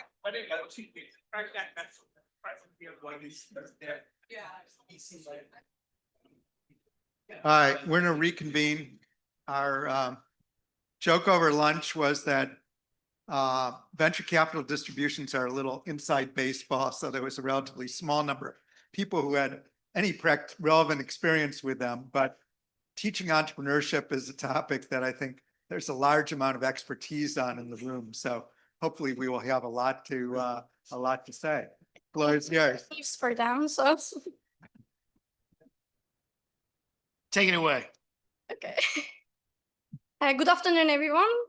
Thank you so much for having my paper in the program. I am Elif Güler, third year PhD student at Indiana University Kelley School of Business. And in this paper, I'm going to ask, does teaching entrepreneurship really produce entrepreneurs? Here's a scale of this question. More than 300 United States colleges offers a degree in entrepreneurship. And these programs, they're not shy about their goals. Here's take it from Ball State University. You won't just learn about entrepreneurship in our program, you will be an entrepreneur. This premise is not special to Ball State University. If you look at Drexel University, Indiana University, you're gonna see similar claims. If these hold up, then we can use entrepreneurship education as a policy lever to stimulate business formation in the economy. So I'm going to ask, does undergraduate entrepreneurship education really increases the business formation? Of course, this question comes with an identification challenge because students who choose entrepreneurship degree, they are different than their other peers. They have different risk tolerance, they're different, they may have different abilities and career preferences, and the role correlations, which I'm going to show you again, gonna confound selection with this education treatment. And the literature, while it's useful, has some limitations. It usually has small samples, like mostly single courses. It is survey-based, confounded with selection bias I'm talking. And when the causal design is available, they are usually limited to the single institution, and they find heterogeneous effect in terms of business formation. So here's what I'm going to do differently. First, I'm going to build a novel data sets. I'm going to collect more than 300,000 graduates from LinkedIn, and I'm going to merge this with hand-collected university catalogs from more than 150 US universities. And I'm going to exploit this staggered introduction of these programs within school, adjunct cohort DID design. And what I found is that if we look at the prior cohort, these students who received entrepreneurship educations actually enter less to the entrepreneurial landscape compared to the prior cohort, 10.7%. And this is driven by small, non-scalable businesses. It's no effect on the growth-oriented ventures. And when I look at the longer periods, such as like 3 years, 5 years, 7 years windows, I don't see any effects on the catch-up. First, I'm gonna put this paper into the literature, and then I'm gonna move on to the data and empirics. The first literature is looking at entrepreneurial training, usually in the developing countries with the RCTs, and they show that this education improves knowledge and practices, but effects on business creation remain mixed. I'm gonna show the first large-scale evidence on business entry. Many of these rooms worked on entrepreneurial learning, and they show that this occurs through informal channels such as faculty access, networks, spillovers. And in this paper, I'm gonna isolate the institutional channel. And the existing program evaluations, which when they exist, they primarily rely on these surveys on single institutions. And the most closest to my paper is Isli and Lee, which is using Stanford University. And I always say that the average university is pretty much different than university, who is 15 minutes away from Silicon Valley. So here I'm gonna show causal evidence across universities and the cohorts. Let me start with the data, how I'm gonna determine this 150 universities. I will start with LinkedIn, and I will look for the schools who produce the highest number of entrepreneurship graduates. And after determining these schools, I'm gonna go email their librarians and then check their archivals, and I'm gonna find their bulletins or university catalogs, which you can see the faculty, the majors, like the minors they're offering, and year by year I will check when they started to offer concentration, major, or the minor. And if the school mentions that, hey, we are building this class, since this doesn't classify as exogenous, I'm gonna drop those schools from my sample. Then I'm gonna restrict samples with the plausible graduate counts, which is usually like dropping the schools introduced before 1980s because of the not enough graduates in the LinkedIn sample. And then I'm gonna trace their careers through 2023 to measure entry timing and business continuation. Here you can see the introduction of these entrepreneurship programs from 1985 to 2018 in my sample. What you see is the earliest shock. It can be a major, it can be concentration or the minor. And since this is staggered, I want to highlight one thing. This is not a like stacked DID design, but every school is treated once and none of the students gonna be controlled for the other school. So I'm gonna only compare them within the school. So it's not going to be an issue for my design. And here's the heart of the empirical strategy. We're gonna think everything in terms of the year the entrepreneurship major is introduced. If you enter the school 2 years before this degree is introduced, now you're a sophomore. So possibly you can pick this degree as your major. And you didn't know when you were entering the school such a degree will be existed. So you're gonna be treated since you have an option to choose entrepreneurship as your major. While for the seniors, they entered these schools 4 years ago. Again, they didn't know that such a degree will be existed. But unfortunately, even though you wanna major in the entrepreneurship, you cannot do that because now you're graduating. So they're gonna serve as the control. And the underlying assumption, within the same school, across cohorts, they have similar qualities of these students. And because of this, I'm gonna be avoiding cross-selection, cross-school selection, and then the program introduction gonna be unanticipated at the enrollment. One thing worth to highlight here, this is an intent to treat treatment effect because I'm gonna run this regression for all of the people who were in the sophomore cohort and all of those like students in the senior cohort. So it's gonna be ITT. One concern maybe gonna come to your mind is that entrepreneurship courses or the degrees, they do not build in one day. So maybe they were hiring faculty, they were like building these courses slowly, and this may confound my results. So what I'm going to do, I'm gonna determine the first degree they offered, or if they're offering more than one at the same time, I'm gonna put them into the different category. And as a first baseline design, I'm gonna look for the first degree they offered. It can be anything, and then I'm gonna do heterogeneity analysis to understand whether this intensity, which you have to offer more courses when you offer major, or like less courses initially in the minor, so we can act this as a built-in falsification test. Okay, now we have the data, now we have the empirical design, but what about like who is the entrepreneur? How I'm gonna determine this, basically looking at this data.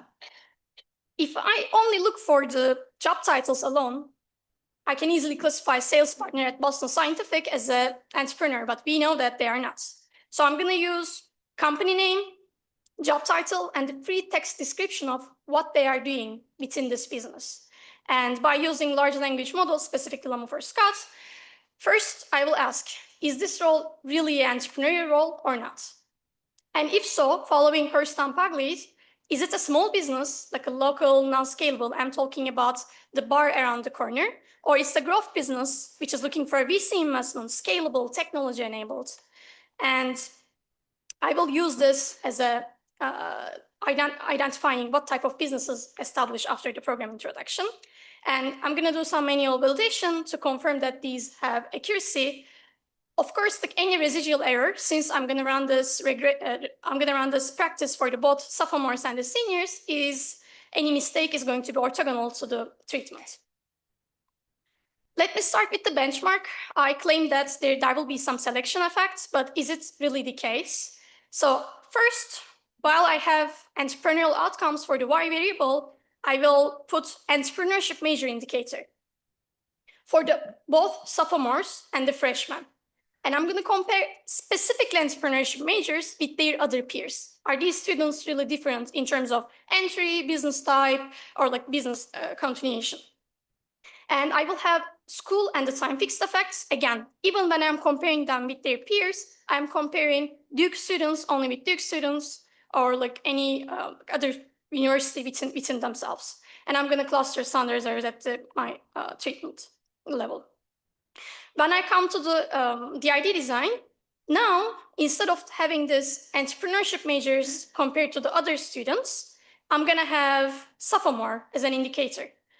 You can think this as a like traditional DID design. You will usually see that sophomore interacted with the post term, but this design is it's going to be always the case. The sophomores are coming to the post treatment, and you can think this whether you're a sophomore or the senior indicator. And again, the school and the time fixed effect is going to help me to just look at the school level, and my standard error is also be clustering at the school level. Here's the OLS benchmark. Before highlighting any results, I want you to realize how significant and how positive these numbers are. When I compare sophomores that majors in the entrepreneurship, they are 5% more likely to compared to the other students in the same school. They are 5% more likely to start a business right after the graduation. And this effect is pretty similar for the freshman cohort as well. This also confirms that across the cohorts, students are pretty similar to each other, so they can serve as control to the treated group. And similar effects in the everyday start a business after the graduation. And again, in the both group, they are more likely to start a business. Here's my DID results. For the entry, immediate entry, the sign flips. Entrepreneurship education seems to reduce immediate business entry by 14 basis points. If we convert this to the results, if we compare them with the seniors precisely, it turns to like 10.7%. And this decline is mainly driven by small businesses, while I do not see any statistically significant effect on the growth business and having negative sign. And as I mentioned in the beginning, now, instead of looking to early shock, I'm going to look for the majors, offered the first degree was offered the majors, and then the minors and concentration. And as you can see, that major introduction with more intensive entrepreneurship coursework, actually the ones driving these results. And especially they are like decreasing entrepreneurship immediate business formation by 22 basis points. And again, these results are driven by small businesses, again, with no effect on the growth business side. The same results here you see in the event study setting. My baseline is the seniors. And for each cohort, I look for differences between the seniors and this specific cohort, 1 year prior and the 2 year prior. And I compare them to their immediate business entry. And as you can see, there's this sharp decline for the sophomores right after the program introduction. Probably one of the first questions comes to mind, is this decline offset over time? So I will look for whether they become an entrepreneur after this 1 year pass, like 3 years, 5 years, and 7 years period. Yes, the effects seems to like positive now, but they are small and statistically indistinguishable from zero. And this is true for the every exposure definition, and there is no evidence of delayed entry, and the initial decline does not offset by higher entrepreneurship in the following years. The second, the business continuation for the major sample. I will determine for these companies established by these cohorts whether they stay open for the 1 year, 3 years, and the 5 years periods. And here, except the one small bump in the small business survival, significant at 10% level, again, I do not find any effects on the other years and other type of businesses. Of course, one reason could be that business continuation is not the right measure for the quality intensive margin test. So I'm still working on to figure out which which other qualities that I can look for these businesses. Okay, so which kind of schools offers these programs, and like whether is there any heterogeneity across these schools? I start with the program scale. Specifically, I look for the large cohort and the small cohort schools. And again, both of them are negative, with the only significance in the large cohort. This is maybe reflecting that diluted mentoring or the reduced entrepreneurial opportunities in larger programs is causing this decline. And for the proxy as a financing constraint, I specifically look for the schools offering this in the public and the private universities the same degree. And again, both of them are negative, and the effects are concentrated among public universities. And this may reflect, of course, stronger selection effects in these schools since they possibly facing tighter financial constraints, which is causing, again, for them making harder to absorb early career risk, despite even though they are like learning things about entrepreneurship education. The next, I look for the program vintage. You know, like my sample goes back to 1985, and maybe there was the case that these schools were doing some cross learning. So when we look at the later programs, they may do better. So to do that, I cut from the median, and this time we see finally some positive effect, which is still insignificant. And we see that the stronger effects, especially among the early program adopters, and maybe that is the case that the later programs build stronger support, maybe some cross-school learning maker, and they are doing slightly better, but they are still, doesn't seem like that we can use them as the increase the business formation. Lastly, for the institutional selectivity, I focus on their SAT averages across the years. And here I do not find any differential effects between these two schools. And they have similar effects across SAT groups. And we see that some slightly larger estimates for the low SAT schools, which is consistent with the weaker entrepreneurial ecosystems, but still these effect doesn't seem like very large to separate these two issues. I have several robustness checks. I want to talk about one of them specifically to convince you, maybe from that slight pretrend in the event study. The first, I start with the LinkedIn data limitations because some of these graduates, they do not complete their degrees. I drop them or like input with some years, and I still find similar results. The next worry is peer interactions. Maybe it's not the degree itself, but you put these students into the same classroom and they interact with each other. And this is the one causing this decline. And I show that actually results cannot be explained only by peer interactions, but it is coming from the education.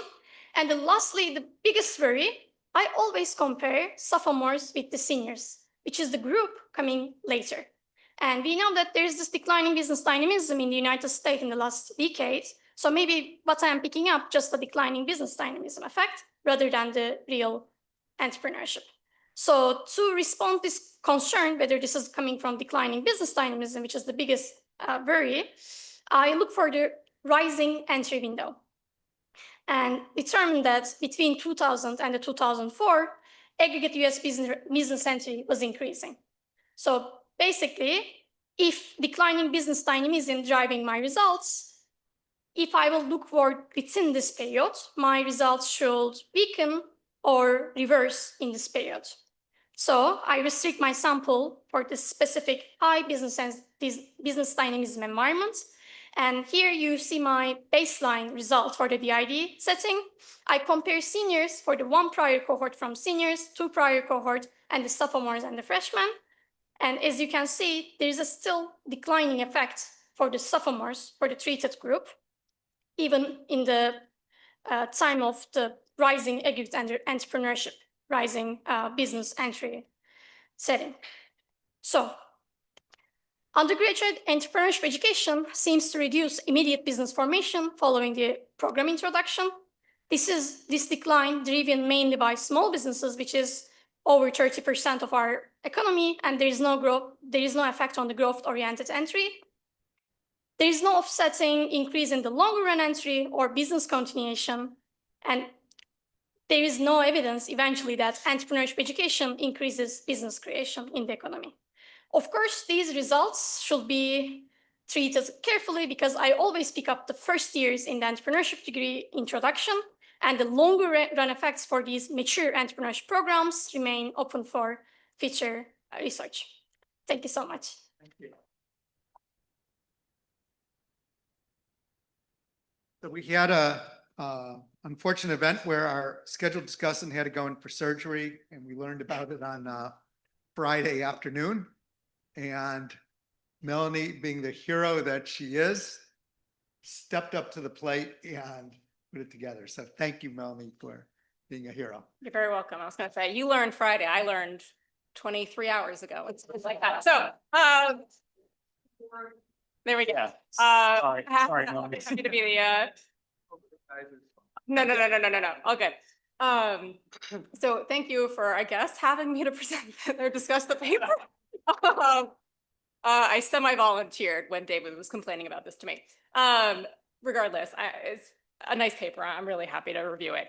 Just to kind of quickly set expectations, my plan is to not discuss as long. That was the agreement, so just to be clear. We're gonna have a little more extra time for Q&A. So you know, don't get freaked out by my lack of number of slides.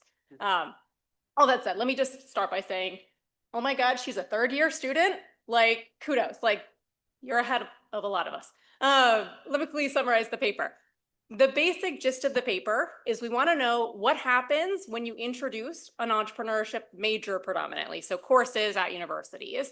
And the issue is that oftentimes we are stuck with just OLS. And if you look at entrepreneurship majors versus non-entrepreneurship majors, in OLS, you're going to see that entrepreneurship majors start companies more often than non-entrepreneurship majors. But we often don't have identification. So what she's going to do is she's going to do a clever diff and diff. We're going to look at the introduction of these programs. We're going to compare the sophomores to the seniors at these schools. None of them theoretically knew that the major would exist. And so they're kind of endowed with this opportunity if they're a sophomore when this comes in. And what she's going to see is that following this introduction of entrepreneurship major, you're going to see a reduction in entrepreneurship after graduation for those sophomores. And this is, I don't think, what is wrong with me and my slides? This happened last year. Happened to you last year. I did review them before, so something's on this end. Anyway, all that's to say, it's a table you showed before.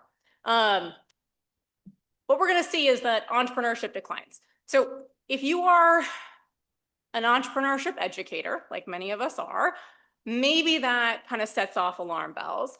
And in particular, I'm going to be, as I talk about this paper, a kind of poor econometrician. I'm going to go off a sample size of 1, which is that I'm on the curriculum committee for Duke's Innovation and Entrepreneurship program. And I'm going to tell you our program is, I think, good. Wildly successful. Wildly successful. And so I'm going to think about kind of what is going on average and what are the ultimate goals. So quickly, good work. Just want to, call that out. I think this is a clever identification strategy. We are looking at, sophomores versus seniors. So we're holding selection into the university fixed. In theory, people didn't know the major existed. All that's very good. But, major con is that we are looking at these programs when they start.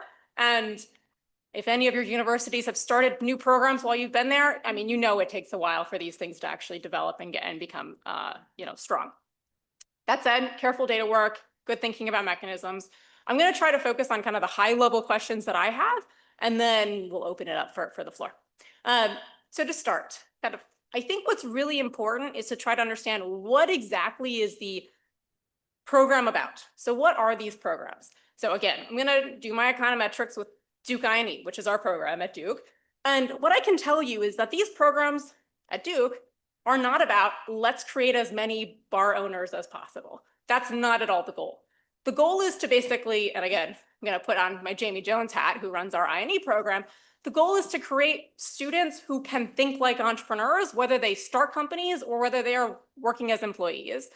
So for instance, I know in our program, and I know this is a general thing out and abroad, we talk about entrepreneurship, so being an entrepreneur in the workplace. That seems like as important to some of these programs as the actual business formation. And so it's not obvious to me that just kind of having more entrepreneurs is actually the desired goal. So maybe you can look a little bit at that. A different option is that, we see a reduction in entrepreneurship. Maybe these programs are just bad. So if I was, my daughter's 2, if she was an 18-year-old going into college and she wanted to be an entrepreneur, I would not tell her to go be an entrepreneur major. I would tell her, go become a physics major or an engineering major and take some business classes, because that seems like what works for us at Duke. Is it really works when people are getting business acumen layered on top of skills that are about building some product. So maybe entrepreneurship majors are just bad. And in particular, it seems like we see that the concentrations, the minors, don't seem to produce worse, or fewer entrepreneurs. So maybe that's something to think about.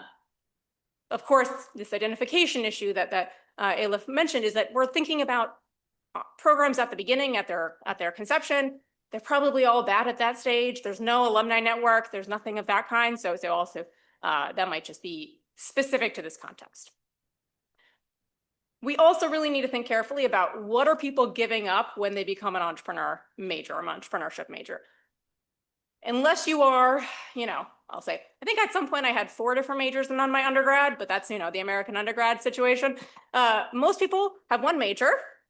What are they doing by becoming an entrepreneurship major? They're giving up something. Maybe they're giving up becoming a, engineer. That seems important to try to quantify, but it also kind of affects how we think about, any effect you would see on survivorship or, success of companies, because they are taking fewer classes of some other kind. Okay. One thing that I think I'm also kind of perplexed about in the paper is magnitudes. So this is an intent to treat, as you mentioned. We're going to see what looks like, I think, a large effect, which is that entrepreneurship exposure reduces immediate business formation by 10.7% compared to the prior cohort. I don't actually know how big these majors are. I didn't find that in the paper, but in fairness, I didn't read through everything. So maybe it's there, but I need at least some scaling. It seems like this is going to be an implausibly large effect. I'm assuming these majors are quite small. Maybe they're not. So at the very least, you can either do this as basically a diff and diff that's an instrument, or you can at least just scale up to get the treatment on the treated. All right. The final kind of big point I have is basically framing. Okay, so I think there's an underlying kind of framing of this paper, which is, okay, these majors are well, they've become bigger and bigger over time, right? So there's more and more entrepreneurship education in the US. Doesn't seem to produce entrepreneurs. That seems bad. At least that's kind of the framing of the paper, or it's like a failure. As someone who teaches entrepreneurship in various settings, part of the goal, I think, should be to stop people from becoming entrepreneurs who are not going to have a good time of it. So I actually don't think that we want more companies necessarily. Now, then maybe that's how they're pitching the programs, is that you're going to be an entrepreneur. But I think a huge success of these companies is convincing people that they shouldn't be entrepreneurs, okay? Because many of them are not going to have good times if they do it. Now, maybe this should appear in the outcomes, and I have some suggestions that I can talk to you offline about like how else to measure business outcomes. But I think there's generally when we think about promoting entrepreneurship, we don't want generically more entrepreneurs. We want more good ones. And so screening is certainly just fine to have. Okay. My quick couple of miscellaneous things. I think the big one I'm just going to mention is indeed, I think that if you can layer in some stuff about success, that is not just about survival. As we know, survival is not necessarily a great measure of firm success. Failing fast can be very good. And so some other options, again, we can talk offline.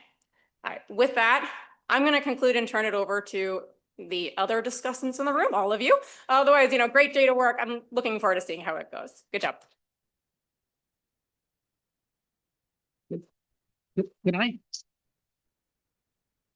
Could I, since I'm also know this Duke I&E program she spoke of, could I just jump in quickly? It seems like this result that you have about there being fewer bar owner type entrepreneurs could reflect two different mechanisms. One is that it could be exactly as Melanie describes it. At Duke, we have a hybrid program. We have an entrepreneurship program. We have an entrepreneurship prevention program that we kind of bolt together. And maybe it's the entrepreneurship prevention that's causing that to happen. Or it could be that what's happening is in the absence of an entrepreneurship program, you go and you do your stuff and you go start a small stakes business in order to learn some of the skills that you might think you need in order to launch a more ambitious business later. And that some of that is happening, some of that's kind of getting raked into the college education experience that wasn't otherwise there. And so that this result that you're picking up is actually measuring two distinct mechanisms in the data. Okay, I'm gonna go now. Another entrepreneurship. So first of all, I'm taking credit for your entire program Yeah, 'cause because of I Jamie take Jones. credit for Jamie Jones. Okay.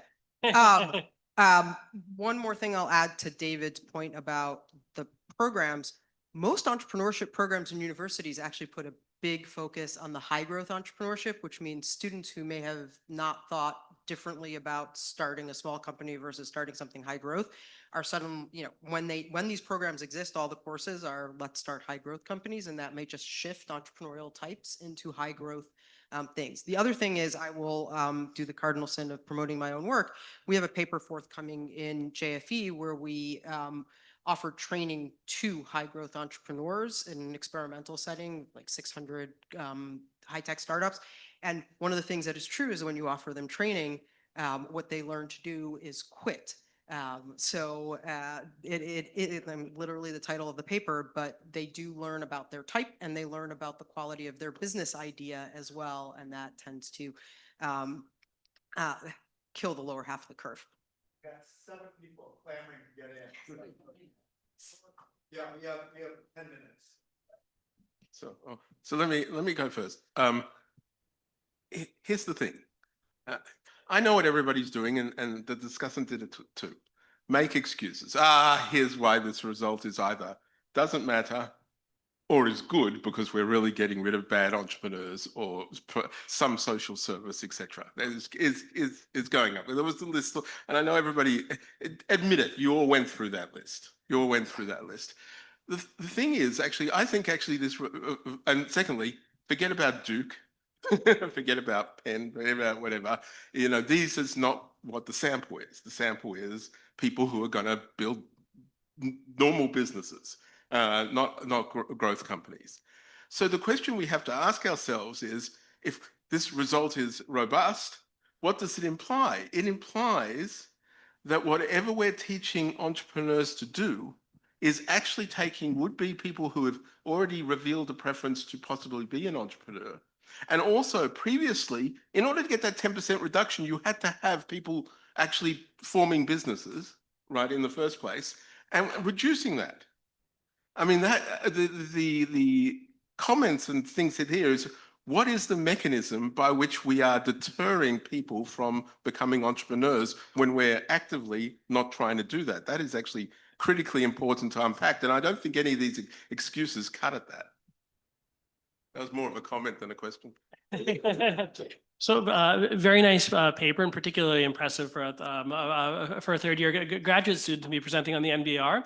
But I was wondering about local labor markets and whether the timing of the creation of these programs might be correlated with local labor markets. So for example, in places like the Research Triangle or Austin, which are booming now, you have the technology coming in, they might be receiving donations or otherwise be thinking of the tech space and starting these programs at times when labor markets are particularly strong.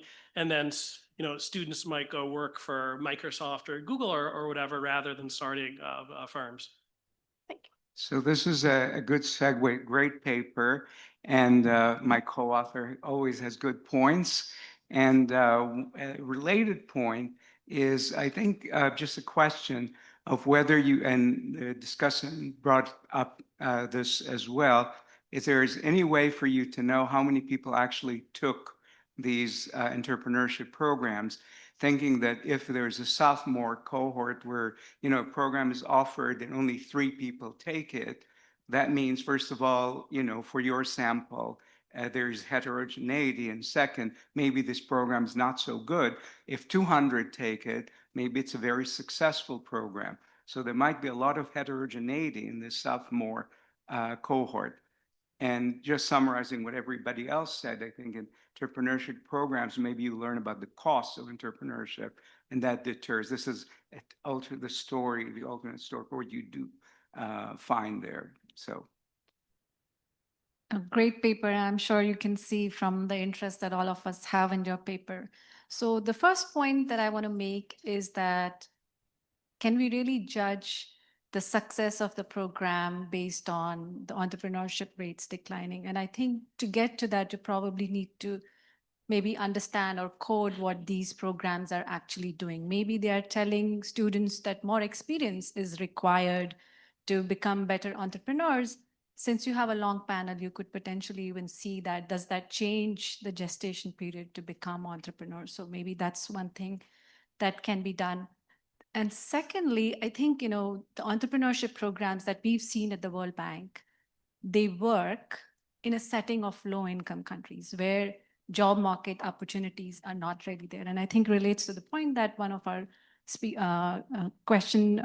commentators have said that. So one option is to see when the labor markets were bad. So let's say in the time of COVID, which is one of the sample period, you could see entrepreneurship rates increasing during that time. Perhaps that could be helpful in understanding the trade-off between.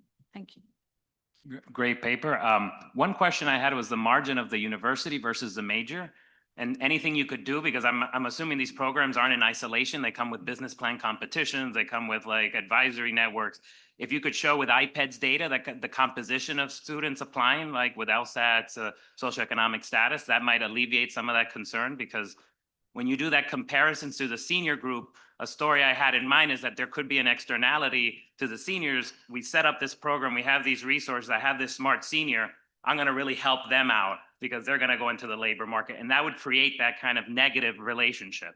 So to the extent that you can rule out that ecosystem thing going on, then that would kind of shore up that interpretation of it. So I really enjoyed the paper at the presentation, and I think that your results make a lot of sense based on what we know from peer effect and entrepreneurship in business school, from Josh and Ulrike paper. But there is also more recent evidence from using LBS data by Galeotti and co-author. And what students seem to learn is weeding out bad projects and bad ideas, which makes sense given that many entrepreneurial companies die.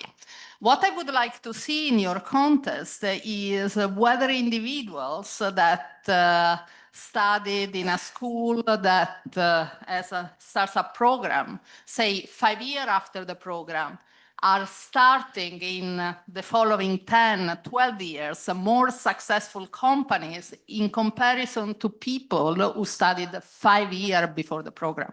The identification is less clean than yours, but you would have more power and more convincing evidence, I think. Thanks a lot for an amazing paper. After listening to stories of Bill Gates and Mark Zuckerberg and several others who drop out years before they complete their undergrad, I'm thinking of making a case to my dean that the success of my entrepreneurship course should be measured by my dropout rate. But more seriously, since you measure entrepreneurship years after graduation, is there a possibility that you are undercounting the superstars who graduate even before they graduate from the schools that they're looking at? Thank you. Thank you so much for all of these comments. You've got a couple minutes to somehow respond to everything. Good luck. Okay. Thank you so much for Melanie for stepping in. I know I just sent slides yesterday, and the first thing maybe I should say on average, because my sample has Arizona State University as much Scrisa University from New York, very small university. On average, they produce 19 entrepreneurs per year, and this decline is around 2 to 5. And I think what I want to imply, the effect is just negative. And I understand all of the comments about the incentive margin. That's the part I am working on that. And I had this comments when I was talking. Entrepreneurship professor from Cornell, Matt Marks, he said, "We care, so we scare." And maybe that is the case. I'm trying to look, and Maria Sunta's suggestion on that. I think it's I'm going to look for the bigger part. And for the Another comment for the labor markets, I look for the entry rates in the state-based, whether like there is any difference when the state has lower or higher business entry rates, but I didn't check for the labor market conditions, and I think I should definitely do that. There are so many good comments, and I can't like just count all of them right now, but thank you so much for such an amazing comments, and I hopefully after this I will just a little bit enjoy the conference. Thank you so much. Thank you.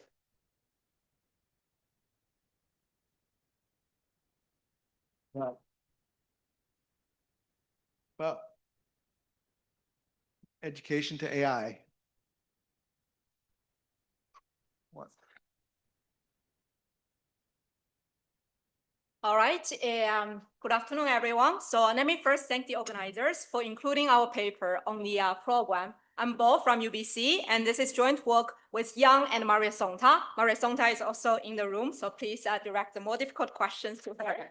And the paper is about generative AI and how it is transforming entrepreneurship. So let me start with a basic motivation. The long-run economic implications of generative AI is obviously a first-order question, but it's also a question that has generated very divergent projections from industry, from research. One reason behind such divergence is that empirical evidence is still developing. As the technology is very recent, the technology is diffusing gradually across the economy. And the productivity effects on labor market consequences of general purpose technologies like this often take years, if not decades, to show up in the aggregate data. So where can we look for early evidence? One idea is to look at entrepreneur entry. Why? Because startups are consistently early adopters of new technologies, since they don't have the legacy systems or organizational frictions to slow down adoption, which we see in the first paper today. And also, entry decisions themselves are forward-looking. A founder's decision to start a firm incorporates his beliefs about new product opportunities, about whether entry barriers are falling, and about future labor demand. On top of that, startups also play a central role in job creation and reallocation at the aggregate level. Therefore, understanding entry also speaks directly to the macro debate about what Gen AI would do to employment. With this in mind, what we take to the data is the following question. How is Gen AI changing both the speed and nature of entrepreneurial entry? We ask the following specific questions. First, does Gen AI increase business dynamism, and how? Are we seeing new AI-native products and services that is creating new markets? Or is it more about automation of internal business services? Is entry barrier lower? Second, what does this mean for labor demand? Are we seeing smaller teams? What kind of skills are in high demand, especially for founders? Third, at the aggregate level, is there possibly a countervailing force to AI-driven job displacement? If incumbents are automating jobs away, could more firm entry and different firms at entry partially compensate at the aggregate level? To make progress on those questions, we first build a forward-looking proxy for Gen AI's automation or augmentation potential. This starts from the task-level measure of Gen AI performable work based on millions of cloud AI conversations. And from there, we can flexibly aggregate the measure from task level to occupations and to industries. Because the source of the data is from Anthropic Economic Index, we name it AEI exposure. And then we have a simple definitive that studies the diffusion of foundational models, essentially a comparison between 2023 to 2024 and the 3 years before that. So what do we find? First, on entry, we see that there's more entry in industries with greater Gen AI exposure. And what is created? We see both the creation of new products and services. So those are the AI native firms. Think about Refine, which many of us use. And also there is AI enablement, that those firms use AI to automate internal operations like marketing or operations. And very interestingly, entry also become more geographically dispersed, and we see entry from more locations, especially locations with less VC funding and less specialized labor to start with, which means that entry barrier is lower, both in terms of capital and labor. And on labor demand, we see the new entrants come in with smaller teams, with smaller size, about 25% fewer employees at the entry point.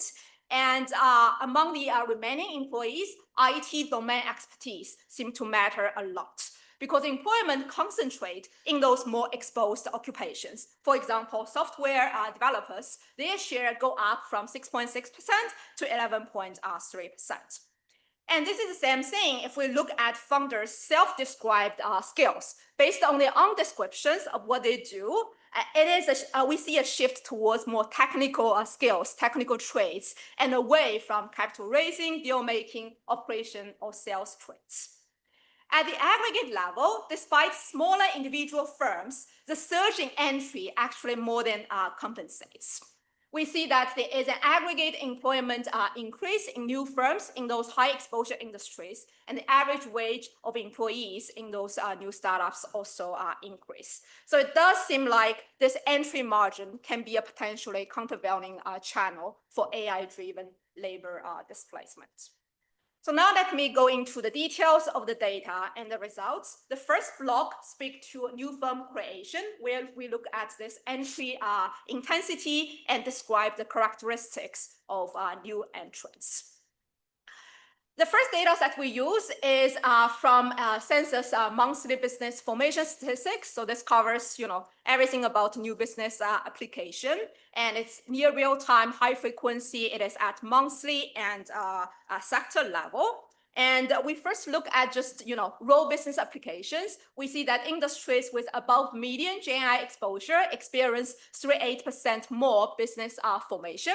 And when you move to the later columns, which speaks to more high quality applications, you actually see a larger impact. In terms of dynamics, there isn't much happening before 2022, but there seems to be a positive post-trend consistent with the diffusion of the technology. We also show that the results are very robust to alternative measures to capture exposure. So for example, you can incorporate API usage that is more driven by corporations than individuals. You can also look at a newer set of conversations from cloud. You can look at conversations from Bing Copilot. We get the same finding. We also make sure that the results are not driven by differences in industries in terms of their teleworkability or in terms of how much they surge post-COVID. And very interestingly, the results are not just driven by IT. Even if you exclude information and professional service, you still see a surge in business formation. So how does Gen AI actually help with entrepreneurship? We argue that the diffusion of Gen AI can spur entrepreneurship through two different channels. One is AI-enabled channels. So those are startups that use Gen AI tools in their internal business functions, such as marketing or operations. The relevant mechanism here is cost reduction. Pay-per-use AI platforms are affordable, especially at small scale, and this likely would lower entry costs and reduce dependence on specialized labor or external finance because you don't need a large marketing operations team to get off the ground. And in order to identify those AI-enabled firms, we have a two-stage agentic pipeline. So in the first stage, we use Tabili Search API to basically screen all the possible signals that you can find online from interviews, from blogs, from whatever source. And if a firm has enough signals in the first stage, it enters the second stage with a Perplexity Deep Research API so that we can extract a detailed web-based evidence. And we require positive classifications are going to require verifiable evidence from cited online sources so that we can reduce false positives. The second channel is AI native channel. So those are startups for which AI is really central to the product and service. So the firm wouldn't even exist without the technology. And here, the relevant channel is new market creation, right? Because new technology are going to give rise to new goods and services. This is very important for exponential future growth. And here we also have a pipeline to map firms into a taxonomy of different AI native models. I'm going to talk about it in 2 slides. So let's first take a look at what comes out of this agentic search pipeline. So here I show you some examples of AI-enabled firms. You can see that we have some firms on the first column, and then the agent is going to retrieve verifiable evidence from blogs, interviews, and broadcasts or company websites that is shown on the second column. And then we ask the machine to summarize the evidence here in the third column, and then map the adoption into specific business functions. So for example, for the first company here, Sowell, from the CTO blog, it is described that cloud and GPT models are used for planning, coding, and debugging, and that's why we map it to engineering. And second company here, Infinite Renewals, in a podcast, the founder describes using Jasper for content generation. Jasper is an AI-driven marketing platform, so we map it to marketing. And if we do this for all the AI-enabled firms, out of all the functions being enabled, you can see that the most frequently mentioned functions are engineering, marketing, and operations. For AI native firms, what we do here is to plot the percentage of AI native startups against their exposure to Gen AI by category groups. So each bubble here is a Crunchbase category group. We have more than 40 of those different groups here. They are quite narrow kind of classes of startups. And then we compute exposure based on pre-Gen AI occupational composition of startups in each of those categories. You can see that before Gen AI, there is a weak positive relationship, but more importantly, afterwards in 2023 and 2024, this relationship strengthens, meaning that more AI native entrants are observed in those exposed category groups afterwards. And if you look at the right tail here, you can see that for the most exposed groups, basically more than 50% of the firms are AI native firms. And out of the AI native firms, we show in the paper that 57% are applied vertical AI, which means that you use the generative capability for different workflows across industries, like Harvey for law, Sixfold for insurance underwriting, Sierra for customs service, so on and so forth. And you might be worried that some of those findings are just speculative, low-quality firms, right? It turns out that only 3% are scene wrappers or pure content platforms. Actually, more than half add proprietary workflow data or product layers. So those AI-native firms are actually quite high-quality ones. And because AI-enabled and AI-native firms all use very easily accessible pay-per-use models, one idea is that this might lower entry costs, and we verify that with a census-like info group data, where we have more detailed location and industry information.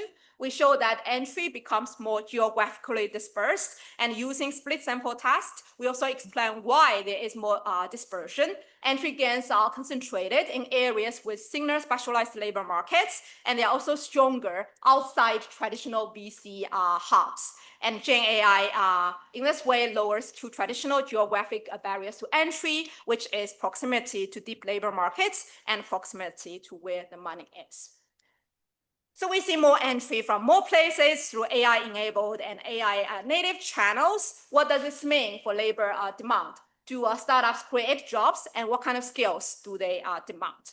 So first of all, let's take a look at the size distribution of startups. This is from a Crunchbase LinkedIn matched sample so that we know the employees and the background of the employees of the startups. And we have 5 snapshots. And before the Gen AI era, you can see that for low and high exposure firms, the distribution look similar.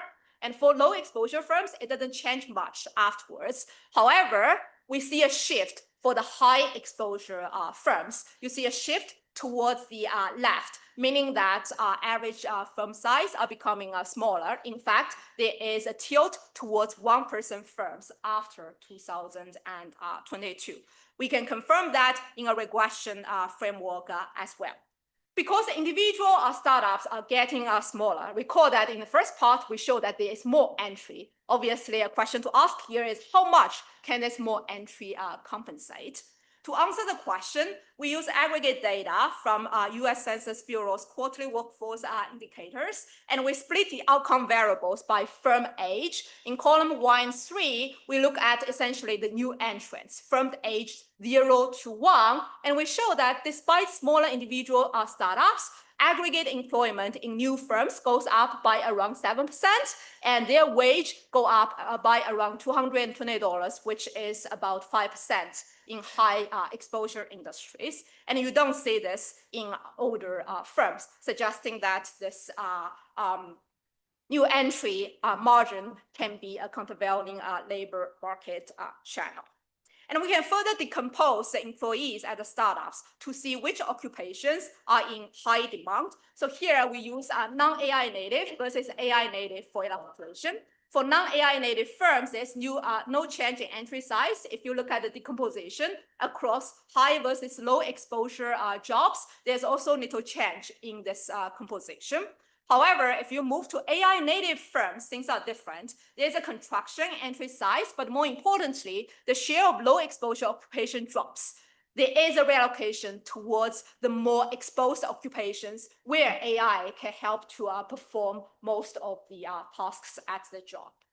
And again, we can confirm that in a regression framework for high exposure jobs, there's stable to increasing employment. But for the low exposure ones, there is declining employment, and we see the largest contraction in low exposure jobs.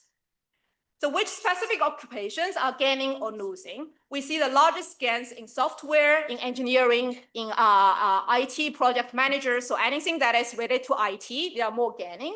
And the largest declines are observed in managerial or operational jobs. So in CEOs, marketing managers, and operation managers, we see the largest declines ex post.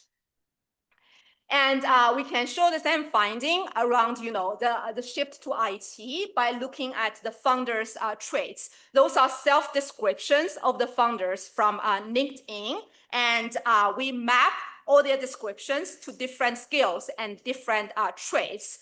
And here we first show that in column 2, you can see that there's a strong increase in how much they mention technical skills, AI, machine learning, or Gen AI related capabilities. However, if you look at column 1, there seems to be decline in how much they mention capital raising or investing skills, which is consistent with the reduced barrier in entry in terms of capital. And also they discuss less about them being a project manager in development roles or marketing or sales. So in general, this is consistent with a shift to technical builders from more coordination or management oriented founders. In the end, one question that you might have in mind is whether those founders are being pushed into entrepreneurship or they are pulled by the better opportunities offered. So we try to answer this question by looking at founders' previous employment. We show that founders are increasingly coming from expanding firms that are increasing their employment rather than downsizing firms. And also those founders, they have lower seniority, but similar experience and compensation. So essentially they are not lower quality, they are just more technical, and that's evolved with managerial or coordination sort of roles to start with. So they are more opportunity driven rather than force. So right on time, let me conclude. We see more startups, we see different startups, and more importantly, entrepreneurial entry provides us this potentially countervailing labor market channel. Startups create opportunities in occupations most exposed to Gen AI, and business dynamism may partially offset AI-driven displacement that is driven by more incumbent firms. Thanks a lot, and I look forward to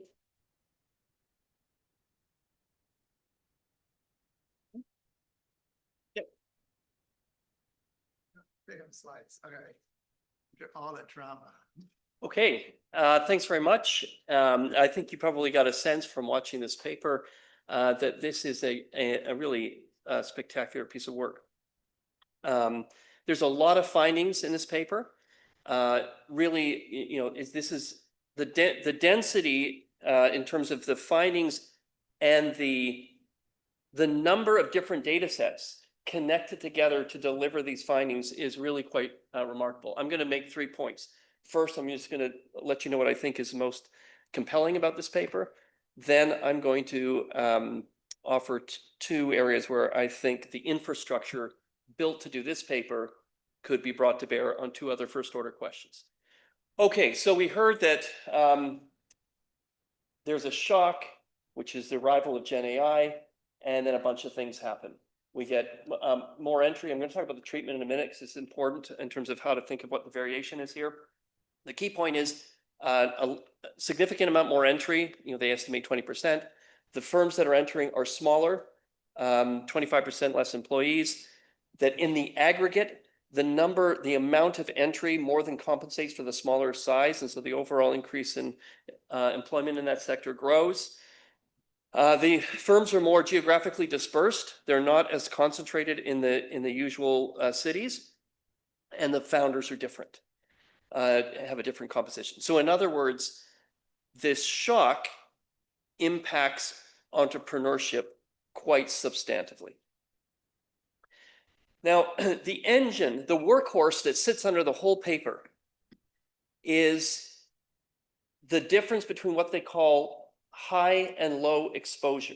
Okay, so if you want to decide for yourself how convinced you are with this paper, it boils down to how convinced are you by the high versus low exposure. Like that's the engine that makes the whole thing work. So they take a few years before ChatGPT, a few years after ChatGPT, that's the pre and post, it's a diff and diff. And then ChatGPT hits at the end of 22 and all the similar Gen AI models. And the idea is it hits the exposed firms and exposed industries differently than in the less exposed. So then it begs the question, well, how do you know if you're exposed or not? And so she whipped through this, but this is core to the whole identification approach. There's sort of a number of steps. Step 1. Anthropic goes through all of their prompts and maps prompts to tasks. And so you get high exposure tasks and low exposure tasks. An example of a high exposure task is modifying existing software to correct errors. An example of a low exposure task is teach fitness classes to improve strength. Okay.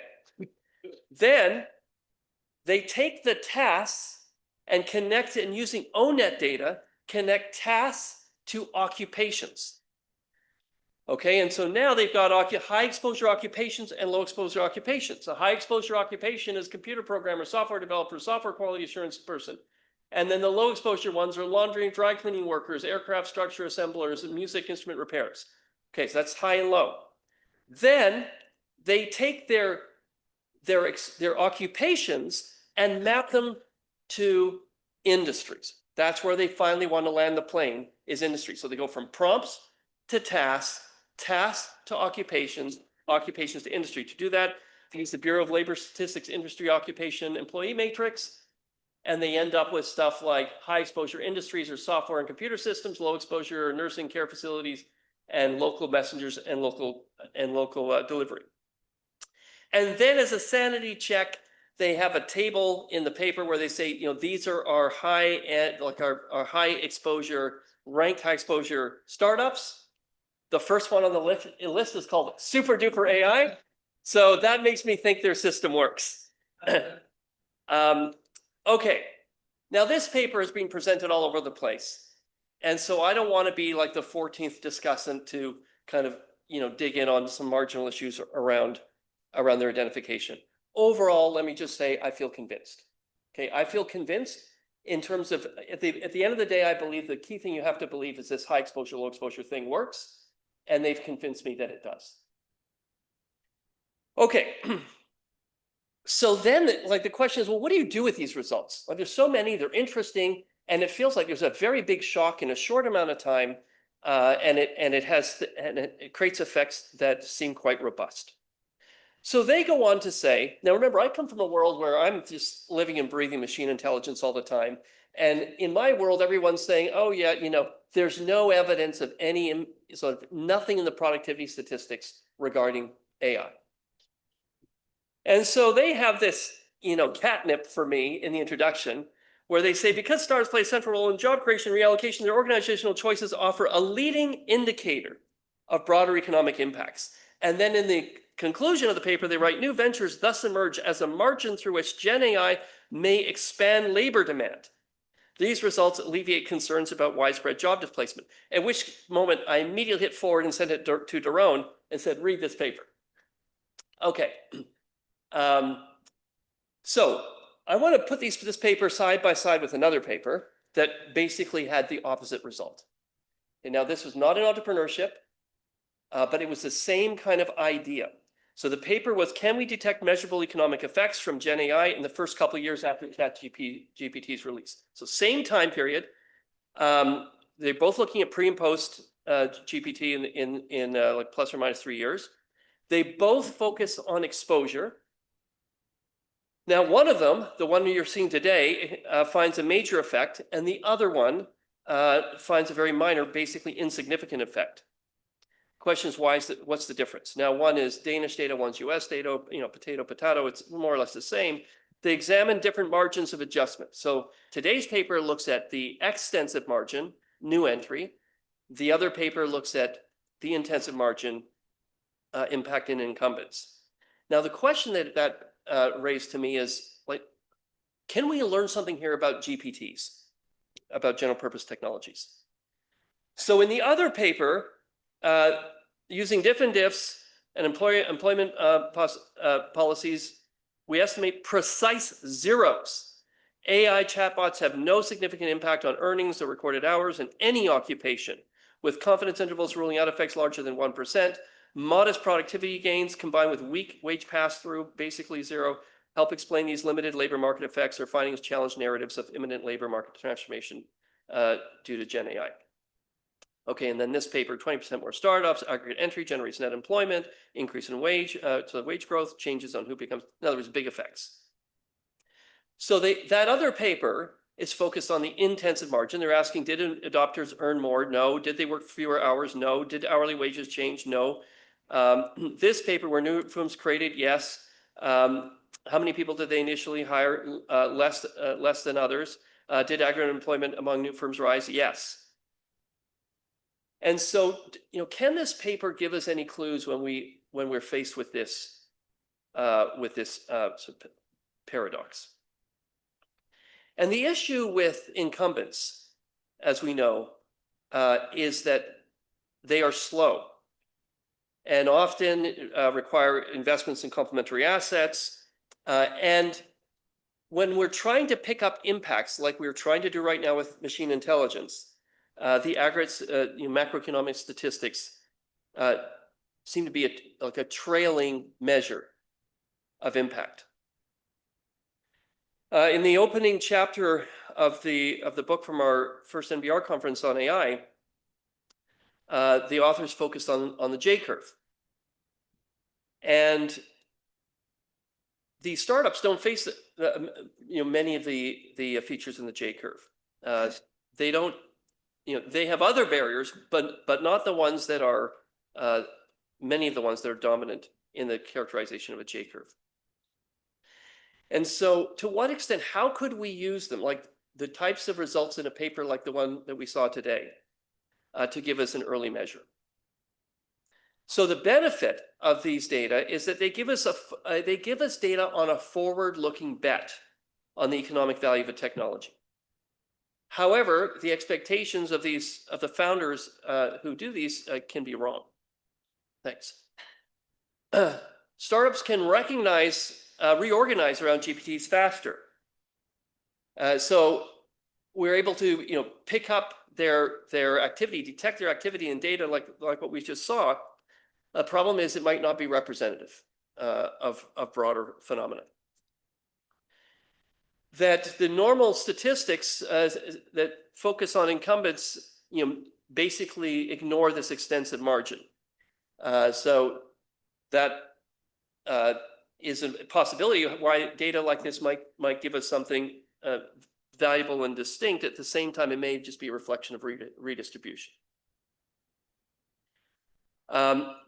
These startups may be reflecting for us, early signals of new production functions, but we don't know how many of these are ultimately going to grow as opposed to, low experiments of low quality design.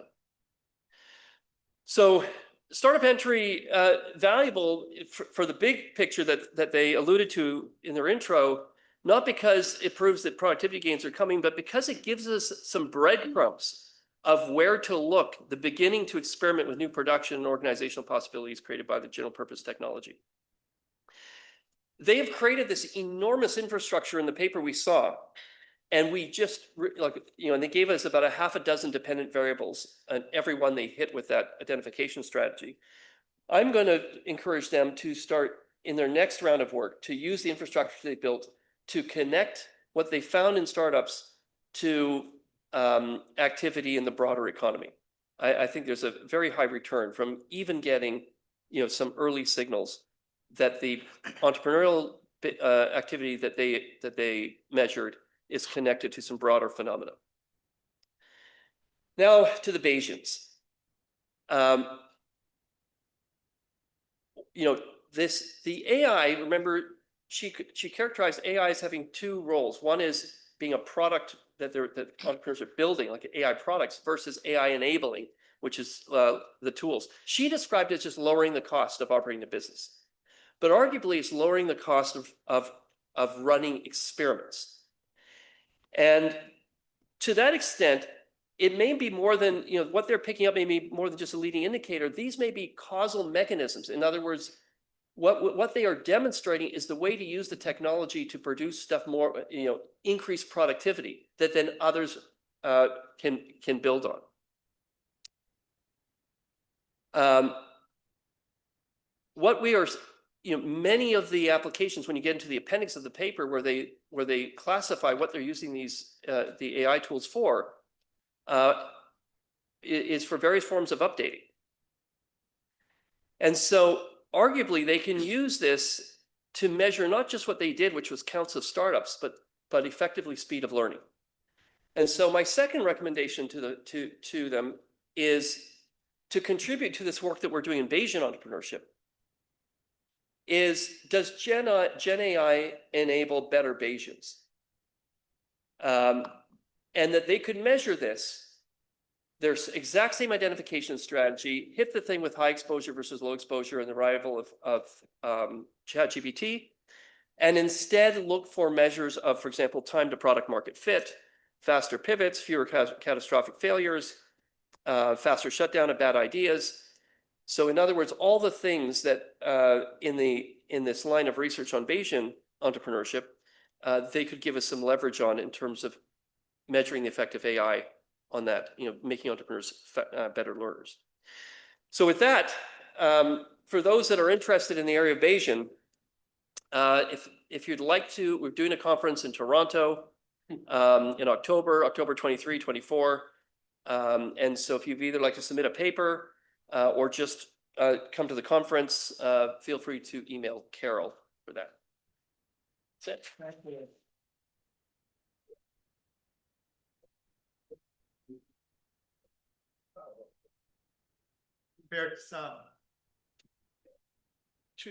Should we jump in? Yeah, please do. Okay.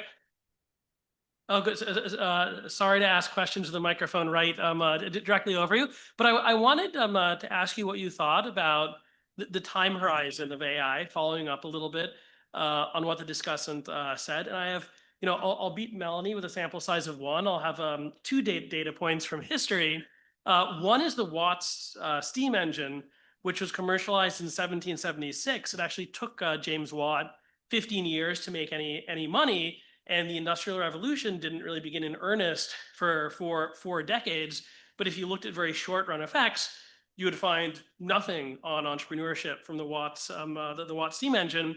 Another example is sort of the opposite, the South Sea bubble, where you had actually a number of companies formed providing insurance and fishing ventures and the like in the South Sea for something that completely collapsed entirely afterwards. So I just wonder what you think about what we can say about long-term effects, given that we don't know how transformational this technology will be if and when that will occur.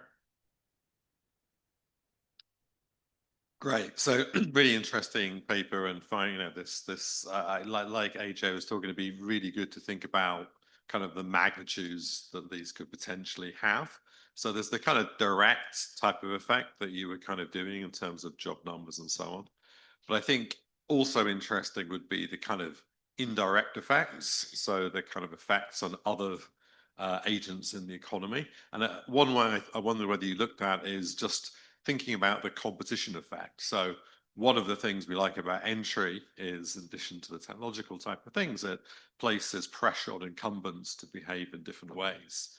Maybe it's too early, but one thing you could look at is that the industries, the areas of technology, or even geographical aspects, is there an impact on other incumbents, pushing either them to be more productive, or pushing reducing their market share and putting our business? That's maybe a good thing in terms of the kind of creative discussion and dynamics, which could ultimately lead to more transformative impacts on the economy. Thanks so much. Super interesting paper. I think that you go into a lot of detailed results about how the nature of labor changes. I think that another interesting dimension to look at would be the kinds of new firms that emerge. So of course, one dimension is, I think, as Ajay mentioned, and some of the other comments, looking at whether or not there are lower quality firms that are entering, especially given that you see that there's less specialized labor, and what these long run effects might be on survival. But I think there are also other interesting questions that you could look at in terms of the kinds of firms that are able to enter as a result of the technological change. One thing that I found really interesting is that you're seeing that in terms of the geographic diversity, as well as the mix of labor, the people who are founding these firms look different. Now, one possibility that leads to is that gives us more diversity in the kinds of problems that they're solving, the kinds of products and services they tackle. The other is that maybe this actually leads to people chasing very similar problems, kind of like an innovation race, where they see the similar sets of opportunities that are enabled by technological change. And I think you might have the data to take a look at what kind of entry in terms of the types of firms do we get, potentially linked to the nature of labor that it induces, but potentially because of also what the technology can enable. Awesome paper, just super, super cool. I want to connect it a little bit to the first one, and it's bad news for us.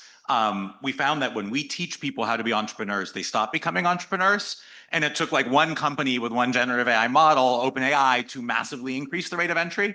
So all I'm saying is we may just want to teach people how to prompt in the classroom if we'd like to see more entrepreneurs. So I just thought that was an interesting one in terms of maybe a little humble pie for the last 5 years of me trying to teach HBS alums how to start companies. But I wanted to go back to like the model. Like there were so many cool results. There was so much there. Don't know if you used Claude Code to do your analysis. I saw a smile. Yes, I thought so. Because it was like, oh my God, the volume of amazing things we connect is phenomenal. But then I was like, what makes this different? And I've got Ramana behind me, which is great. Then and Mike was around earlier, like the AWS shop kind of thing, right? We often just model technologies as lower costs. They come in, we get a flood of entry. I don't know if Joel Waldfogel's paper with on the books is being presented, but like we just get more crappy books or more crappy entry. And it just feels like AI is doing more to firms. And because you have so much rich data, like how might we think about what are the other primitives other than just like costs go down that we could break these apart? And I feel like that takes the paper from like a really cool policy forecasting exercise, which is awesome and like really, really important, but maybe it's something that like in 10 years, we're going to be here and we'll see sort of cited as shaping that. And so just sort of a margin to push on that I don't think Claude is as good at yet than linking data, but awesome work. Hi, I'm right behind you. I found the geography result very surprising because there's just such a great power of sort of big cities to produce better ideas. And they have the stronger firms in the first place, which you would expect the stronger entrepreneurs to spin off of. So I'm wondering if you dig a little more into that, will you find some differences in the kind of sort of new AI-enabled or AI-native firms that are starting up in sort of more remote places versus the typical cities where we see the highest quality entrepreneurship? I had a similar question to John about incumbents because there are a lot of news articles that when there's a cloud release, the incumbent listed SaaS firms, their stock prices decline and so on. And people in the past interpreted it as it's like cloud can do it itself, but another interpretation, which is following on your result, is there will be more competition from new startups. And so looking at what's the effect on incumbents and whether it's your channel or literally cloud can do it without any other people going to implement would be interesting. And the other thing is there was prior work on shakeout that when new things happen, there's a lot of entry, but after a while the dust settles and there's a lot of exit. So whether, well, maybe a few years down the line, we can see is whether dynamism is permanently higher because of new entry, or it's a temporary increase in dynamism that later will lead to a lot of exits. Just one very quick question. Thank you for a great paper. I was just curious, instead of trying to predict what AI is going to do to the economy, what do you think of this paper? Is it really about AI, or do we learn about general purpose technologies at large? Do we have evidence from the past of how new technologies have been adopted by young entrepreneurs? Does the evidence coincide with that? Should we think of this as this time is different or not? All right. So you have 90 seconds to respond to everything comprehensively. So thanks a lot for the terrific comments and to Ajay in particular. So let me start from what I think I really can answer about, and is the issue about cloud computing versus the GPT. What is the difference? There are similarities. So like in Michael's paper, I think that this decreases entry cost just because now it's pay-per-use. But I actually think that the GenAI here is doing much more, and this is also what we observe from the data. What Bo showed you is that some of these companies are producing new product and services, and Amazon Web Server couldn't help with that. Right? So what we observe here is that there are two effects: lower entry costs, and lower entry costs that seem to be more pronounced in some geographies that, as John is suggesting, could benefit in the long term. And this is for sure something that is in our agenda. But there are also new products and services. So to the extent that you believe that the new ideas lead to endogenous growth, this is a mechanism that may make us relatively more optimistic about the long-term effect of GenAI. That said, we are in 2026 like all of you, so we think that from startups we can learn more than from established company like in the Danish paper, but there is a limit about what we can say about the long-term effect. I want to emphasize only one fact, though, is in previous research, the business formation statistics and the type of startups using there have been used to measure the quality of new businesses. And in that respect, the startups that are entering are good, or if anything, even better than what we were measuring before. Thank you.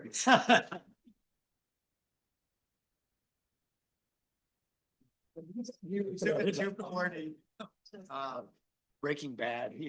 Yeah. We have to try to get the Zoom. Yeah.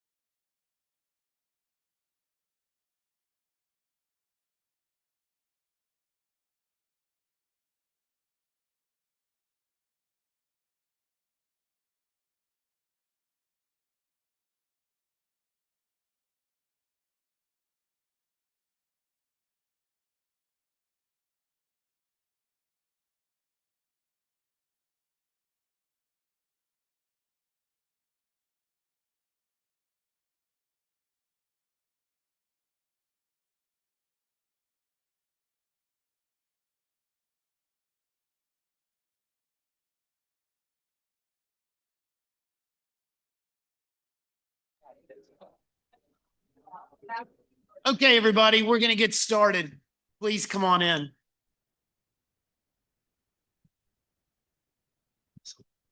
So this session is going to be a little bit different because while Amir is here in the room with us, our discussant, Scott Comeners, is on Zoom. And so after Amir's presentation, we're going to flip it over to Zoom and hear what Scott's comments are. Take it away, Amir. Thank you. And if anybody lost a scarf, we've got it. It's the one Yael's holding up. Yeah, but let's do that later. Let's do that. Take it away. All right, wonderful. Thanks to organizers for putting our paper on the program. This is joint work with John Horton, sitting right there from MIT, and starts with a provocative statement that is part of the religion in Silicon Valley. Ideas don't matter. Well, for one, we know that that statement is false, taken literally. Airbnb is a great example. Certainly a bad-looking idea. If you ask a lot of people back then, there was this famous interaction with Paul Graham and Fred Wilson from Union Square Ventures, where Paul Graham would say, "This is going to be as big as eBay," and Fred Wilson would say, "Just can't see it." Well, a $500,000 investment in 2009, 2010, Ramana is here, I think somewhere, correct me if I'm wrong, would be estimated to be worth about $5 billion at the IPO. And if you don't want to deal with all the zeros, that's a 960,000% return. It's pretty good. On the other end of the spectrum, there are good-looking ideas, like the idea of booking a ride on your phone. It seems like a lot of founders recognized that opportunity around the same time. So although there are these two big winners, at the bottom of that hill, there's this graveyard of failed startups with hundreds of millions, if not billions, of burnt capital. So do ideas not matter? Well, they do, but it seems like the Valley has a point, an economic point, in the sense that under free entry, returns should equalize. And so what that means for welfare, well, to the extent in high growth entrepreneurship, we care about the creation of entirely new markets with new products and services, our interest lies more in the marginal idea rather than the best ideas. And by marginal idea, we mean the worst ideas that still get funded. So we asked 3 questions. 1, what determines entrepreneurial entry? 2, what are the consequences for startups? And 3, what are the efficiency consequences for the system? As a preview of the results, we find that entry under decentralized allocation, entry is socially excessive. And the reason for that is new entrants do not internalize the business stealing effect they have on everyone else. We summarize that inefficiency in elasticity object, which we estimate in the population of US startups founded between 2012 and 2018. I just want to point out that this work is built on, but is distinct from both the established experimentation literature and also the recent Bayesian entrepreneurship literature. The experimentation literature, the quality of ideas are unknowable until someone invests. And in the Bayesian entrepreneurship literature, there are some founders who see the opportunity, whereas in our case, quality is common knowledge.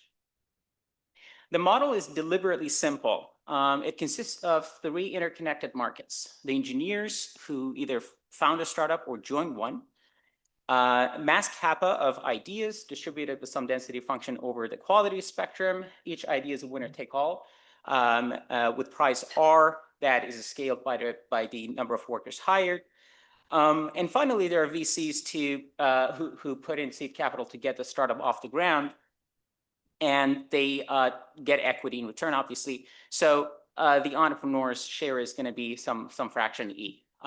The wage indifference condition is that wages equal to the expected returns from entrepreneurship, which is the entrepreneur's share of profits minus the startup costs, and the profits are revenues minus the wage bill. Again, 3 key assumptions up front. We assume founders are ex ante, so idea selection is the margin that we're interested in. We make a winner-take-all assumption, although our key results hold in an oligopoly. And three, the attractiveness of the ideas is essentially common knowledge. So everyone sees what are the good ideas. This picture summarizes the mechanics of the model. So on the x-axis, you've got the quality, starting with the quality of the marginal idea Q naught. And then on the y-axis, you have the number of entrants. The upward sloping line essentially shows higher quality ideas attract more entrants. And the two wedges, the red one and the blue one, shows where new entrants go. So the red wedge shows the new entrants that pile on to existing ideas with incumbent entrepreneurs. And because when there is entry, the funding threshold walks back, you also have new ideas at the frontier that get unlocked, and that is the extensive margin. So the ratio of those two is the efficiency of the system, and we summarize that in an elasticity object. So when this elasticity object is close to zero, there are lots of ideas at the margin, and new entry expands the frontier. And when it's close to -1, this is a zero-sum game. Everyone is competing with someone else.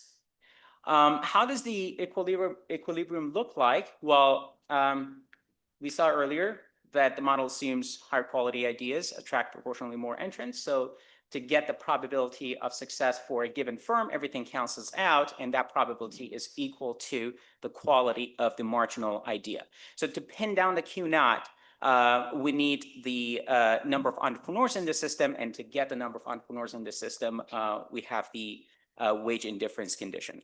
The equilibrium exists and is unique for small enough startup costs, and the reason for that condition is really that entrepreneurship would be worth doing when completely uncrowded. And the nice property that falls out of this model is that wages rank the state of the economy. So social output equals engineer welfare. Now, we talked about efficiency, so let's see where the inefficiency comes from. It comes from the congestion externality. I briefly mentioned this early on. Consider moving one entrepreneur from wage work to founding a startup. The private indifference condition is the expected profit net of the startup costs, but the social indifference condition is a little different because the social planner doesn't want to pay for transferring probability of success from one person to another. So the social planner doesn't value duplicative entrepreneurship. And so these two conditions line up only when the system is not congested, when this elasticity object is equal to zero. Now, note here that the wedge is not the deadweight loss. The wedge is this transfer of probability. The deadweight loss is the wage of the foregone wages and the startup costs as a result of duplicative entrepreneurship. Now, the last thing I want to show you on the theory side is that we've so far priced entry into entrepreneurship. Now, we ask where do these new entrants go, holding the number of entrants fixed. And to do that, we're going to make it a little bit more interesting. We're going to allow entrepreneurs or startups to fail for idiosyncratic reasons. So now each attempt is going to succeed independently with some probability P. That gives us two allocations: the straight line that is going to be the market allocation that we already saw, and the curved line, which is the planner's benchmark. And it is curved because there's obviously diminishing returns to attempts, but both start at the same place, but the curved line starts as steeper. So they cross at exactly one point, and beyond that point, market over allocates to higher quality ideas. So the takeaway here is that even under the standards of a planner that values additional attempts, there is still excessive entry into entrepreneurship into the highest quality ideas, and that's what we call the best idea trap. We bring these the main predictions of the paper to the data. We collect data on 38,000 U.S. tech startups founded between 2012 and 2018. And the key empirical exercise here is defining ideas. And by ideas, we mean those little clusters in which startups are competing for the same dollar. The standard to do this in IO is Holberg and Phillips, who have legally mandated 10K forms that under regulation SK has to have details about the products and services the company offers. So they build these vectors of products for publicly traded firms and calculate the cosine similarity. Problem is that in the startup world, there's no legally mandated anything when it comes to data. So we have to deal with these vague descriptions, marketing-oriented descriptions, sometimes puzzling ones, like this one, application Uber for dog walking, hardware Fitbit for dogs. Terrible way of, probably describing a business, but that's really what we deal with when we look at the descriptions of these startups. So what the starting point of the methodological departure we take is defining product markets prospectively. And this is building on the work that Guzman and Lee have done using startup descriptions to identify differentiation in how startups communicate their products and services in order to find at least a startup's intended positioning. To do this, we get AdWords-style keywords as reveal preference, meaning the customer intent that founders are willing to pay to reach. And in practice, to do this, we have LLM agents who are given the trait of being a marketing director of these companies to bid on the keywords that the company would bid on let's say Google for their ad campaigns. This is a good use. We believe this is a good use of application of LLMs because LLMs have been precisely shown to be really good at filling in the latent details that are missing from the actual data. The last step is to take these portfolios of keywords we have on each startup. So that we have 10 keywords for each startup, and we need to somehow cluster these into these product market niches.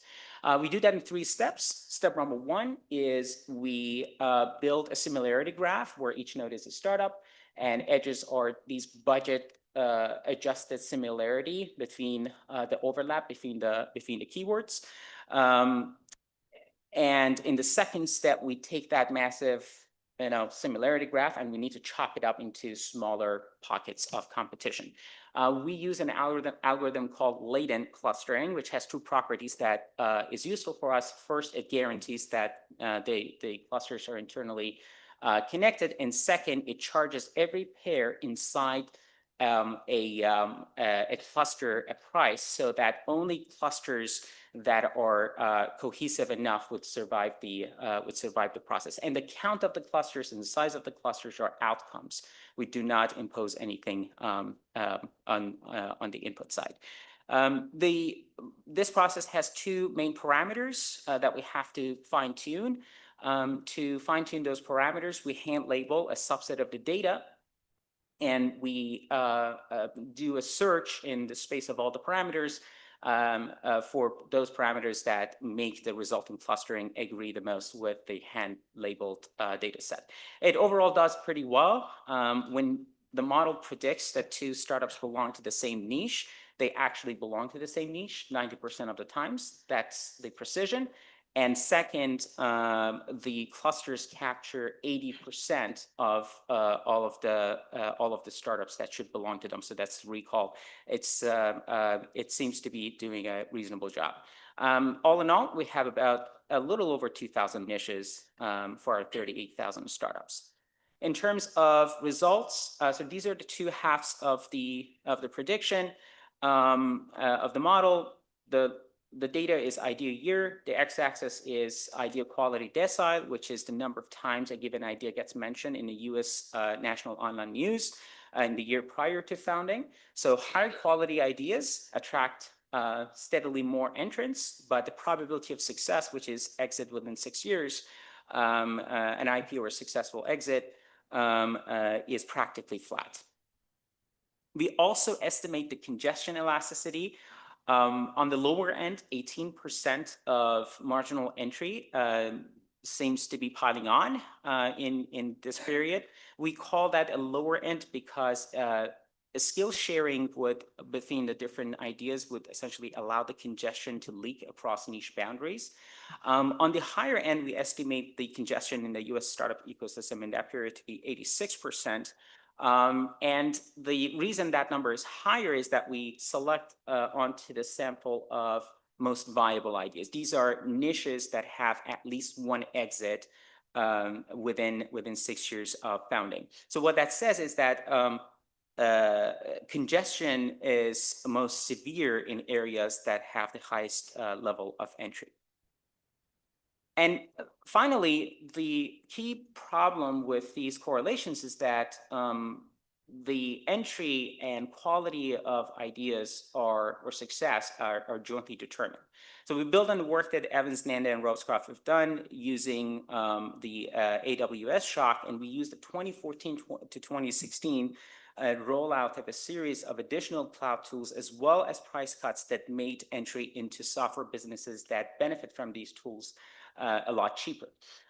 What we find is that the niches that are exposed that benefited from these price cuts experience a 9% increase in entry with no corresponding change in success rate. So if the unobserved quality was driving both entry and success, we would expect these to work together or go in the same direction. But the explanation that the estimates seem to be more consistent with the congestion mechanism that we show. To wrap things up, I want to point out a couple of things. The model is static because we're interested in the long-run equilibrium and not adjustment dynamics.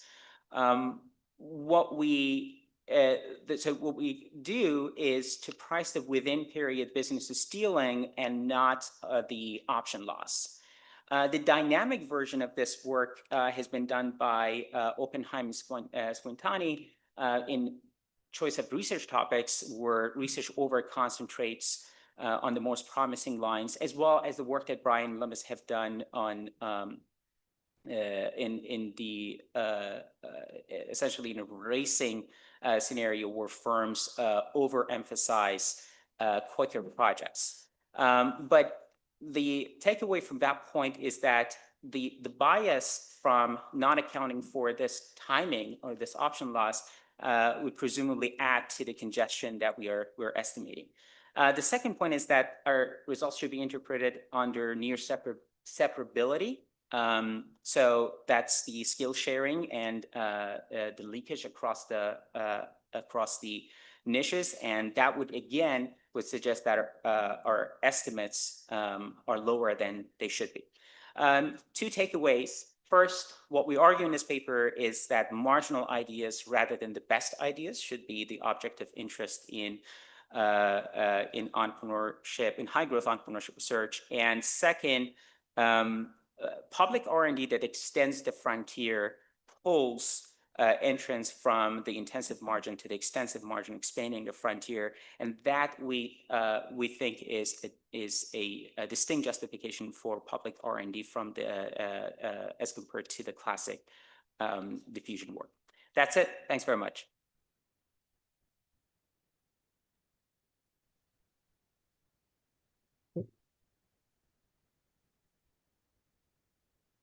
There he is. Awesome.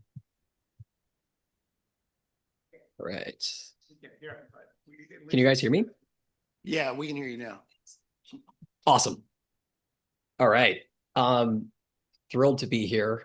First of all, just have to say, so as some of the people in this room know, I'm in a high-risk health category vis-a-vis COVID. And as a result, I basically haven't been able to go into buildings for the last 5 years, which means this is my first time at the NBER Summer Institute in a very long while. And I really appreciate the organizers accommodating my calling in.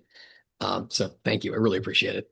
And I am especially thrilled to be here to be talking about marginal ideas, which is a super awesome paper. It is not marginal in the sense of valued economics, as we'll talk about.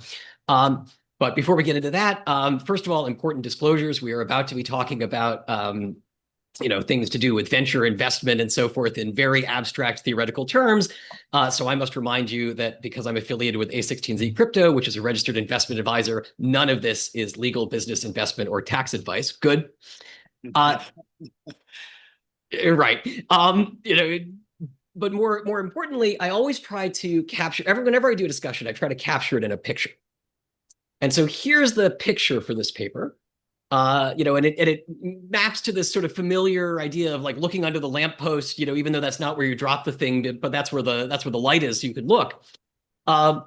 Here we have this story of like, sort of some bright, shining, like very intuitively important idea. And there's a whole bunch of entrepreneurs working on it together. And like the energy is great and they're all getting traction, but actually they're all congesting each other, right? Like, there's not really enough space for them to all hang out under the same light post at the same time. And then over here, we have this, entrepreneur who's on the margin, sort of right before we hit the point where, sort of where there's not enough light, and so this paper is really going to highlight that marginal idea. The paper itself, as Amir used in the setup, like really highlights this ride share and ride hailing, right? Even before there was, Uber and Sidecar, there was Taxi Magic. There were like, smartphone taxi hailing apps. The idea of like calling a car from your phone when your phone has a GPS and a computer screen, very intuitive, lots of attempts, many different companies all around the world. Airbnb perhaps seems a little bit less intuitive. Also, perhaps a harder idea to execute in some ways, right? Because it doesn't just require a phone. They both require some trust among strangers, but this one, sort of has a different style of trust surface.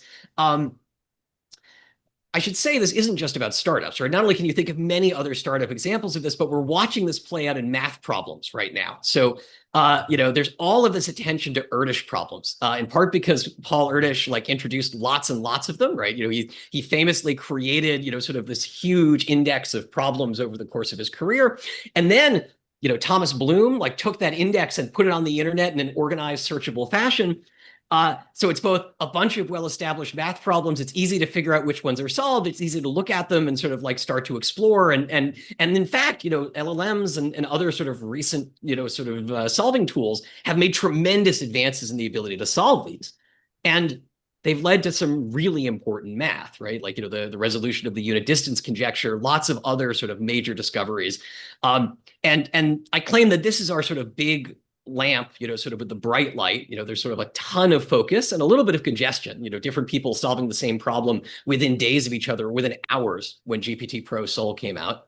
And just to be clear, I'm not saying there's anything wrong with this. Again, I dabble with Erdős problems myself. They're awesome. It's a lot of fun, and we're learning a lot of really important math along the way. This is just a point about congestion.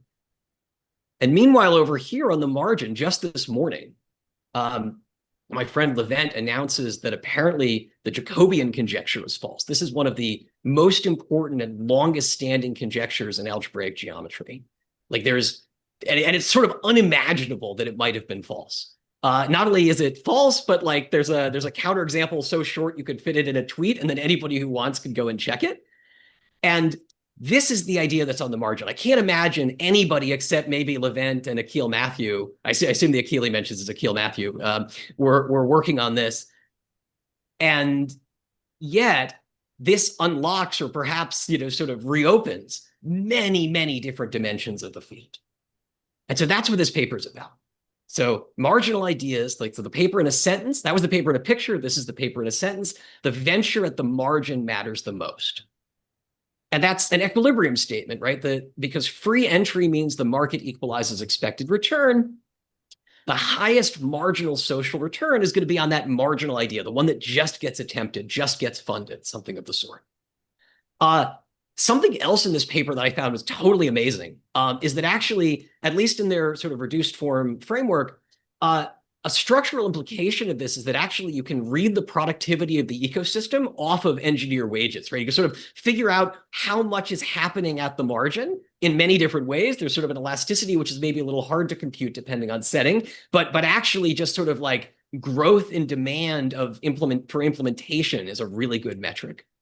And then also it speaks to policy. It says, you shouldn't just expand the set of entrepreneurs, you have to expand the set of viable ideas. Right? If you just make it much easier for people to, start companies, maybe they all go and start rideshare apps. But if you create an entire new framework of the types of companies you can create, maybe now that's going to enable sort of more spreading and more sort of novel discovery. Okay.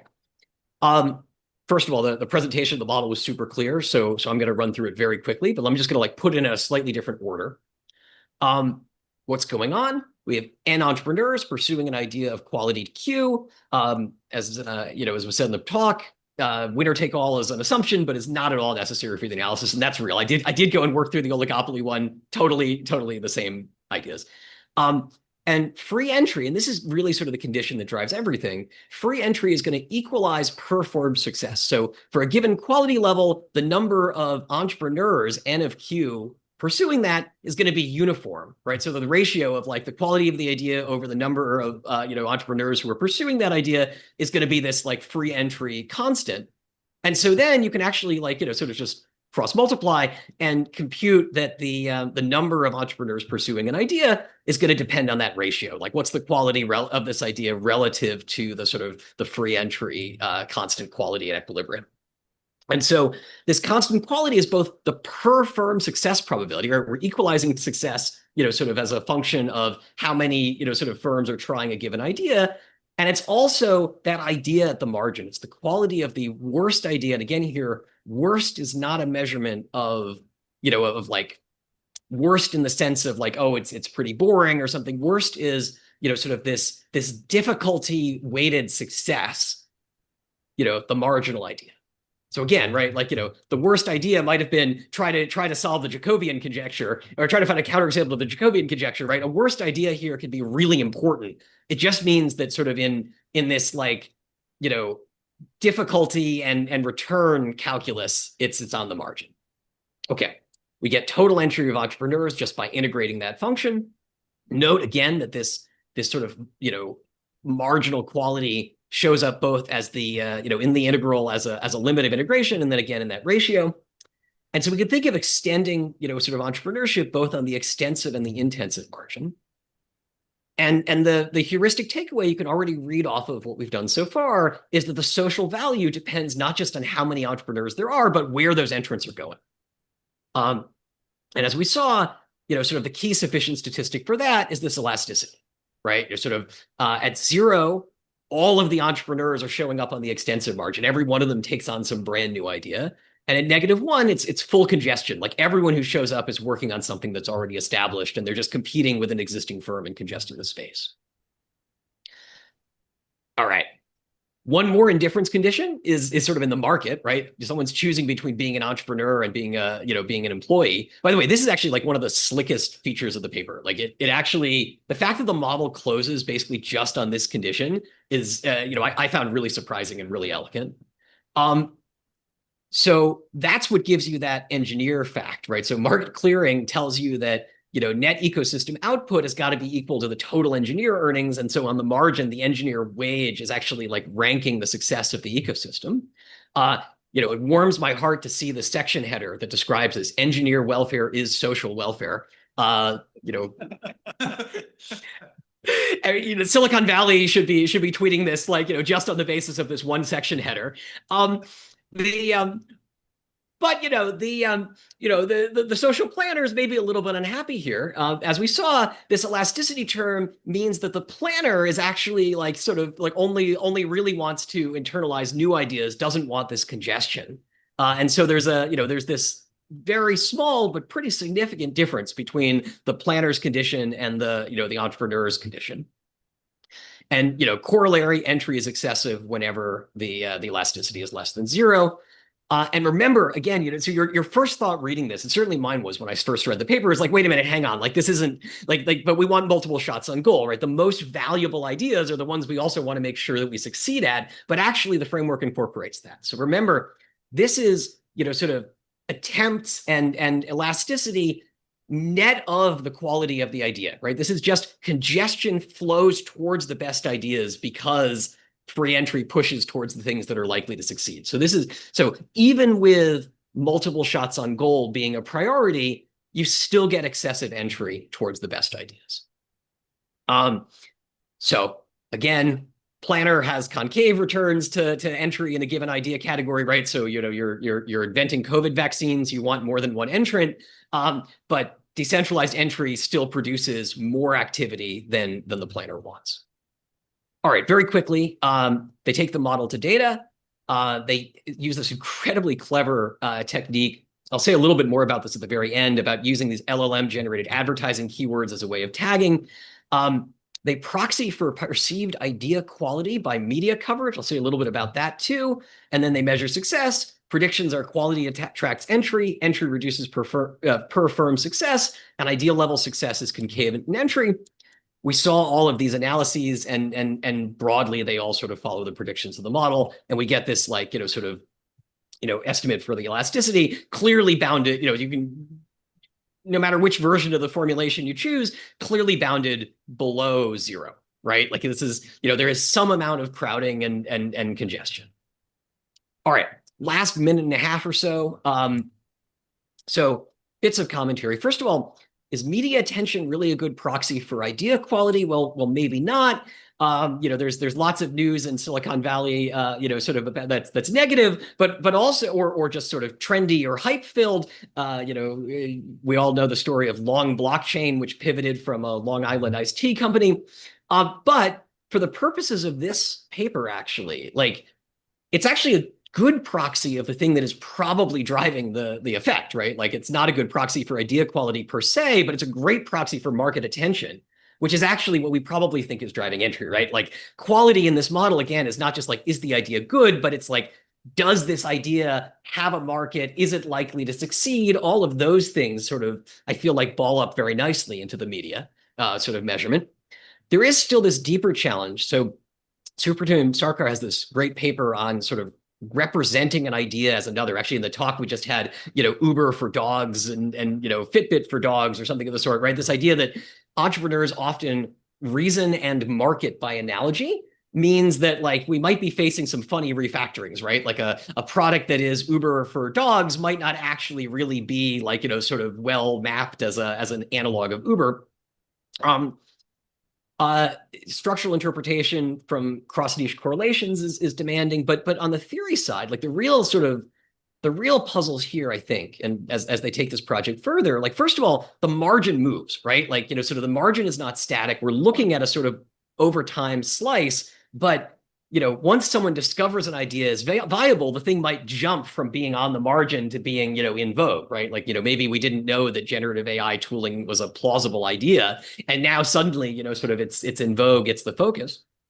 And then even within firm, the idea is not static, right? The estimates of an entrepreneur about the quality of an idea, and this I do mean Q in the sense of this paper, evolves privately over time, and that puts a little pressure on the common knowledge assumption. But actually, I think if you're thinking about this sort of in the abstract, the thing that you're most concerned about is that the idea space is multidimensional. And instead of being, sort of once upon a time, maybe we could get away with being a theorist just saying oh, well, you didn't account for multidimensional idea spaces. Nowadays, you can't do this. You have to at least go and check whether it's doable. And the good news is I can tell you it is, and it's basically for free, and the message of the paper is the same. So if you were worried that idea quality and founder market fit might somehow be sort of dual variables in understanding what's going on here, we can rederive a version of the model and get essentially the same conclusion with a marginal surface rather than a single marginal idea, right? So what's the story? Now it's some industries are easier. A good idea in an easy industry attracts many entrants. It becomes congested. A comparably good idea in a harder industry may have few entrepreneurs, but very high skill ones, so much less congestion. And so it's no longer just the worst idea funded, but actually this marginal entrepreneur or idea curve. And if we pick a reasonably simple parameterization, I think you can actually do all of it with marginal comparative statics. I don't think you need this parameterization, or sorry, monotone comparative statics. I don't think you need this parameterization, but this fits on a slide. If we have increasing differences in this sort of skill, sort of difficulty structure, then we get higher skill entrepreneurs sorting into the harder ideas. The higher quality ideas attract entry, holding difficulty fixed.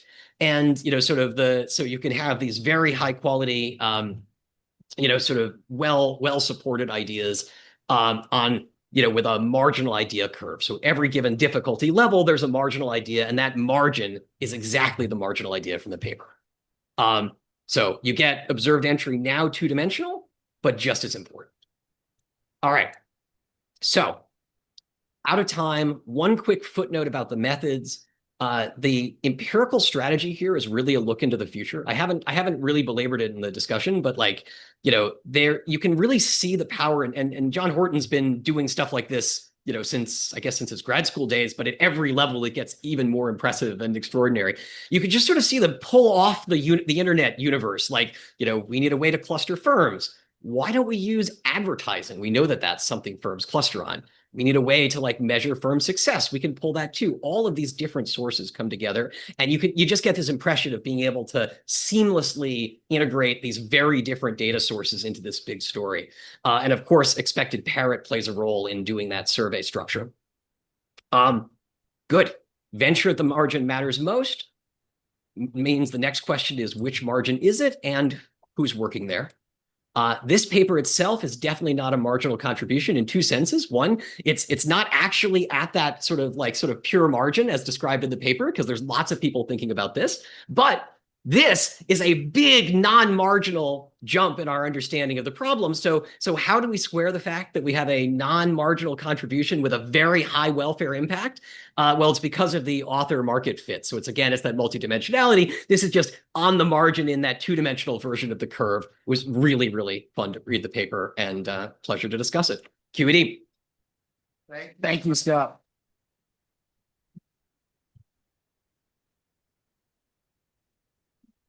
Couple meta questions, and who better than Scott start? Well, yes. And then both excellent, super excellent paper and super excellent discussion as well, Scott. So I sort of agree. I'm going to take Scott seriously. That I think the thing when I saw I kind of clicked through a few days ago. The thing that I think is a little bit difficult is actually getting at idea quality. And I think actually it can be a lot simpler than that, because I think there are only three types of ideas in the population you're looking at. There are ideas, because your idea is there's a fixed probability, there's a payoff to success that's fixed, basically, but the probability that you get there, right? They're hard things and they're lower probability. So my sense is there's kind of three kinds of businesses. There are businesses that require zero miracles. Like you might have to work hard, but there's essentially, you can do it. I can make today Uber for chickens, as Sabrina famously put it, right? Like it's just an implementation problem. Then there are, Josh has a paper on this, and there's sort of like religion around this. There are I think most VC-backed ideas require one miracle, where miracle is one thing, a core hypothesis that maybe happens less than 15% of the time.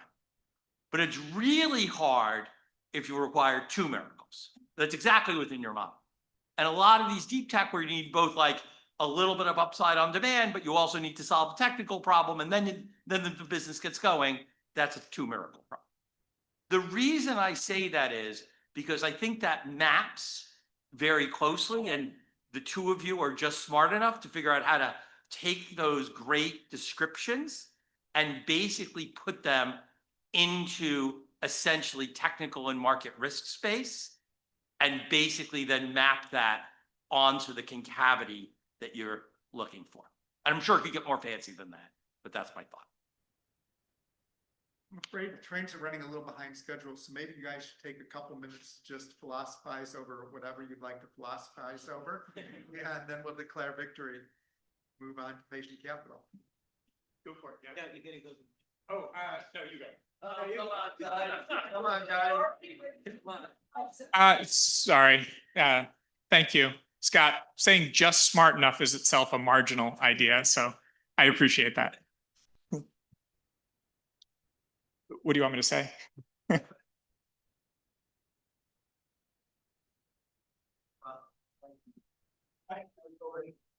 Thank you very much for the excellent discussion, Scott. I think you yeah, made some really nice points and appreciate the kind words about the paper. And yeah, so thank you.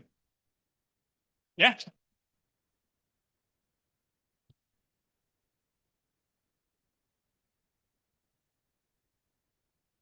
And maybe Tom, are you coming up next to do this? No. Oh, great. We'll just remind people, 6:30, Marlowe Hotel across the street, boot campers plus brilliant entrepreneurship attendees, food and drink. What more can you ask for in life? Take it away. Okay. Before I start, I would like to thank the organizers for including our paper into the program. So this is a joint work with Tom's here and the team. And our paper studied the capital allocation role of long-term investors in the VC context. You require substantial long-term investments to address some of the world's most challenging problems, such as clean environment, aging population, or even AI infrastructures. And because of the long-term investment cycles and uncertainties, many of those investment opportunities are actually financed by private capital markets, which we typically consider as being patient. However, as we know, the private market, at least in the US, is becoming increasingly accessible by retail investors, which are presumably short-term investors. It is unclear how this trend will affect patience in the capital market. On the one hand, there is plenty of evidence from the public market showing that the presence of long-term investors, such as insurers and pension funds, they reduce corporate myopia and lowers cost of capital. But on the other hand, private markets are fundamentally different from public markets. For example, in the VC context, the market is intermediated by VC funds that channel capital from heterogeneous LP investors to risky startups. And those LP investors, they typically delegate investment decisions to the GPs. And at the same time, they are generally considered as being passive investors. And also the VC funds are usually structured as a closed-end with a predetermined fund life. So those fund designs are presumably designed to insulate GPs from LP pressure. So the patience of VC funds may just be a feature of the intermediary itself. So our paper studies the role of a long-term investor, whether the presence of long-term investors translate into more patient investment strategies by VC funds, and how does it affect portfolio outcomes? And if so, what shapes the transmission of patience from LP investors ultimately to the startups? Well, to study this question, it is actually quite challenging for at least 3 reasons. First of all, it requires a sharp and exogenous change in investor base associated with the investment horizon. But we know in the US, the market has been historically dominated by long-term investors such as pension funds, insurance, and endowments. And second, in other countries, there's little systemic data on LPs or GPs and their portfolio investments. And even in the US context, with granular LP-GP relationships, LP-GP relationships, we don't have great data on commitment amount and change of ownership and a fund level. And third, even if we can provide causal evidence on how VC funds respond to LP base, it's hard to clearly tell whether they are responding to the patience of the LP investors or sophistication of the LP investors or other factors. And we'll address this problem by studying China's VC market, which is the second largest VC ecosystem in the world. And the VC system in China is very unique and ideal for our problem research question for at least 3 reasons. First of all, it has a unique dual currency feature in the sense that the fundraising market in China is segmented into a RMB market and a USD market, and with distinct investor base in terms of LP types. And there was important deregulation, then changed the investor base of the RMB market without affecting the investor base in the USD market. And second, we assemble what we believe is a best coverage of the China's VC market system by consolidating various proprietary databases and China's business registry data with great data quality on LPs information at the fund level.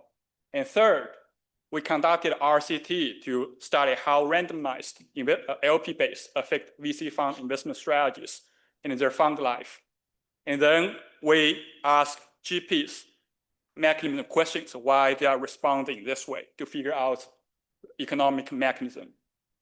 So headline message of our paper is that we provide causal evidence that the presence of long-term investors shapes the intermediation in the VC market.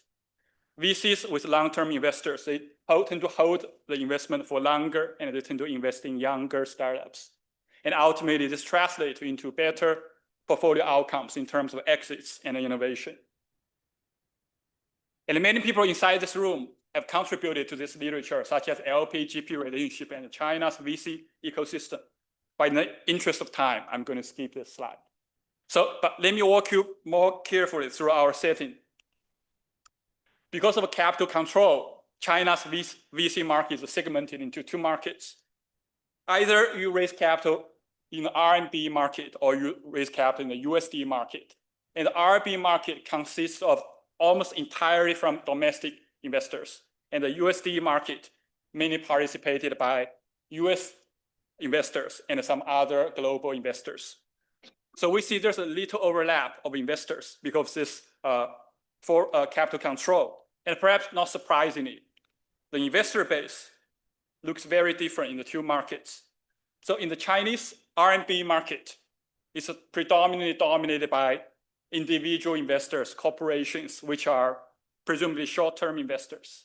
And in the USD market, it is just like a typical US market with the presence of endowments, pension funds, and insurance companies. And we see that historically, we rarely see long-term investors in the Chinese market. And because of regulatory reasons, those two capital pools do not mix together in a single fund. Instead, a GP raises capital from RMB or USD market and pull them into two separate vehicles. But they have the same investment opportunities. Both type of funds invest in domestic Chinese startups.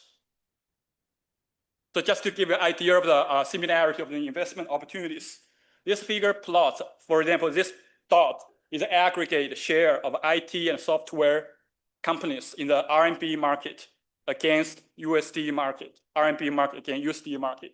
If the dot is close to the 45-degree lines, it means the aggregate share is very close. And we see that most of those industries, at least aggregate, fall very close to the 45-degree lines. So just to give you an idea of the similarity of investment opportunities in those two markets.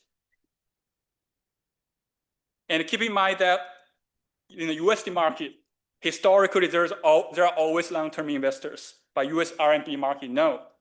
And historically, because of regulatory reasons, domestic insurers are not allowed to invest in VC funds. And this restriction was lifted in 2014 because of declining investment yields in the fixed income market for the insurers, Chinese insurers. So this restriction was basically deregulated. And this deregulation doesn't affect the USD market because it's predominantly US investors already being long-term. So we can see that this basically provides the rationale for our identification. So we're starting two funds, very similar funds matched by the same GP, but with the only major difference is their investor base and how a change in the investor base affects their portfolio outcomes and their investment strategies with a very similar investment opportunities. So we can see that before the deregulation, we can focus on the red line. The red line is a dollar amount of commitment by domestic insurers in the RMB market. We can see that before the deregulation, we don't see any insurers. And after the deregulation, we see an immediate and a persistent increase in the presence of domestic insurers in terms of capital commitments. And at the peak, this accounts for more than $4 billion in a single year. And this gives us the rationale about the idea motivates our difference in difference design. So in terms of data, as I already said, we consolidate various proprietary databases. We consolidate PitchBook, Preqin, and Zero to IPO. Zero to IPO is a major Chinese VC data provider. And also, what's more, we also consolidated with Chinese business registry data, which give us very granular data on the LP information. And our sample consists of VC funds raised by Chinese GPs between 2005 and 2019. And we run a difference in difference design with the treatment assignment being RMB and post 2014, that's a year of deregulation. And we control for fund sequence fixed year, final close fixed effects, and a GP fixed effects. And in our robustness, we also control for GP by pre versus post period fixed effects and GP by currency fixed effects. So before we show you the result, just let us validate that insurers are actually long-term investors in the private market setting. We validate it using two ways. First, we're using the regression framework, because keep in mind, we see change of fund ownership and fund level in RMB market.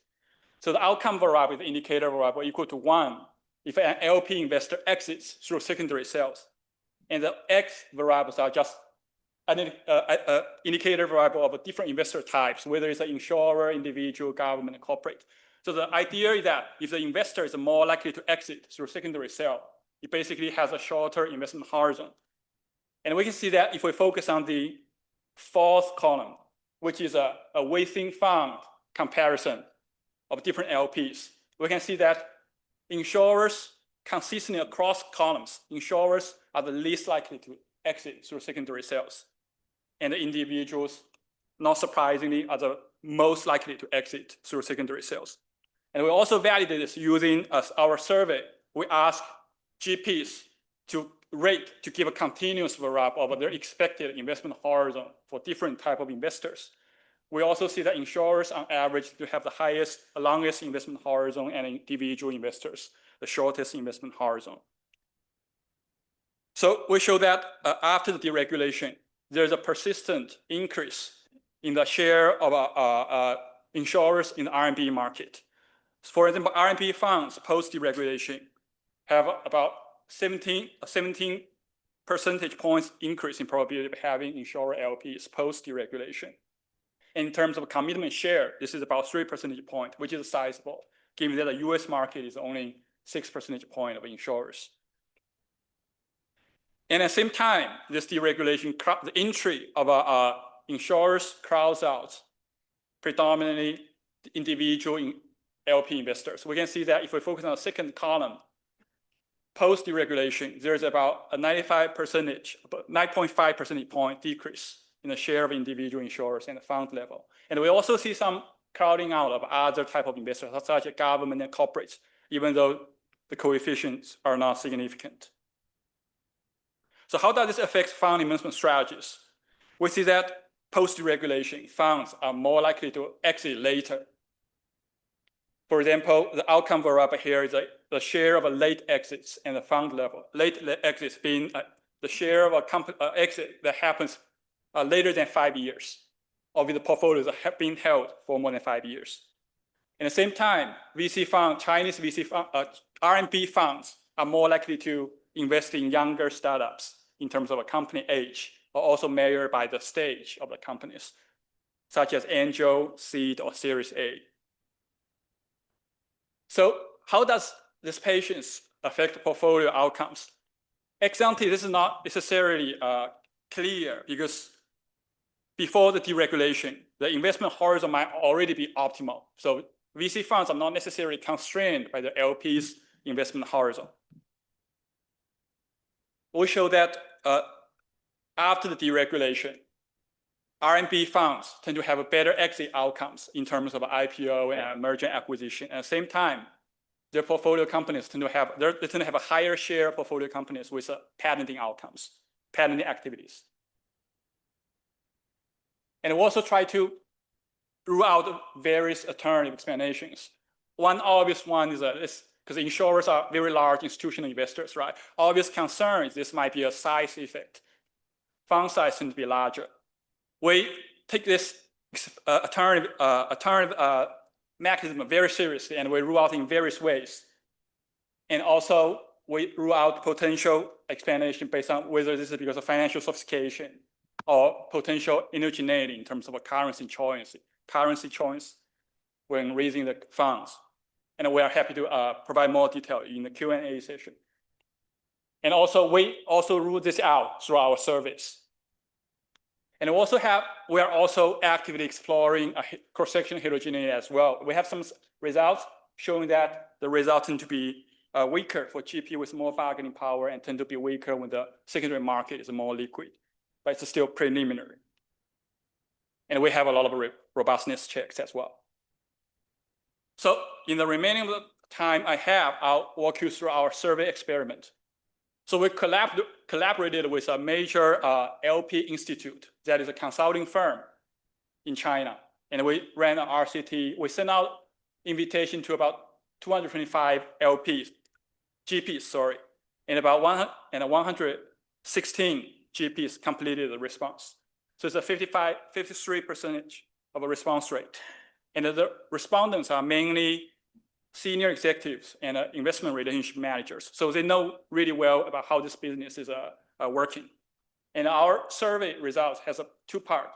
First is that we have a RCT with a randomized investor base. And we present those investor base to GPs asking to choose their fund life and their expected investment horizon. And then our second part follows is a mechanism question. We ask why they choose this decision based on this proposed investor base.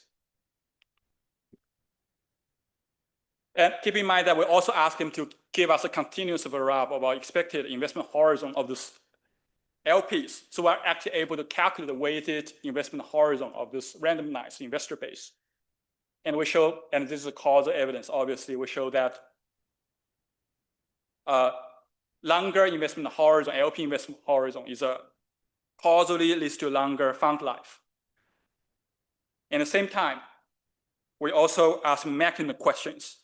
And the most highly cited question about why they choose a longer fund life and a longer investment horizon is because GPs explicitly rate choose a horizon of the LPs as being the most important driver. Second and third factor being risk preference and return expectation.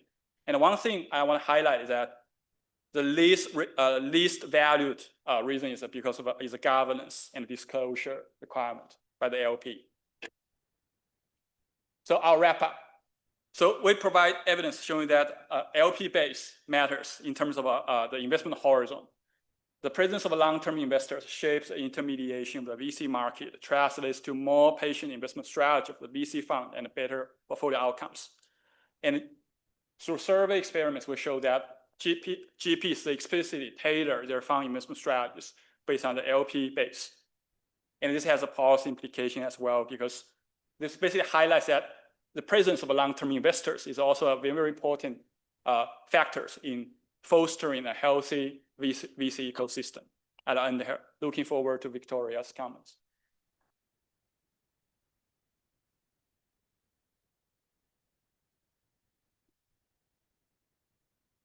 All right, well, it's a pleasure to be here and a pleasure to discuss this paper.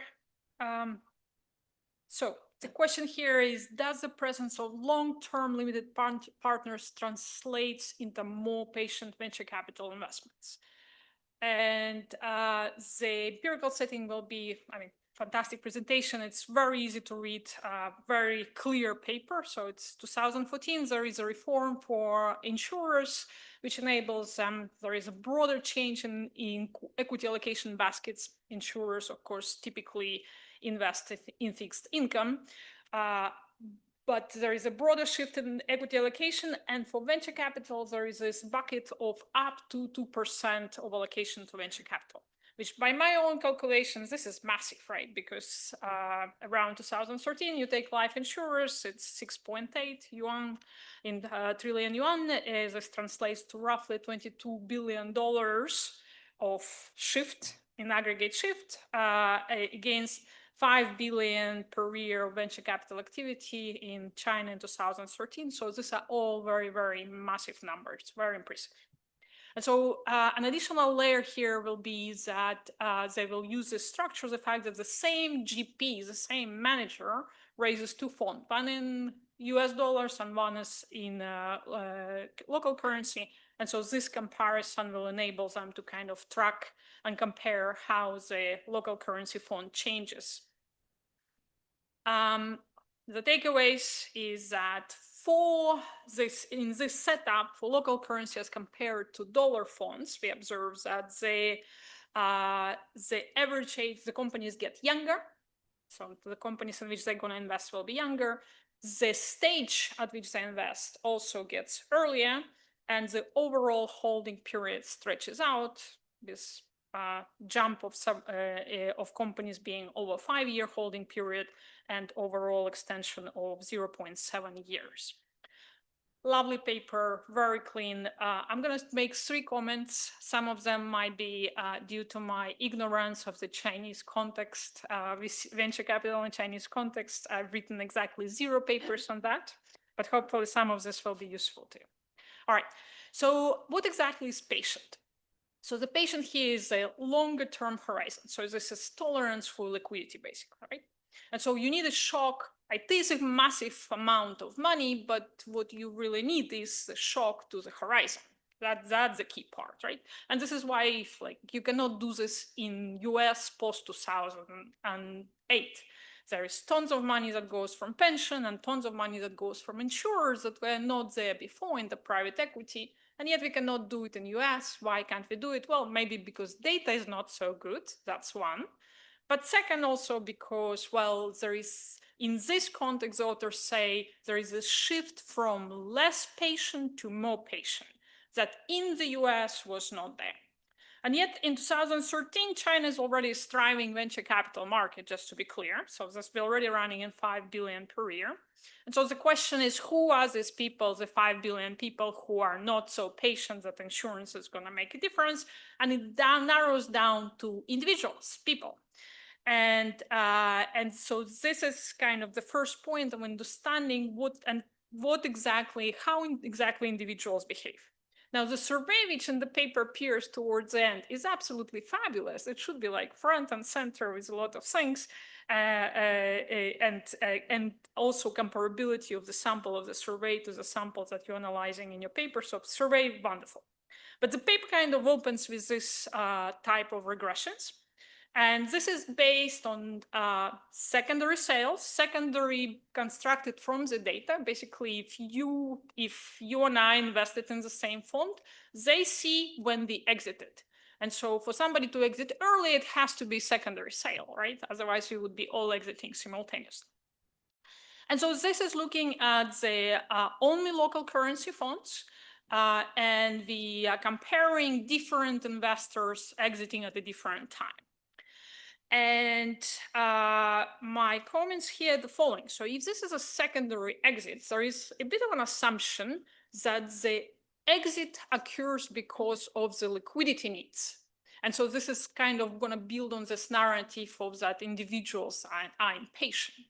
All right, well, actually, the primary reason for a secondary sale is not liquidity need, it's portfolio rebalancing or cleaning your books.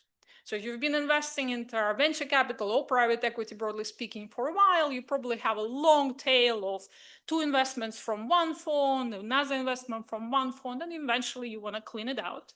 You might want to also rebalance your portfolio because they perform differently and you might have a target. Importantly, and especially for individuals or anybody with constrained budget, is that you want to commit money to a new fund. So secondary provides you an ability of getting a check and reinvest with a new fund as opposed to being stuck with some older investment. All right, and so if you think about it this way, then, well, insurers who are the new in this block, well, they did not accumulate a venture capital book yet. They shouldn't be selling anything. They're still building it. If they will arrive, well, they want to clean it or rebalance it or get more money to commit to new. But currently, they don't need any of it. And so it's a little bit weird to plug in insurance in there. They should show up with a negative sign without anything speaking about individuals. And so I think that if you want to speak about individuals through this set of results, I would throw insurers out, and you should compare them to other institutions that already have been there. Importantly, you have a longer horizon. By the way, I think that I got from the pictures that were shown, it's clear that I got the 90 plus wrong. But just to be clear, before insurers show up, individuals are already mingling with institutions. And it's also useful to understand how come those institutions are not patient. right? What's going on with them? And I think the results here, like the positive signs for anybody who's been around and investing, negative sign for the new people, the insurers kind of line up with this kind of intuition. So I don't think that might be necessary help. Now, the other thing is that we tend to generalize of this like, oh, but of course, committing tons of money into something that has 10-year horizon, well, we can all relate to that, but like, what if we need some money? But maybe we are not the audience here, right? So in fact, while we are still understanding people, individuals, non-institutional investment in long-term asset classes, one thing that we already know is that there is two different buckets of these people. So the entire retailization phenomenon, of which a lot's been written recently, is about people who sign up check over 100K, and now it's as low as a 20K or a 10K, whereas the history of private equity is filled with very wealthy individuals. And those tend to be very, very patient. Angel investors come from that crowd, and a lot of perpetual funds, ironically, that's niche fields, that is not 10-year drawdown funds, but perpetual funds. They raise money from family offices, small family offices. So actually a lot of intuition suggests that these folks entrepreneurs who sold their company or just wealthy individuals, are incredibly patient. So it's very bimodal and doesn't serve the purpose to kind of commingle those people for which retailization works and for which all the news coverage. And there the problem of impatience, liquidity is indeed the problem, but it's very different. So I don't know which one is it is in China. I know that in 2013, the phenomenon of retailization in Europe and in the US did not exist. So maybe we can learn something about China. China have done many things before the other markets have done. So perhaps they cracked down the retailization already. And perhaps you are looking at these guys over here. But I don't know if you're talking about, it might be that you're talking about the blue bucket. And then nothing suggests that they should be impatient. I got it, yes? All right, so let's move to the second point. So of course, the big concern of which they're fully aware is that, well, how do I know that this is not just they got a whole bunch of money, they got more money, and so this private equity, the same funds, they got riskier. They went after younger companies, they started to invest in the earlier stage. So that's kind of the competing hypothesis on the background. And similar kind of intuition you can see in 2008 in the US, where private equity industry got much more money and it expanded toward middle market and SaaS. Now, the first order of defense here, I think, is this design, right, that they have, which is a difference in difference. But the implicit assumption there is that the investment opportunities for the local currency versus dollar fund are kind of stays the same. Put differently, is that you allocate based on the sum of the two, dollars plus yuan, as opposed to kind of thinking about dollars to dollars and the local currencies. So the assumption about investment opportunity somehow staying constant, even though you're injecting money through the local currencies, that's assumption I feel like needs to be a little bit more unpacked. Now, the author saying that they looked at the font size and they say that the font size stays relatively constant. I frankly don't get how that math works, because if the GP number stays relatively constant and the construction requires you those GP to exist and you have more money, then one divided by the other explodes the font size. Now, the alternative is that they raise fonts more often. Maybe that's why you don't see the difference. Another alternative, which is kind of there in the background, is that individuals are out and insurance companies are out. But that's kind of very weird. Where did the individuals went? These are like very wealthy individuals. Where did all that money go? For me personally, it would be lovely to understand a little bit better how these two different currencies are managed by the same manager. Are the people the same? Is the investment committee the same? And perhaps more importantly, you are loading on FX exposure in one of them, right? Because one is in dollars and you're investing in some, if you're saying that the investment opportunity is exactly the same, then one of them has a massive exposure to currency. That's how it works. And so it seems almost like it can be that the investment opportunities are exactly the same, right? Or that it's like you're randomizing between one and the other. So I wonder how it all squares and like, how does it work? How do they think about it? Final comment from me is that there is this big assumption that the Chinese insurers are the smart agents of a free market. And that's not kind of how I think about the insurance companies which manage trillions of savings in Japan, in the G20 countries, and in general. There are many examples of financial repression, right? And so in this context, it's kind of interesting that it also coincides with 2019, 2020. We know that there have been a lot of government efforts precisely catered at earlier stage, younger firms, because they were the ones that were affected the most. And I wonder if there might be a little bit of an element of financial repression in this context. All in all, super nice paper, very clear identification, love the survey, should go in front. But for me, we have to be careful in generalizing individuals. There are those individuals who behave like institutions or better, and then there is the other extreme of those individuals. And more broadly, if you provide guidance about management of this current different currencies and consider possibility of financial repression, that will do it for me. Thank you very much. Thank you, Victoria. I guess I'll take the first question as organizer prerogative.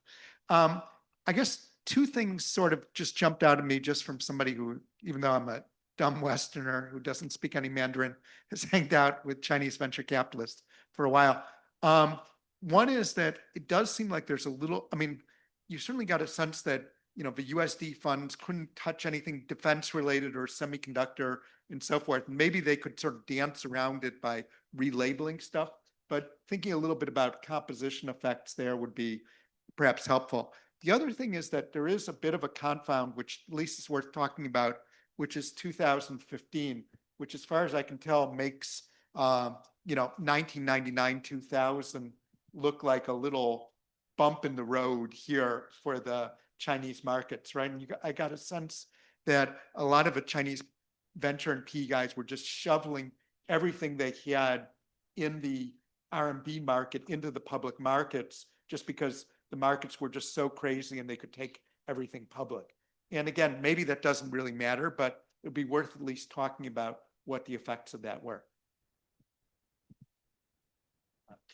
So very interesting. And I know less about the Chinese venture capital market than Josh, Victoria, definitely the writers. So my questions are in terms of clarification and going, you know, along the same lines as Victoria. So one question is there any heterogeneity in the insurance companies, or are there some insurance companies that would invest and others that would not, and what was their own portfolio before they started investing? I think that might be useful to learn. The other question is basically about the individuals. So if I understood one of the tables correctly, and again, Victoria, of course, raised several good points about the individuals, most of the crowding out was of individuals, which seems to support the theme of this paper, which is that individuals are short-term, insurers are long-term, so the venture capital changed their position. Now, on the other hand, if all the others that weren't crowded out were patient to begin with, then why did we need the insurers to change the position? So just a little bit of clarification about this crowding out. And finally, the role of the government. I don't know much about China, but government plays a very big role. So going on to Victoria's comment, what was the government position about all of this, and might it be responsible for some of the changes that we see? Yeah, great paper. So I was wondering if you can speak more about what this patience is. Could it be, for example, a preference for stale portfolio marks or late resolution of failed investments that insurance company may have a greater preference than private individual players? It may have implications for policies that this study may allude to. And because the shock was a while ago, you can actually see what realizations are, right? So it's not too early to tell.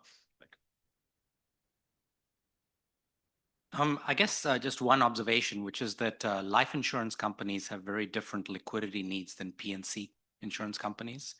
And with the life insurance, it's much more stable and predictable. And with P&C, you have a fire or something or the other. So I don't know what the composition of the insurance companies were, but just an idea that you might want to try to exploit that variation and think about how you could use it for yourself.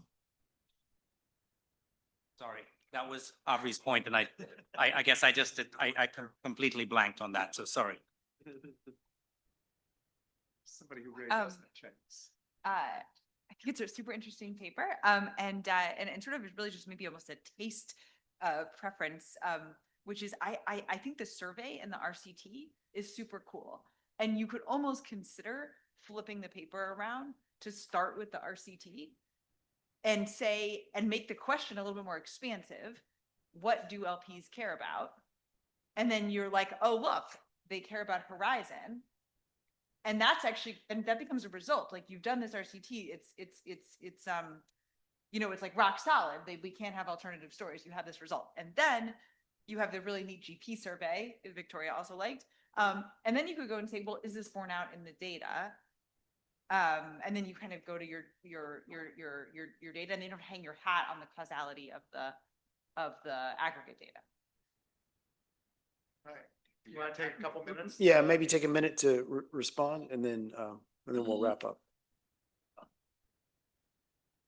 So first, thank you so much, Victoria, for the very thoughtful discussion. So a lot of actionable items. We really like it. So just a few clarifications. Actually, is also kind of echoes by the audience. One thing is about individual investor. Actually, Josh and I, when we have RFS paper right now, like recently accepted. So we need to dig in along the line. So in that paper, we also try to look at individual investors in VC, actually in China. So it turns out that over 50% of them, they are entrepreneurs. They just like recently become rich individuals, or maybe the second generations of the entrepreneurs. So they try to preserve their wealth, just quickly looking for the investment opportunity. So in that sense, we try to, I mean, of course, maybe it's kind of a Chinese thing, but their kind of intentions is kind of like earn fast money to preserve the wealth. And that's why a lot of, like in the surveys, for example, all the GPs, actually, that's a consensus, say, okay, these individuals, wealthy individuals, they are just less patient compared to institutionals. But I also need to clarify a little bit. You are absolutely correct. The family office, maybe that's a different animal. But unfortunately, like in China, the family office business is just maybe took off like maybe a recent decade. So in our time period, they show up like not that frequent. So, but the other points are well taken. So the other thing regarding the capital supply, so you are right. So at the beginning, we are a little bit surprised to see that the fund size somehow are kind of constant. Even the change, they are not kind of significant. So it turns out actually at extensive margin, indeed, we see more funds they launch. So we are not ruling out that, okay, they launch more funds and these new funds become patient. But however, we try to emphasize that at the intensive margin, given the same fund size, whether suppose we change composition of the LPs, whether they're responding, become more patient.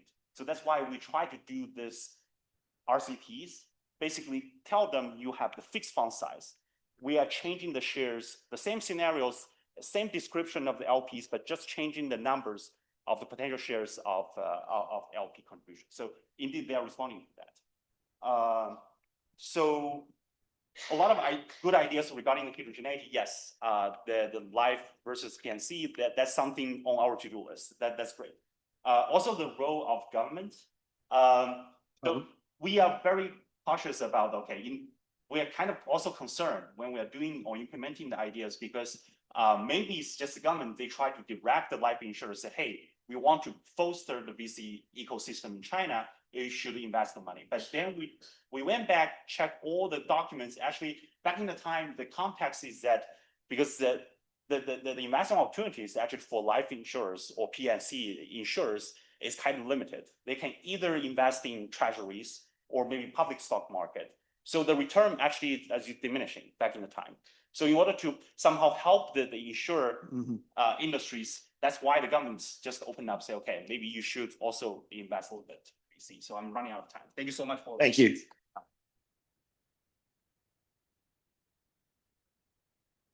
Sorry to cut you short, but we're running over on time and we need to wrap things up and conclude here. So I want to start by thanking the presenters and especially our great discussants today, some of whom were called into service and under very short notice, for a great set of papers and discussions. Thank you very much. And let me also just remind everyone once again, Bambara at 6:30, boot camp reception. Bambara is the restaurant across the street in the other hotel, Marlowe, I think it's called. 6:30. Tomorrow, 5 o'clock, right out there, group joint reception with the other PIE working groups. Thanks a lot, y'all. Thanks for the